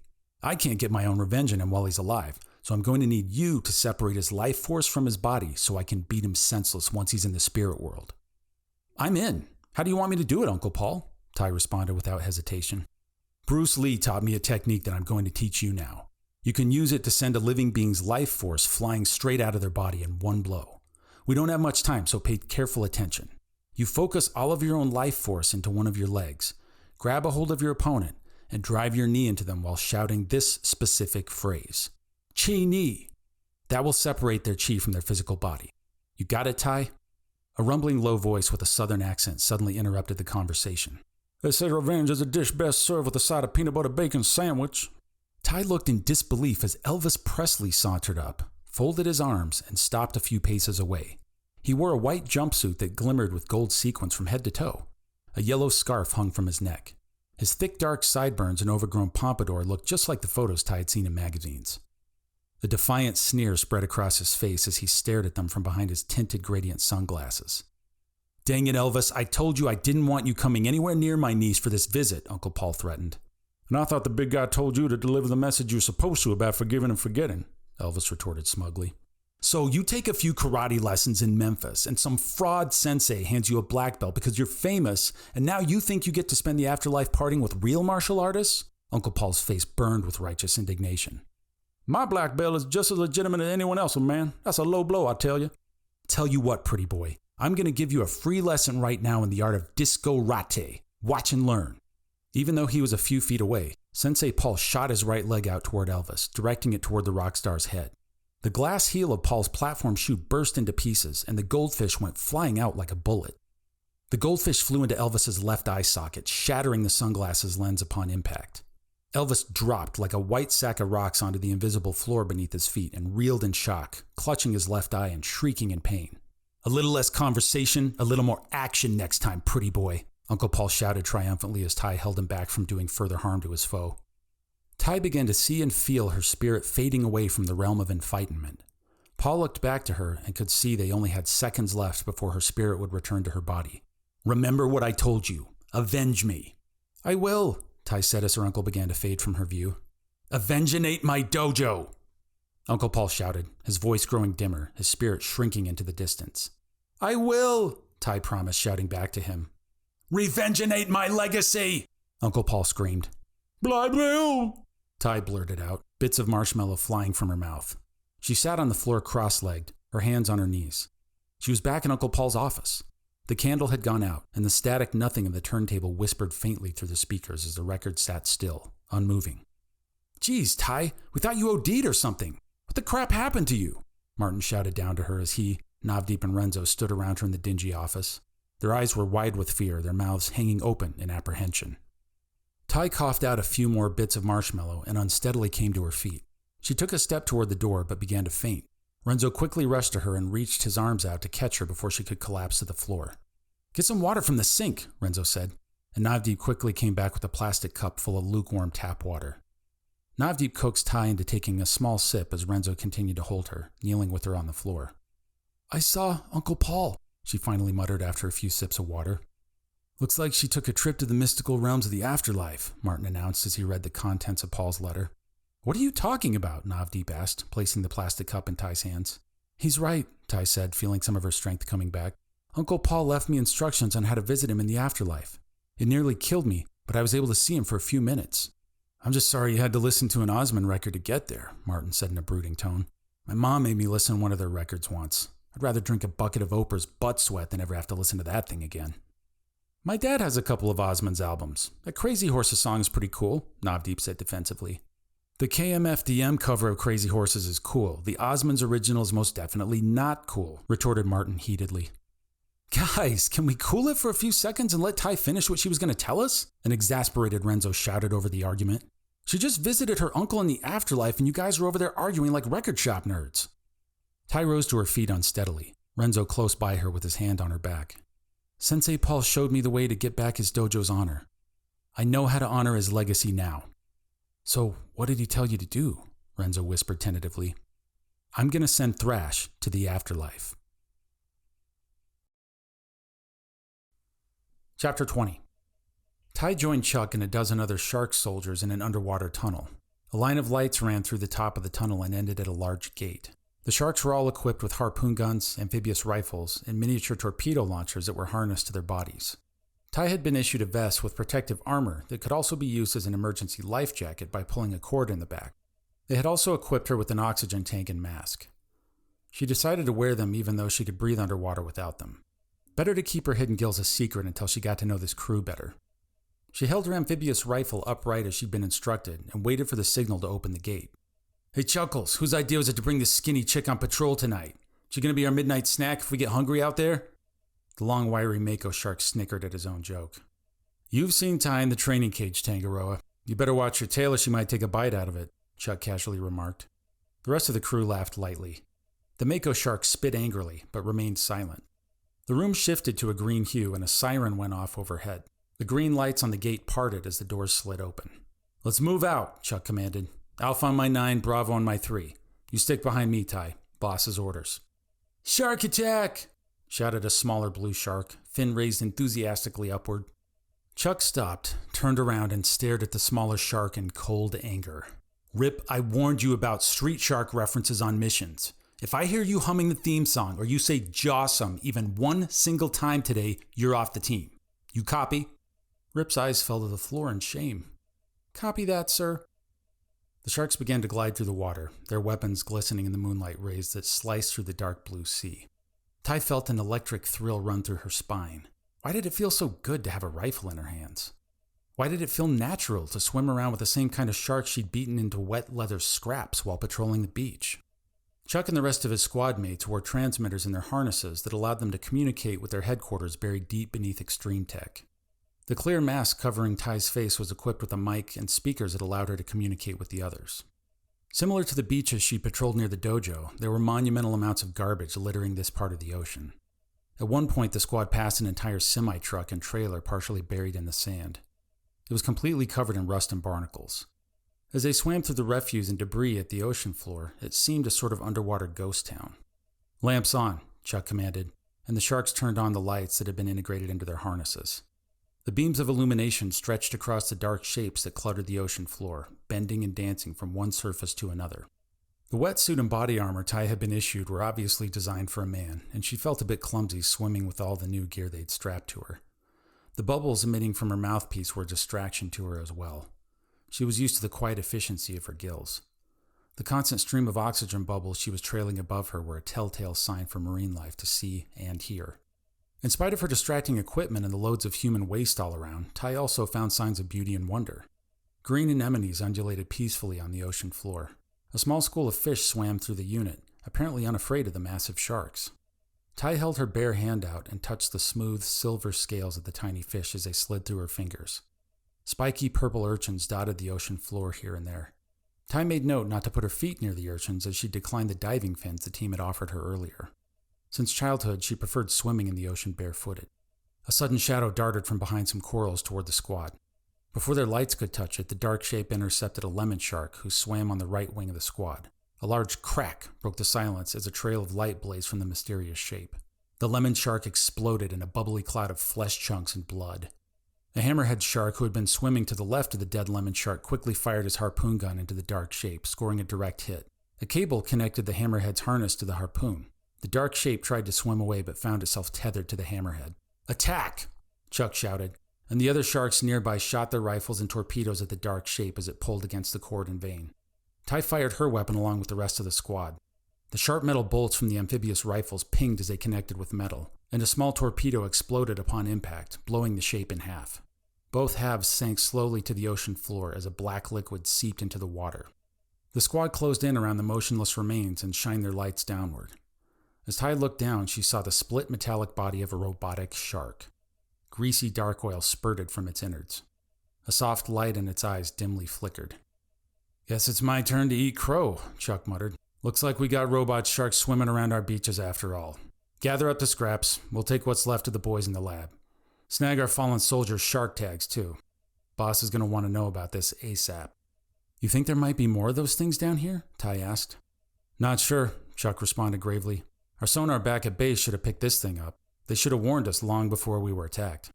There's no telling how many more there might be out here with us. If there are more, we'll give them a cold-blooded welcome, same as their robo-buddy. Tango, how about you mute your channel back to base and tell me everything you've heard through the rumor mill about these things? I'm a lot more inclined to listen to you this time."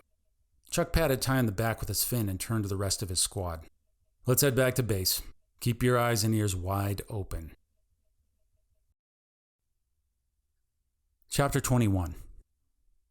The morning of the second Mixed Martial Sharks tournament had arrived. The news crew and paparazzi in front of the dojo had grown larger than ever. Some of them spilled off the sidewalk and into the street, drawing angry curses from impatient drivers.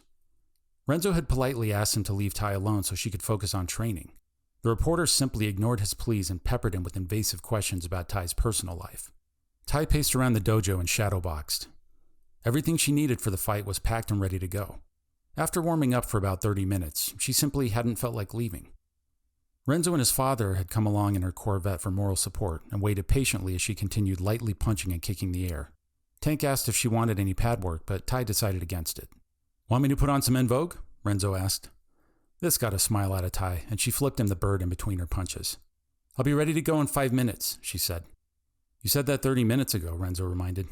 "Mr. White wanted you over there early for the fan sessions, the autographs, and all that." "Psst, autographs," she murmured while throwing elbows and knees at imaginary sharks. "Yeah, autographs. You have fans. A lot of them, in fact. I told you about the guys at school handing me for your autograph, right? I'm not making that up. They were really let down when I told them you don't do that kind of thing. And I guess I was a liar, too, because you're doing it today. Come on, let's rip the Band-Aid off and get over there. Get it out of the way so you can start focusing on the fights." Ty stopped shadowboxing and stood with her arms akimbo, her eyes towards Sensei Paul's office. Renzo understood the significance of the moment and remained silent for a spell. Then an idea struck him. "Hey, is his El Camino still parked in the back?" Ty turned to look at Renzo, the beginning of a small smile on her face. "Let's see if we can get it started. Stick it to the news crews by escaping out the back," Renzo said. Enthusiastically, he ran through the back door and hopped into the driver's seat of the dusty El Camino. Tank shook his head and muttered in Spanish as he followed his son to the car. "It hasn't been driven since he died," Ty said as she walked up to the passenger side of the car and opened the door. Renzo turned the key. The motor turned but wouldn't start. Tank opened the hood and checked the battery with his jaw set grimly. The pistons gurgled in protest and the engine refused to start. "Let me give it a little gas and keep trying," Renzo insisted. Ty looked dubiously at the dusty, rusted old car truck as Renzo continued trying to start it. Tank crawled under the car and began banging on the starter with a rock. Miraculously, the engine roared to life, and Renzo shouted in triumph, "Nice job, Dad! Whatever caveman magic you worked with that rock paid off." Tank smiled and dusted himself off, tossing the rock casually back to the ground. "Let me grab my bag. Keep the engine running till I get the dojo all locked up," said Ty. Tank reluctantly climbed into the car through the passenger side and scooted into the middle so there would be enough room for all three of them. Sitting uncomfortably close to his son, both men shifted about in awkward silence until Ty popped in through the door. Renzo slowly pulled out of the alleyway behind the dojo and coaxed the ancient automobile into the lively Southern California traffic. After around 45 minutes on the freeway, they could see the Extreme Tech Stadium glistening in the sunlight as they approached. Ty met with fans and signed autograph photos of herself for around an hour before Grayson White ushered her to the suite at the top of the stadium so she could hobnob with some of his VIP guests. "All right, everyone, I promised an appearance," he announced to the room. "But Ty's only got 30 minutes before she needs to start prepping for the fights. You want to get a picture? Make it snappy. And hey, Ty, if any of those lecherous old bums at the bar get too friendly with you, just do the same to them that you're going to do to the Sharks tonight." Grayson basked in the crowd's laughter for a moment, then left Ty to fend for herself. The first to approach her was a handsome man in a mullet and a black leather jacket with no shirt. He reached out a hand to her and smiled ingratiatingly. "Hey there, Ty. I'm a big fan. Big fan." Ty recognized him as Billy Ray Cyrus, the country singer. She had only heard one of his songs on the radio and immediately hated it the second it entered her ears. Thank you very much, she responded with an attempted smile. Please just call me Billy, he insisted. You know, I think it's great what you're doing out there, being a woman and putting that achy-breaky beat down on those sharks. You know, I had my daughter watch a tape of you in the first tournament. I hope someday she grows up to be a fine example of modesty and integrity to young women everywhere, just like you, Ty. Ty tried to respond politely and thanked him again, but was interrupted by another VIP guest who rudely shouldered his way in for a photograph. Moments later, she was approached by Howard Stern, who began asking her inappropriate questions about her dating life and whether she found narwhals attractive. She didn't have the stomach for another 20 minutes of the circus and decided to make a quick exit to the elevator. Security accompanied her as she rode down to the lower levels to join Renzo and Tank in the pre-fight locker rooms. Once Ty, Renzo, and Tank finally shooed the security out the door and had the room to themselves, a heavy silence settled into the cold cement walls around them. Time for pads? Tank asked. Yeah, said Ty. But first, let's have a prayer. Uncle Paul prayed with me before the last tournament. I'd like to think he's here with us. Renzo could see an uncomfortable look in his father's eyes at the mention of prayer. I'll say it, Renzo volunteered. The three of them gathered to stand in a close triangle formation and bowed their heads. At Ty's insistence, Navdeep and Martin had been allowed into the VIP box near the top of the stadium to view the fight in the lap of luxury. Dude, that's Janet Jackson over there in the black dress, Martin whispered under his breath to Navdeep, trying to play it cool but failing completely. The high school boys stared with open mouths at the beautiful singer as she chatted casually with other guests. A hostess approached the boys from the side and offered them a tray full of champagne flutes. The golden liquid bubbled delightfully before them. I'm not old enough to drink, Navdeep confessed. I'll drink his glass, Martin quickly replied while plucking 2 flutes from the tray. The hostess smiled and winked at the boys before turning away. You're not old enough to drink either, you idiot, whispered Navdeep furiously. Martin shrugged off Navdeep's fury and took a long swig from one of the glasses. On the opposite side of the room, Grayson gazed down from the window to the cage below, eyes narrowing in anticipation as the first fight of the night was about to begin. He'd ensured that the bracket included Ty versus Thrash in the first round of fights. His marketing team had been doing everything possible to hype the rivalry between them on sports radio, the papers, and the evening news. The investments in publicity had definitely paid off in pay-per-view numbers. Alvin had his ear practically glued to the phone and updated Grayson on the growing numbers every 10 minutes. Have they let Ty know she's fighting Thrash in the first round of the bracket? Grayson asked his assistant. His assistant nodded in the affirmative and replied, They had to bring in extra security to keep her from leaving her prep room early. She's definitely ready to fight once we give the green light. The first fight of the night finally started. The human fighters and their cornermen were all placed in the same backstage waiting room together and waited for their fights. A TV sat in a corner of the room so the fighters could watch the broadcast as they waited. Ty paced the room like a caged animal. Her eyes were cold. Her jaw was set in stone. 6 security guards sat between her and the door she would exit on her walk to the cage. Tank and Renzo sat uncomfortably on metal folding chairs and watched as her fighter continued to pace frantically, generating tension and nervous energy. About what you said the other day, Ty, sending Thrash to the afterlife? I don't blame you for wanting to beat him up, but stay in control. You're not a killer, Ty, Renzo said, looking worried. I'll do what I have to do, Ty stated coldly, continuing to pace the floor. One of the human fighters approached Ty. It was Karen Faraday from the first tournament. Hey, Shark Puncher, between you and me, how much you getting paid for this fight? They paid me $35. I don't want to talk about it, Ty said flatly while avoiding eye contact. She felt guilty knowing she was being paid $250,000 to fight, plus a percentage of the pay-per-view buys.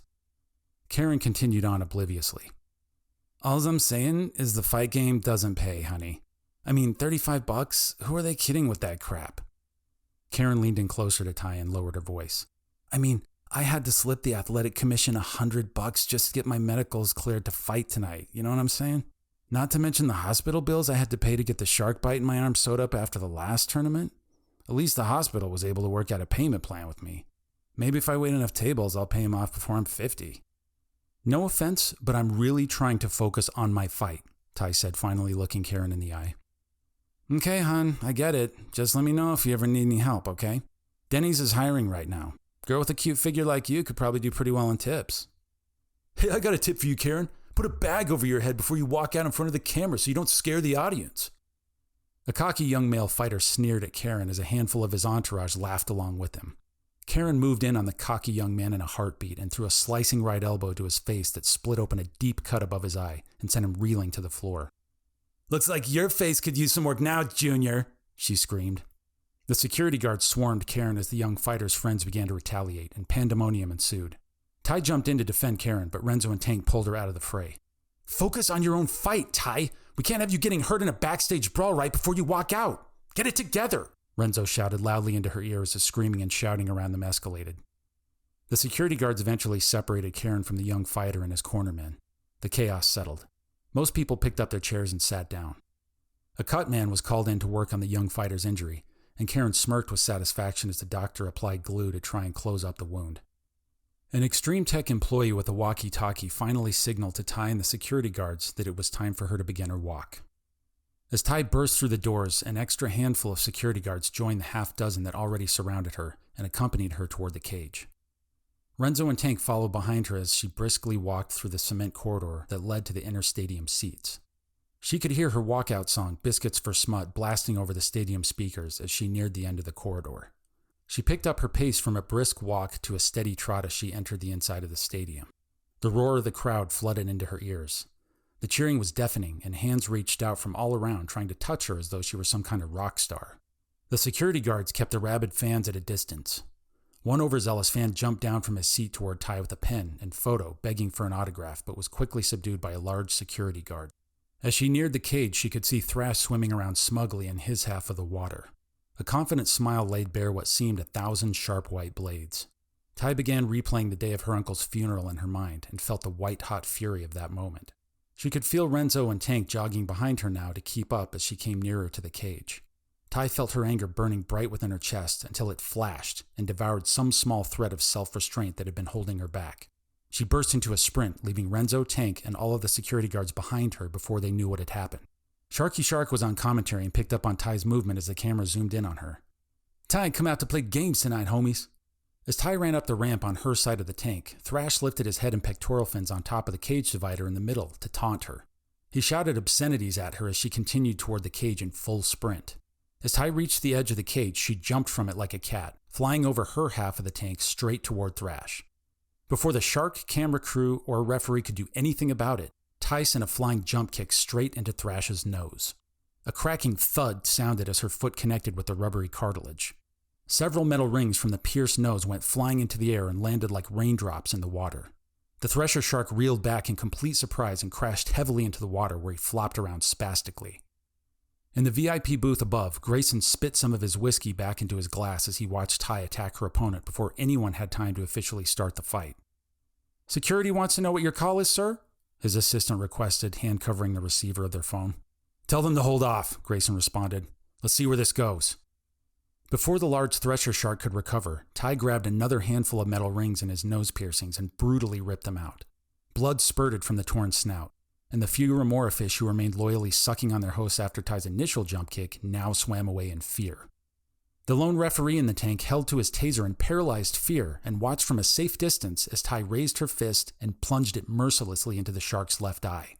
Ty screamed underwater in unbridled rage while air bubbles streamed from her mouth and nose. A torrent of blood ran from Thrash's eye, which still had Ty's piercing arm in its socket, elbow deep. The shark began to convulse in pain. The cameras kept rolling, and everyone watching the live event at the stadium or on television beheld the gory spectacle as Ty ripped the shark's eye from its socket. Alvin began to squeal in a high-pitched protest to Grayson. "We can't show this on TV. We gotta cut to a commercial. We're gonna get fined by the fines," Grayson shouted with a wolfish grin as he watched Ty begin to tear the shark's dorsal fin from its body with her bare hands. "Our fans wanted to see a bloodbath, and now they've got one." The rest of the VIPs in the room stared in ghastly silence as the violence unfolded before them.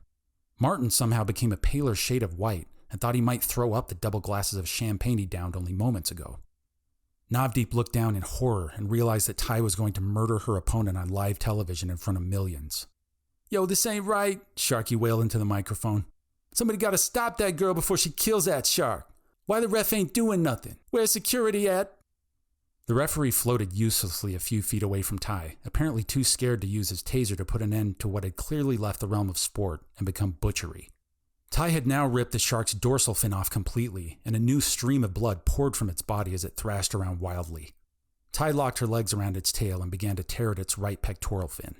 Before his father could stop him, Renzo shucked his shoes and dove fully clothed into the tank after Ty. His skinny frame swam awkwardly toward her. He grabbed her from behind and shouted, "Stop, as best he could underwater. Ty momentarily let go of the shark's fin with her hands, but kept her legs locked around its body. She reached behind her back and grabbed Renzo.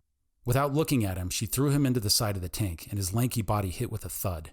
Heedless to anyone or anything else, Ty immediately returned her attention to Thrash and slammed her fists into his head. "Okay, she just tossed her own corner man around like a rag doll. She's out of control. We gotta get that kid out of there," shouted Alvin. Grayson watched intently but gave no order to send in security. Ty released her legs from the body lock that held her to the flailing shark and grabbed its gills with both hands. She focused her energy into her right leg and screamed, "Chi Ni!" into the water, bubbles pouring from her mouth and nose. She drove her knee like the point of a spear into the shark's trunk. The shark's body flew backwards through the water into the side of the tank and sent a spiraling crack through the plexiglass. For a moment, Ty could see Thrash's spirit floating away in the air with a dazed expression on his face before fading away. The referee in the cage finally came to his senses and pushed the button on his belt to trigger the red light. Renzo had retreated to the surface of the tank and clung weakly to the side, coughing up salt water. Eventually, divers with tasers entered the tank to force Ty out of the water if necessary. She stared grimly through the red light at the blood leaking from her dead enemy's eye and ripped fin. As the divers surrounded Ty, the referee spoke into his microphone to the commentary team, announcing Ty's disqualification from the tournament. After being escorted to a small windowless room, Ty was left in the charge of 2 security guards. Around 20 minutes later, Renzo and Tank were allowed into the room with her. Ty glanced fiercely at Renzo from where she straddled her folding chair. "I suppose you want an apology." "You did throw me against the shark cage and leave me to drown," he responded wryly. "You shouldn't have been in there. You're not a fighter, Renzo. You knew I was going to avenge Uncle Paul and it wasn't going to be pretty. You should never— You're right, I'm not a fighter, but I dove into that cage to try and stop you from murdering Thrash and ruining your career, which obviously I failed at. Look, I may not be able to fight sharks, but I'm in your corner. I want to help you, keep you safe."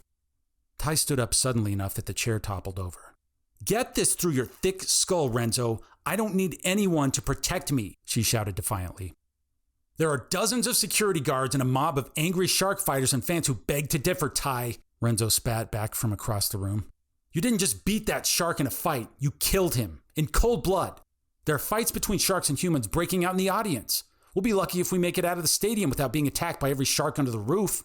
Then let them come. I'll beat the life out of every last one of them. So now you've got to kill every shark in the building to avenge Master Paul? Thrash wasn't enough?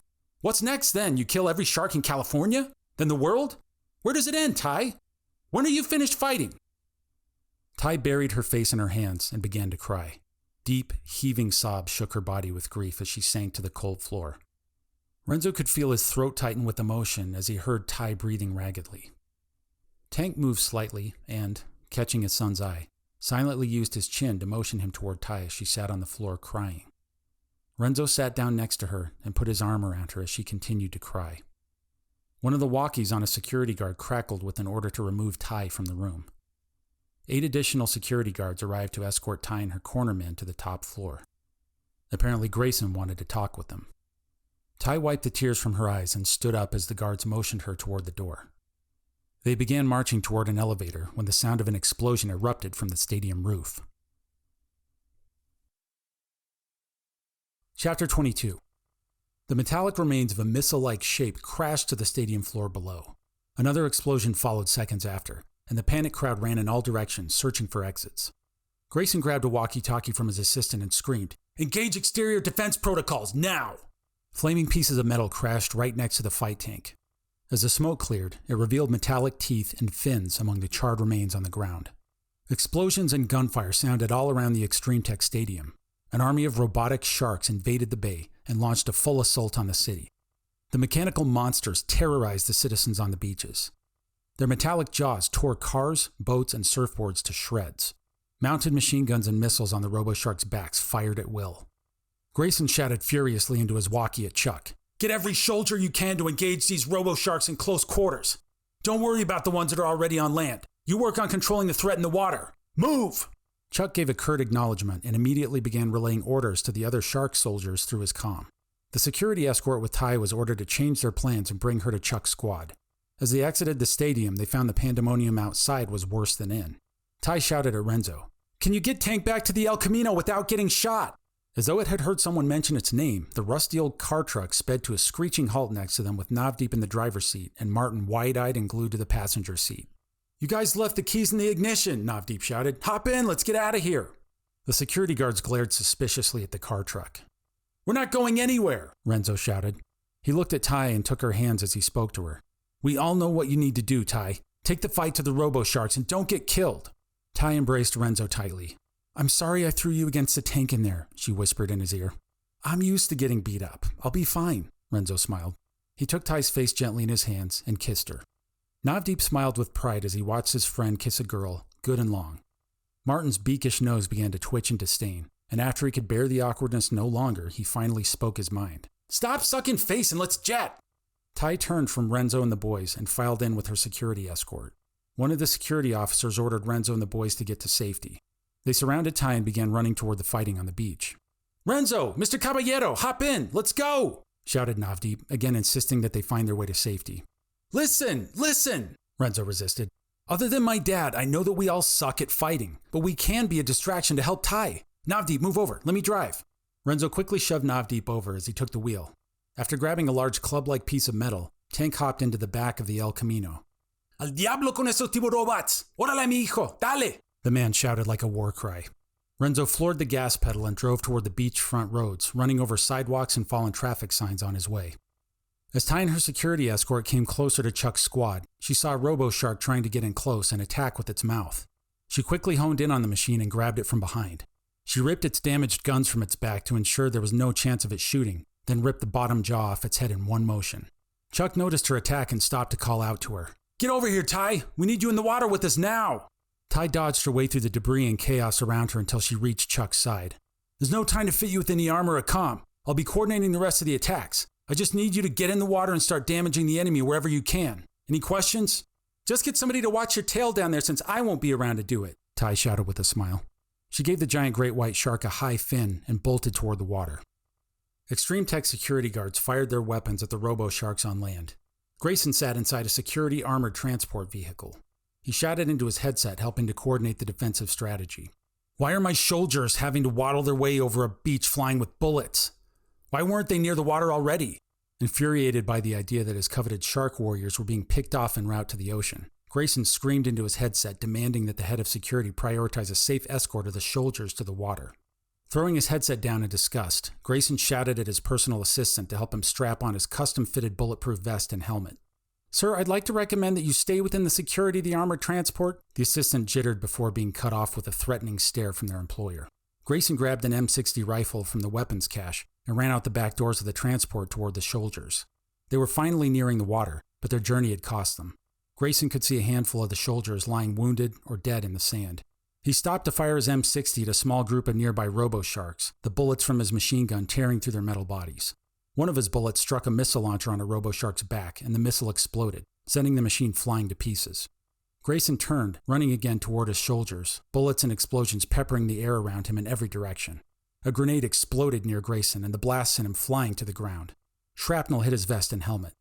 After lying on the ground dazed for a moment, he took stock of his body and found to his surprise that there were no wounds, no bleeding that he was aware of. Crikey, Mr. White.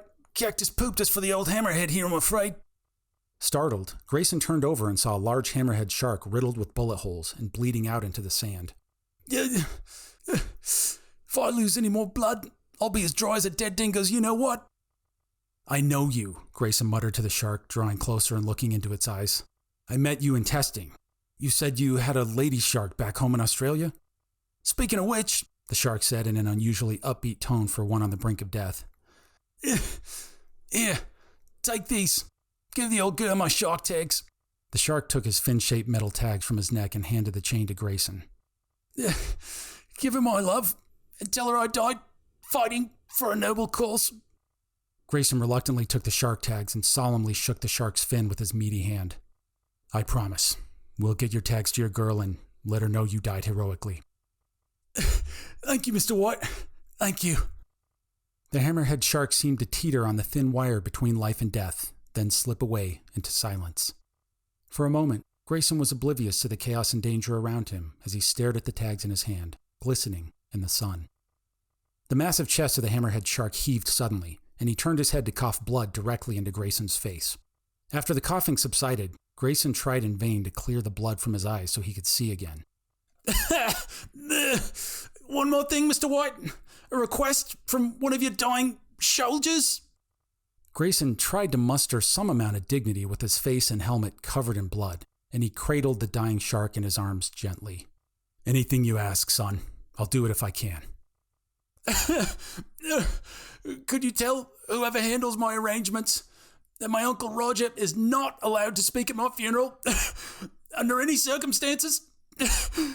That Randy Tag made eyes at my mother every time he came over for a visit, and I'll never forgive him for it. You tell them, Mr. White. Tell them Uncle Roger's a pervy menace and has no place at any family gathering, least of all my funeral. You tell them. The shark began to cough violently again, and Grayson soothed him gently while agreeing to his dying wish. The shark suddenly stopped moving and lay stiff as a board. Grayson carefully laid the hammer-shaped head on the sand and turned to pick up his M60. Gun in hand and crouching in the sand, he began to mutter a silent vow over the fallen shark's body that he would avenge him. The shark's body lurched once more, and a torrent of blood and vomit spouted from its mouth directly onto Grayson, covering his entire massive frame in bloody chum. For f***'s sake, just die already, Grayson shouted in exasperated rage. Just one more request, mate. This one's the last, I promise. There's a library book I checked out a few years ago. Never even finished reading it, to be honest with you. It's been sitting there on my shelf annoying my conscience for a good while. My patience has its limits, and you passed the limit about 5 minutes ago, Grayson seethed, drawing his red face uncomfortably near to the shark's eyes. Shut your chum-munching hole and either kick the bucket or grab a gun and help me win this battle. Oh, fine. I'll kick the bucket right here, shouted the shark indignantly. Are you sure? Fired Grayson. Because I hear a lot of chatter and don't see any dying. I'll die right here in this spot. You'll see, you callous. I'll believe it when I see it, shouted Grayson as he picked up his gun and began running toward the soldiers who were now finally entering the water. You'll see it. Just you wait. I've probably only got a few drops of blood left in me. You wait and see. I'll die here any second. Tank's swinging metal club connected with a solid clang on a RoboShark's mounted machine gun, knocking the barrel off completely and rendering the weapon useless. Renzo kept his head low in the driver's seat as bullets and missiles flew by. Párate, Lorenzo! Mire! Tank shouted from the back of the El Camino while pointing at a fallen Extreme Tech security guard on the road. Renzo quickly stopped the car next to the fallen guard, and Tank hopped out to examine the young man. He had a bullet hole in his leg that was bleeding steadily, but he continued shooting at his enemies with a handgun while lying on his stomach. What are you guys doing? The security guard demanded. Get out of here now! We're here to help! Navdeep shouted and motioned toward Martin and Tank to help him lift the fallen fighter into the bed of the car truck. A bullet shattered the front windshield, and Renzo threw himself below the dashboard for cover. The security guard groaned as they not so gently maneuvered him into the bed. Once he was laid in the back, he grabbed Martin's neck and pulled him close, shaking violently as he spoke. Hey kid, you ever shot a gun before? Martin's eyes went wide as fear stopped his lips from making any reply. Grab my M16 from the ground back there. You shoot as many of those metal shark monsters as you can, son. You hear me? Move! Martin did as he was told and grabbed the machine gun lying on the road near the car. The fallen guard took his handgun, removed the empty clip, and pounded a fresh clip into the handle. Giving the gun to Tank, he said, You shoot and I'll reload for you. Okay, amigo? You got it? He's got it, shouted Renzo. He was born and raised in Tijuana. He's used to dodging bullets. Everybody hold on. I'm going to punch it. Renzo popped the car truck back into gear and slammed the gas pedal to the floor. The car lurched violently back into action down the beachfront road, Tank firing the pistol from the bed and back. Martin screeched in all his voice-cracking teenage fury as he pointed his machine gun out the window and sprayed bullets toward any metallic shark that crossed his side of the car. I want a gun? Why didn't I get a gun? Shouted Navdeep resentfully. Renzo shrugged his shoulders slightly in sympathy, but kept his eyes on the road as the flurry of bullets whizzed by. Ty ripped the head from another mechanical shark and sent it sinking to the ocean floor. The soldiers behind her fired spear-like bolts from their underwater firearms. The bolts left ribbons in the water, trailing behind them as they pierced the robo-shark bodies. One nearby soldier fired the mounted torpedo launcher on its back, and the small explosive shot through the water and burst into a giant white cloud as it impacted a formation of robo-sharks swimming ahead. Now that Chuck, Ty, and the rest of the shark warriors were in the water, they were winning. The mechanical sharks were clunky and slow in the water compared to their flesh and blood enemies. The robo-shark guns and missiles had been designed to use on land, which left only their sharp metal teeth to fight with underwater. That suited Ty just fine. She had no rifle or torpedo launcher, but managed to quickly rip the metallic sharks to shreds whenever they came near her. Even when she had 2 or 3 robo-sharks attacking her at a time, her years of experience fighting sharks shined through, and she expertly wove her way out of danger while dismantling her enemies with her bare hands. The soldiers dished out massive damage as they moved forward with Ty. The robo-sharks apparently had not been programmed for any sort of retreat, and they dropped like flies as the extreme tech forces moved skillfully through them. "Whoever made these machines didn't make them very smart," Chuck shouted. "They're getting shot to pieces, but they don't know when to quit." On land, the extreme tech security forces had been joined by local law enforcement and the National Guard. Humvee vehicles with mounted machine guns descended into the battle zone. The heavy rounds from the Humvees cut through the metal sharks like they were made of paper. National Guardsmen with bazookas blasted the robo-sharks into bits. Not long after the reinforcements had arrived, it became clear that the robo-sharks were beaten. As the last remaining metal monsters on land were taken out, the defending forces cheered. Rifles were raised in the air triumphantly. Renzo stopped the El Camino near the beach and frantically high-fived his friends in the car. "Those tin cans are done for! We did it! We beat them!" shouted Knobdeep. Renzo threw open the bullet-riddled door and checked on his father. "You okay, Dad? All good? How's our buddy on the floor?" "We okay, hijo. Todo bien," Tank beamed with pistol in hand. The fallen fighter gave a weak thumbs up. He had wrapped a makeshift tourniquet around his own leg to slow the bleeding and seemed to be pulling through. A massive spout of water burst from the ocean about a mile out from the beach. An ominous rounded shape roughly the size of a skating rink rose up from the water. It had a dark metallic gleam in the sunlight. A tall triangular fin jutted up from the middle of the mass. Below the surface, Ty swam closer to the massive shape and could see everything else below the proverbial tip of the iceberg. It was a shark. A massive mechanical shark. It reminded Ty of the large bomber planes from World War II she had seen in movies with her Uncle Paul. It bristled with gun turrets on all sides, including its massive head and tail. Several torpedoes launched from the giant shark's sides and whizzed toward Ty and the soldiers. "Evasive maneuvers!" Chuck shouted into his comm. "We're being attacked by a Megalodon shark!" Chapter 23. The Megalodon was laying waste to the beach. Launching torpedoes, bullets, and robo-sharks indiscriminately through air and water, it dealt death with almost every blow. Through blood and smoke, the disorganized flesh and blood forces were retreating from the onslaught. Tank slung the wounded fighter over his shoulder and jumped from the back of the bullet-riddled El Camino, landing roughly in the sand. A metallic shark came crashing into the car from above and the vehicle exploded on impact. The robo-shark writhed on the ground as its circuits and wires burnt into flames. Having recovered from his jump, Tank quickly approached the robot and crushed its head with a heavy stone. Sparks and charred black metal flakes were all that remained of the shark's head after the impact. "Not the El Camino," Renzo whined from where he had taken cover. "Ty's gonna kill me. The giant shark bot shooting at us might beat her to it," blared Martin next to him. A Humvee full of soldiers rolled up next to the flaming wreck. A soldier on top fired the mounted machine gun at another robo-shark missile flying through the air. "Evacuate the area, civilians!" The driver of the vehicle shouted at Renzo and company. "He need help," Tank shouted as he pointed to the wounded fighter in the sand. "We'll get him a medic! Get out of here now!" the driver screamed. The massive shape rose from the ocean to reveal itself more fully. More robo-sharks began landing on the beach as the Megalodon continued firing them from its deck. The police and National Guard moved in and started attacking again as the mechanical beasts hit the sand and proceeded to shoot and bite anything that moved. Ty barely skirted another torpedo as it snaked by her torso. The Megalodon was close now, and as she approached, her mind raced for a solution to stop such a machine.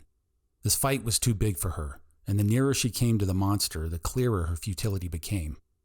She grabbed a robo-shark as it tried to attack her, and after ripping off its lower jaw, tried using its sharp metal teeth to pry open one of the torpedo doors of the Megalodon's underbelly. A small torpedo struck the hull of the Megalodon a few yards away from Ty.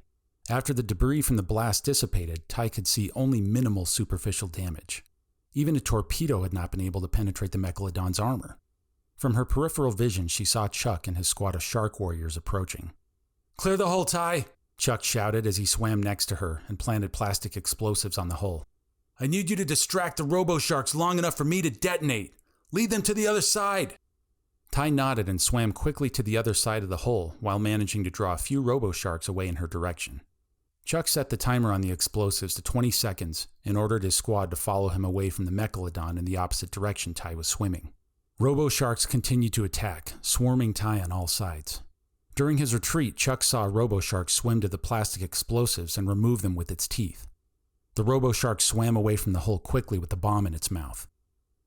"Maybe these tin cans are smarter than I thought," Chuck fumed into his comm. "One of them just grabbed my explosive. Mako squad, get over to Ty quick. That bomb is headed her way." Half a dozen shark warriors carved through the water at top speed in an effort to reach their human ally on time. Ty punched, kicked, and ripped robo-sharks to pieces all around her.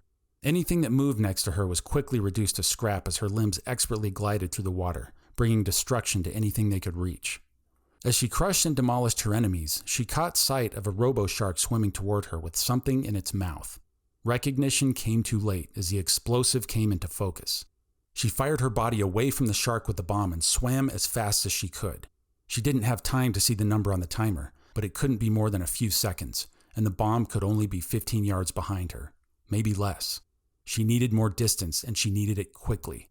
She already knew she could swim faster than the robo-sharks, and she was able to put a little more space between her and the explosive pursuer. More robo-sharks swarmed her, trying to block her path.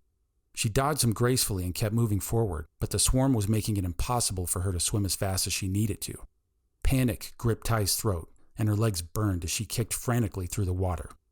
The timer on the plastic explosive marked 0, and a concussive boom erupted through the ocean.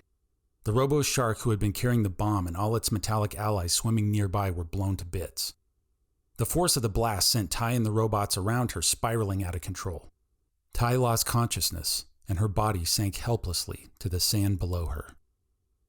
The explosion had been far enough away from the Megalodon that its only effect was to cause the massive machine to rock gently. The behemoth appeared to have exhausted its supply of robo-sharks and now began firing mortars from the large guns on its deck. One of the shells collided with the Extreme Tech Stadium, creating a massive gaping hole in its roof. Another shell landed on a Humvee full of soldiers who were annihilated by the impact. The National Guard ordered their Abrams tanks into the fray. The tanks rolled onto the beach and began firing their long-range, armor-piercing rounds into the Megalodon. Squads of infantry mortarmen began setting up on the beach and firing on the massive metal shark. The robo-sharks on the beach continued to fire their guns and missiles at the security guards, police, and soldiers. As the tank rounds and mortars from the beach dealt damage to the Megalodon's deck and hull, the gunfire from the behemoth intensified. The ship's armored rounds crashed into tanks, jeeps, soldiers, and buildings all around. The heat of battle reached its climax with deafening gunfire and explosive fury. Renzo and the boys had been evacuated to the rear of the battle and held under the care of local police. A kind officer offered Renzo a pair of binoculars to see the violent exchanges mounting between the forces on the beach and the metal monster in the ocean. "Any sign of her?" Navdeep asked hopefully. "They must have sent her to fight underwater. I can't see any sign of her on the beach." Renzo handed Navdeep the binoculars and folded his arms tightly with worry. "She'll be okay, man. She's the baddest chick on the planet," Martin told Renzo with a reassuring pat on the shoulder. Renzo nodded appreciatively, but said nothing as he stared out toward the sea, feeling utterly helpless. Ty could feel the dim light of her own consciousness slowly burning brighter into awakening. This awareness was immediately followed by pain throughout her entire body. She saw blood floating from several small pieces of metal embedded in her legs by the blast. She needed to move, start swimming, get oxygen into her gills. She gingerly tried to begin swimming but found her body would not cooperate and slumped limply down into the sand again. A wounded robo-shark noticed Ty's movement and began making its way toward her. Its wired innards had been exposed and one of its eyes had been blown from the socket, but the remaining eye glowed red as the crippled metal shark slowly swam toward the helpless human prey on the sand below. As it approached, it opened its metal jaws wide in anticipation. A metal pike pierced the robo-shark's head, and the rest of the shark sank limply to the ocean floor. Ty followed the bubble trail from the pike to an underwater rifle held in the hands of Grayson White, suited in full battle scuba gear. He swam to Ty and gently picked her up in his arms. Pain coursed through her body, but she held on tightly as the massive arms secured her. Grayson carefully swam her toward his base of operations on the shore as Chuck and his squad covered his retreat. Though he was swimming carefully and trying to move her as little as possible, Ty was impressed with Grayson's unusual speed. For someone built like a truck, the man moved effortlessly through the water. Within minutes, they were on the shore, and he was carrying her to an armored vehicle. In her dreamlike state of fading consciousness, Ty struggled to stay lucid. Upon reaching the base, Grayson sprinted out of the water and handed Ty off to a medic who placed her on a stretcher. Grayson ripped the dive mask from his face and barked an order. "Keep her here in my armored unit. I don't want her out of my sight, understand? You bring whatever you need to patch her up in here, but she stays." The medic didn't argue, and as soon as he was satisfied she was being cared for sufficiently, Grayson began removing his fins and oxygen tank while shouting for an assistant to bring him a headset. You saved my life," Ty muttered to Grayson as the medic attended to removing the metal from her legs. "You're too big of an investment, kiddo." Grayson smiled grimly as he muted the microphone on his headset. "Can't write you off yet. By the way, I've got something I think you're going to like here. You see that monitor?" Ty looked at the screen on Grayson's command center desk and saw what looked like footage of an underwater camera moving through the water. There appeared to be some sort of metal drill protruding out from under wherever the camera was. "What is that?" she asked weakly. "ROV, Remote Operated Vehicle. Underwater robot that I can pilot from right here in my bunker. You see that drill? I had my construction guys bring it in, and after a few modifications, we got it mounted onto this sucker. I'm going to drive it up to that metal battleship of a shark and drill a new hole right in its Chuck and the squad covered the ROV as it maneuvered toward the Mechalodon. The remaining RoboShark soldiers were sparse and offered up little resistance. The ROV approached a torpedo door covering and began to drill through the metal. Sparks lit up in the water as metal continued grinding against metal. "Evacuate the area, but continue firing on any enemies who approach my drill," Grayson commanded as he piloted the armored vehicle remotely. "Copy that," Chuck responded as he and his team made their strategic retreat from the ROV while firing at remaining RoboSharks. Medics continued to work on Ty as she watched Grayson scream from her cot. Come on, Grayson muttered in frustration as he watched his drill slowly penetrating the hull. "Tell me there's a torpedo in this bay. There has to be. Come on." The Mechalodon suddenly lurched forward and picked up speed, moving toward the beach. "They're onto us. They're going to try scraping us off. Chuck, do not approach the ROV. I'm going to keep drilling. You just keep those RoboSharks away from me." The Mechalodon came closer to shore and began to roll its right side downward, sending the ROV dangerously close to the ocean floor. The drill continued boring a large hole, sending sparks and red-hot metal shards into the water. The tail of the ROV scraped against the ocean floor, and the drill shuddered with the impact. "It's now or never," Grayson said fatalistically. "There's gotta be a torpedo in there. If I can just penetrate the hull enough." Ty prayed silently and tried to move her head around the medics attending her so she could see the screen. The tail of the ROV scraped bottom again, and this time one of the dual propellers was ripped completely off. The drill continued burrowing furiously into the metal hull. A blinding light flashed in the torpedo bay as the drill finally struck home. An enormous blast ripped through the water as the Mechalodon erupted. Water blasted into the air all around the metallic shell that had been blown apart from the inside. The hulking mass of metal listed to the front and began to sink. From the shore, the guardsmen, police, and security guards all began to cheer in unison. Renzo screamed for joy as he viewed the explosion from his borrowed binoculars. Ty sat up straight in her cot and shouted a guttural war cry, but was quickly scolded by her attending physicians. "Direct hit!" Chuck laughed into his comm. "Mr. White, you got him!" Grayson ripped his headset off and tossed it onto his desk. He stared at the static on his screen for a solemn moment before he sunk into his seat and turned to smile at Ty. Epilogue. Renzo and Ty sat together at the Caballero family dinner table. Colored confetti sparkled the well-worn carpet in the dining room. A handful of open presents sat in the middle of the table, and wrapping paper cluttered the outskirts. Graciela began slicing up the Tres Leches cake she had made for her son's birthday, while Tank, Marcella, Navdeep, Martin, and Renzo waited impatiently around the corner with plastic plates and forks in hand. "I hope you like your video game stuff," Ty said while watching Renzo open her gift. "The guy at the store said this was the latest and greatest. Said it can even play your music CDs." She smiled, hand resting on Renzo's knee. Renzo beamed at the brand new PlayStation his girlfriend had bought him with a copy of Tekken 3 and an extra controller. "This is way too nice of a gift," he smiled. "I don't even know how I'm going to compete with that when your birthday rolls around, especially on a broke college kid budget. You really are the best. You know that?" "You'd better remember it when you're surrounded by pretty college girls on campus," Ty warned. Renzo drew his eyebrows in frustration. "We've already been through this. Why don't you apply for next semester? Mr. White offered to help you out with the GED. After you take care of that, we can go to college at the same school. Will you at least think about it? Loma Linda Tech is only an hour away. You could keep the dojo open part-time while you study." "I'll think about it," Ty mused. "But right now, I think the most important thing is for me to keep investing my time and money into Uncle Paul's dojo. I owe him that. Speaking of which, you're not going to be too busy at college to come back and take my Greco-Roman wrestling class, are you?" "Of course not. I specifically made sure not to take any classes Tuesday or Thursday evenings. I'll be here. You know it." Ty smiled, satisfied that Renzo would be good for his word. "So, obviously you'll be busy with the dojo, but what's next for you in the tournament? What does Big and Bald have up his massive sleeves for your next multi-million-dollar fight?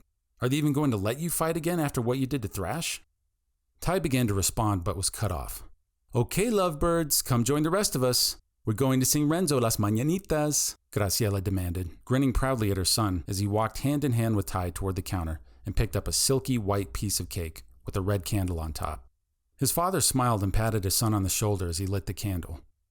Ty thought she might be dreaming as the room began to darken and a vision of her Uncle Paul appeared in the candle. Everyone else in the room froze statue still as Ty gazed in disbelief at the miniature apparition in the flame. "Hey, kiddo, tell Renzo happy birthday from old Uncle Paul." Ty eventually responded in confusion. "I will, but what are you doing here?" "Well, first of all, I gotta thank you for avenging me and my dojo. The way you destroyed Thrash was an absolute thing of beauty, and believe me, you've built up quite the fan base here in the realm of enlightenment. I actually saw Rocky Marciano shed a tear of joy when you landed that chi knee." Ty blushed slightly at the praise. "But hey, not everyone up here was happy with how your fight went. In fact, there's one guy who's really unhappy with your performance. Get on over here, you scaly pincushion. I think you got a few things to say to my niece." Paul motioned to someone out of the candle's view, and in a moment, Thrash's spirit stood awkwardly next to Paul's. "How's it going, Thrash?" Ty asked coldly. At first, Thrash stood there awkwardly, saying nothing. Then Uncle Paul sunk his fist into the shark's belly with supernatural speed and force.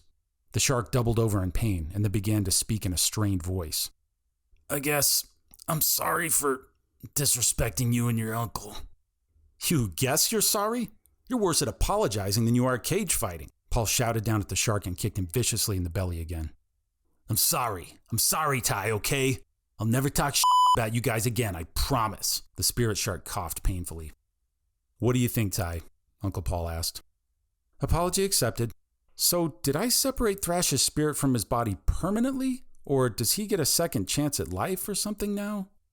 We're going to rough him up a little more while he's up here. Then we'll let him float back to the miserable, slimy, pierced-up leather sack of a body he left behind. I think he's learned his lesson." "Who's we?" Ty asked. "Is there somebody else up there he pissed off too?"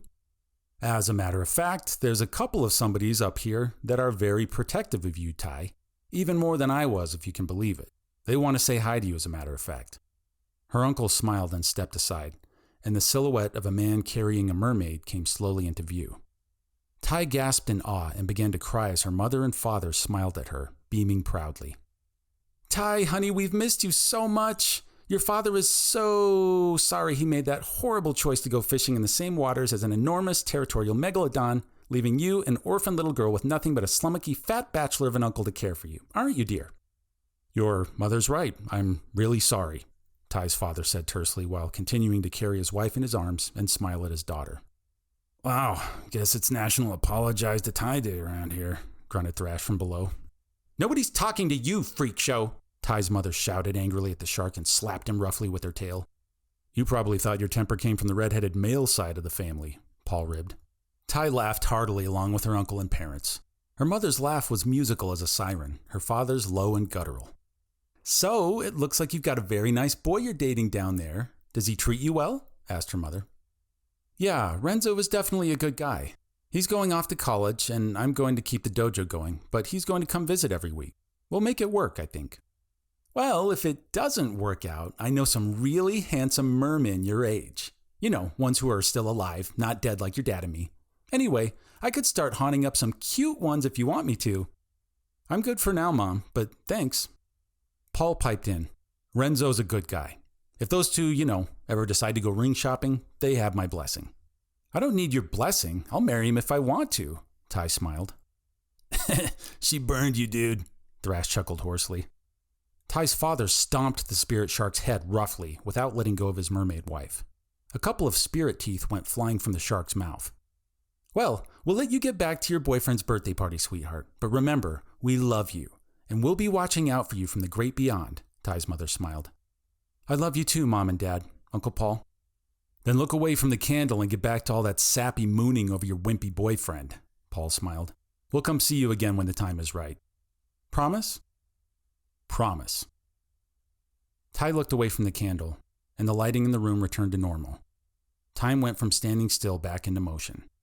No one seemed to have noticed any pause in the festivities. Ty smiled warmly as Renzo's family sang to him. A handful of remorse suckerfish gathered around Thrash's dead body on the beach. His body was dressed in an ill-fitting suit with a black tie, and his pinewood casket was filled with seawater to keep him preserved. The mortician had done a fairly shoddy job of adding a cosmetic plastic right pectoral fin to replace the real one Ty had ripped off during the fight. Thrash's missing eye had been replaced with a black number 8 billiard ball. One remora stood at a tiny pulpit that had been placed near Thrash's casket and motioned for the rest of the fish to quiet down while he spoke. Listen, I think I speak for all of us when I say it was a real privilege to suck up to Thrash. Hitching rides to places I never would have visited otherwise. Eating the delicious feces Thrash left in his wake. Not to mention I got to meet the rest of you worthless freeloaders too. Some dry, polite laughter came from the rest of the suckerfish. The remora at the pulpit continued. But look, let's be honest here. Riding with Thrash was no picnic either. I mean, the verbal abuse, the constant pressure to get piercings and tattoos where you didn't even want them. And let's not forget about that dank, wretched smell that... Thrash's body suddenly convulsed and began to roll around wildly in his budget casket. The thin pinewood boards burst and the large shark rolled onto the sand, blinking and gasping in amazement. Oh, I'm back, the shark shouted in wonder. You couldn't get anyone else to come to my funeral? The remora at the pulpit looked around at the sparse crowd of suckerfish and shrugged apologetically. Sorry, boss. This was it. Thrash hung his head in disappointment for a moment, then motioned for his entourage to hop on as he sadly made his way into the ocean. Grayson found the familiar button concealed beneath his desktop and pushed. He walked toward the sliding wall panel that revealed his custom-built exercise pool behind. Grayson unbuttoned his collar and began to remove his necktie in a casual, unhurried manner. After removing the rest of his clothing, he settled into the pool. He smiled as he thought of how the cards had fallen his way. The mayor would soon be awarding both he and Ty the key to the city for heroic actions performed during the invasion. Of course, Grayson had neglected to mention that his dealings with the same foreign terrorists who had built the Robo-Shark army were the reason behind the invasion. The ceremony would take place next week and serve as a good opportunity to announce Ty's plans to fight in the next tournament. Of course, she would continue to be shy about the publicity. Ty wouldn't do anything she didn't want to do, regardless of the money thrown at her. However, he was sure of one thing. She would keep fighting. Above all, she was a fighter. Grayson just needed to make sure the next fight didn't get out of hand and the violence stayed at acceptable broadcast TV levels. He'd recently made personal visits to grease all the right palms and ensure Ty wouldn't deal with any legal consequences for having killed a shark in the tournament. Of course, the tournament had been a complete bust, but after the news of the battle on the beach spread across the world, interest in the next tournament was through the roof. Public perception polls of Extreme Tech were overwhelmingly positive. The financial losses of the second tournament would easily be recovered as the next tournament rose from the ashes. Grayson dipped his hand into the water and ran it over his shaved head in contemplation. The water ran down from his scalp and moistened the gills that lay hidden behind his ears. The massive man pushed a button at the edge of the endless pool, and the sliding wall panel slowly closed as he fully submerged himself underwater and began swimming in place, never needing to come up for air. Acknowledgements. First and foremost, thanks to my well-read wife, Sarah, for editing this ridiculous story, especially considering this isn't the kind of book she's super interested in reading for the fun of it. Her overall feedback and help with plot holes, dialogue, and grammar were a huge help to me. Thanks to my brother Chad for reading my earliest, roughest, unpolished turd of a draft.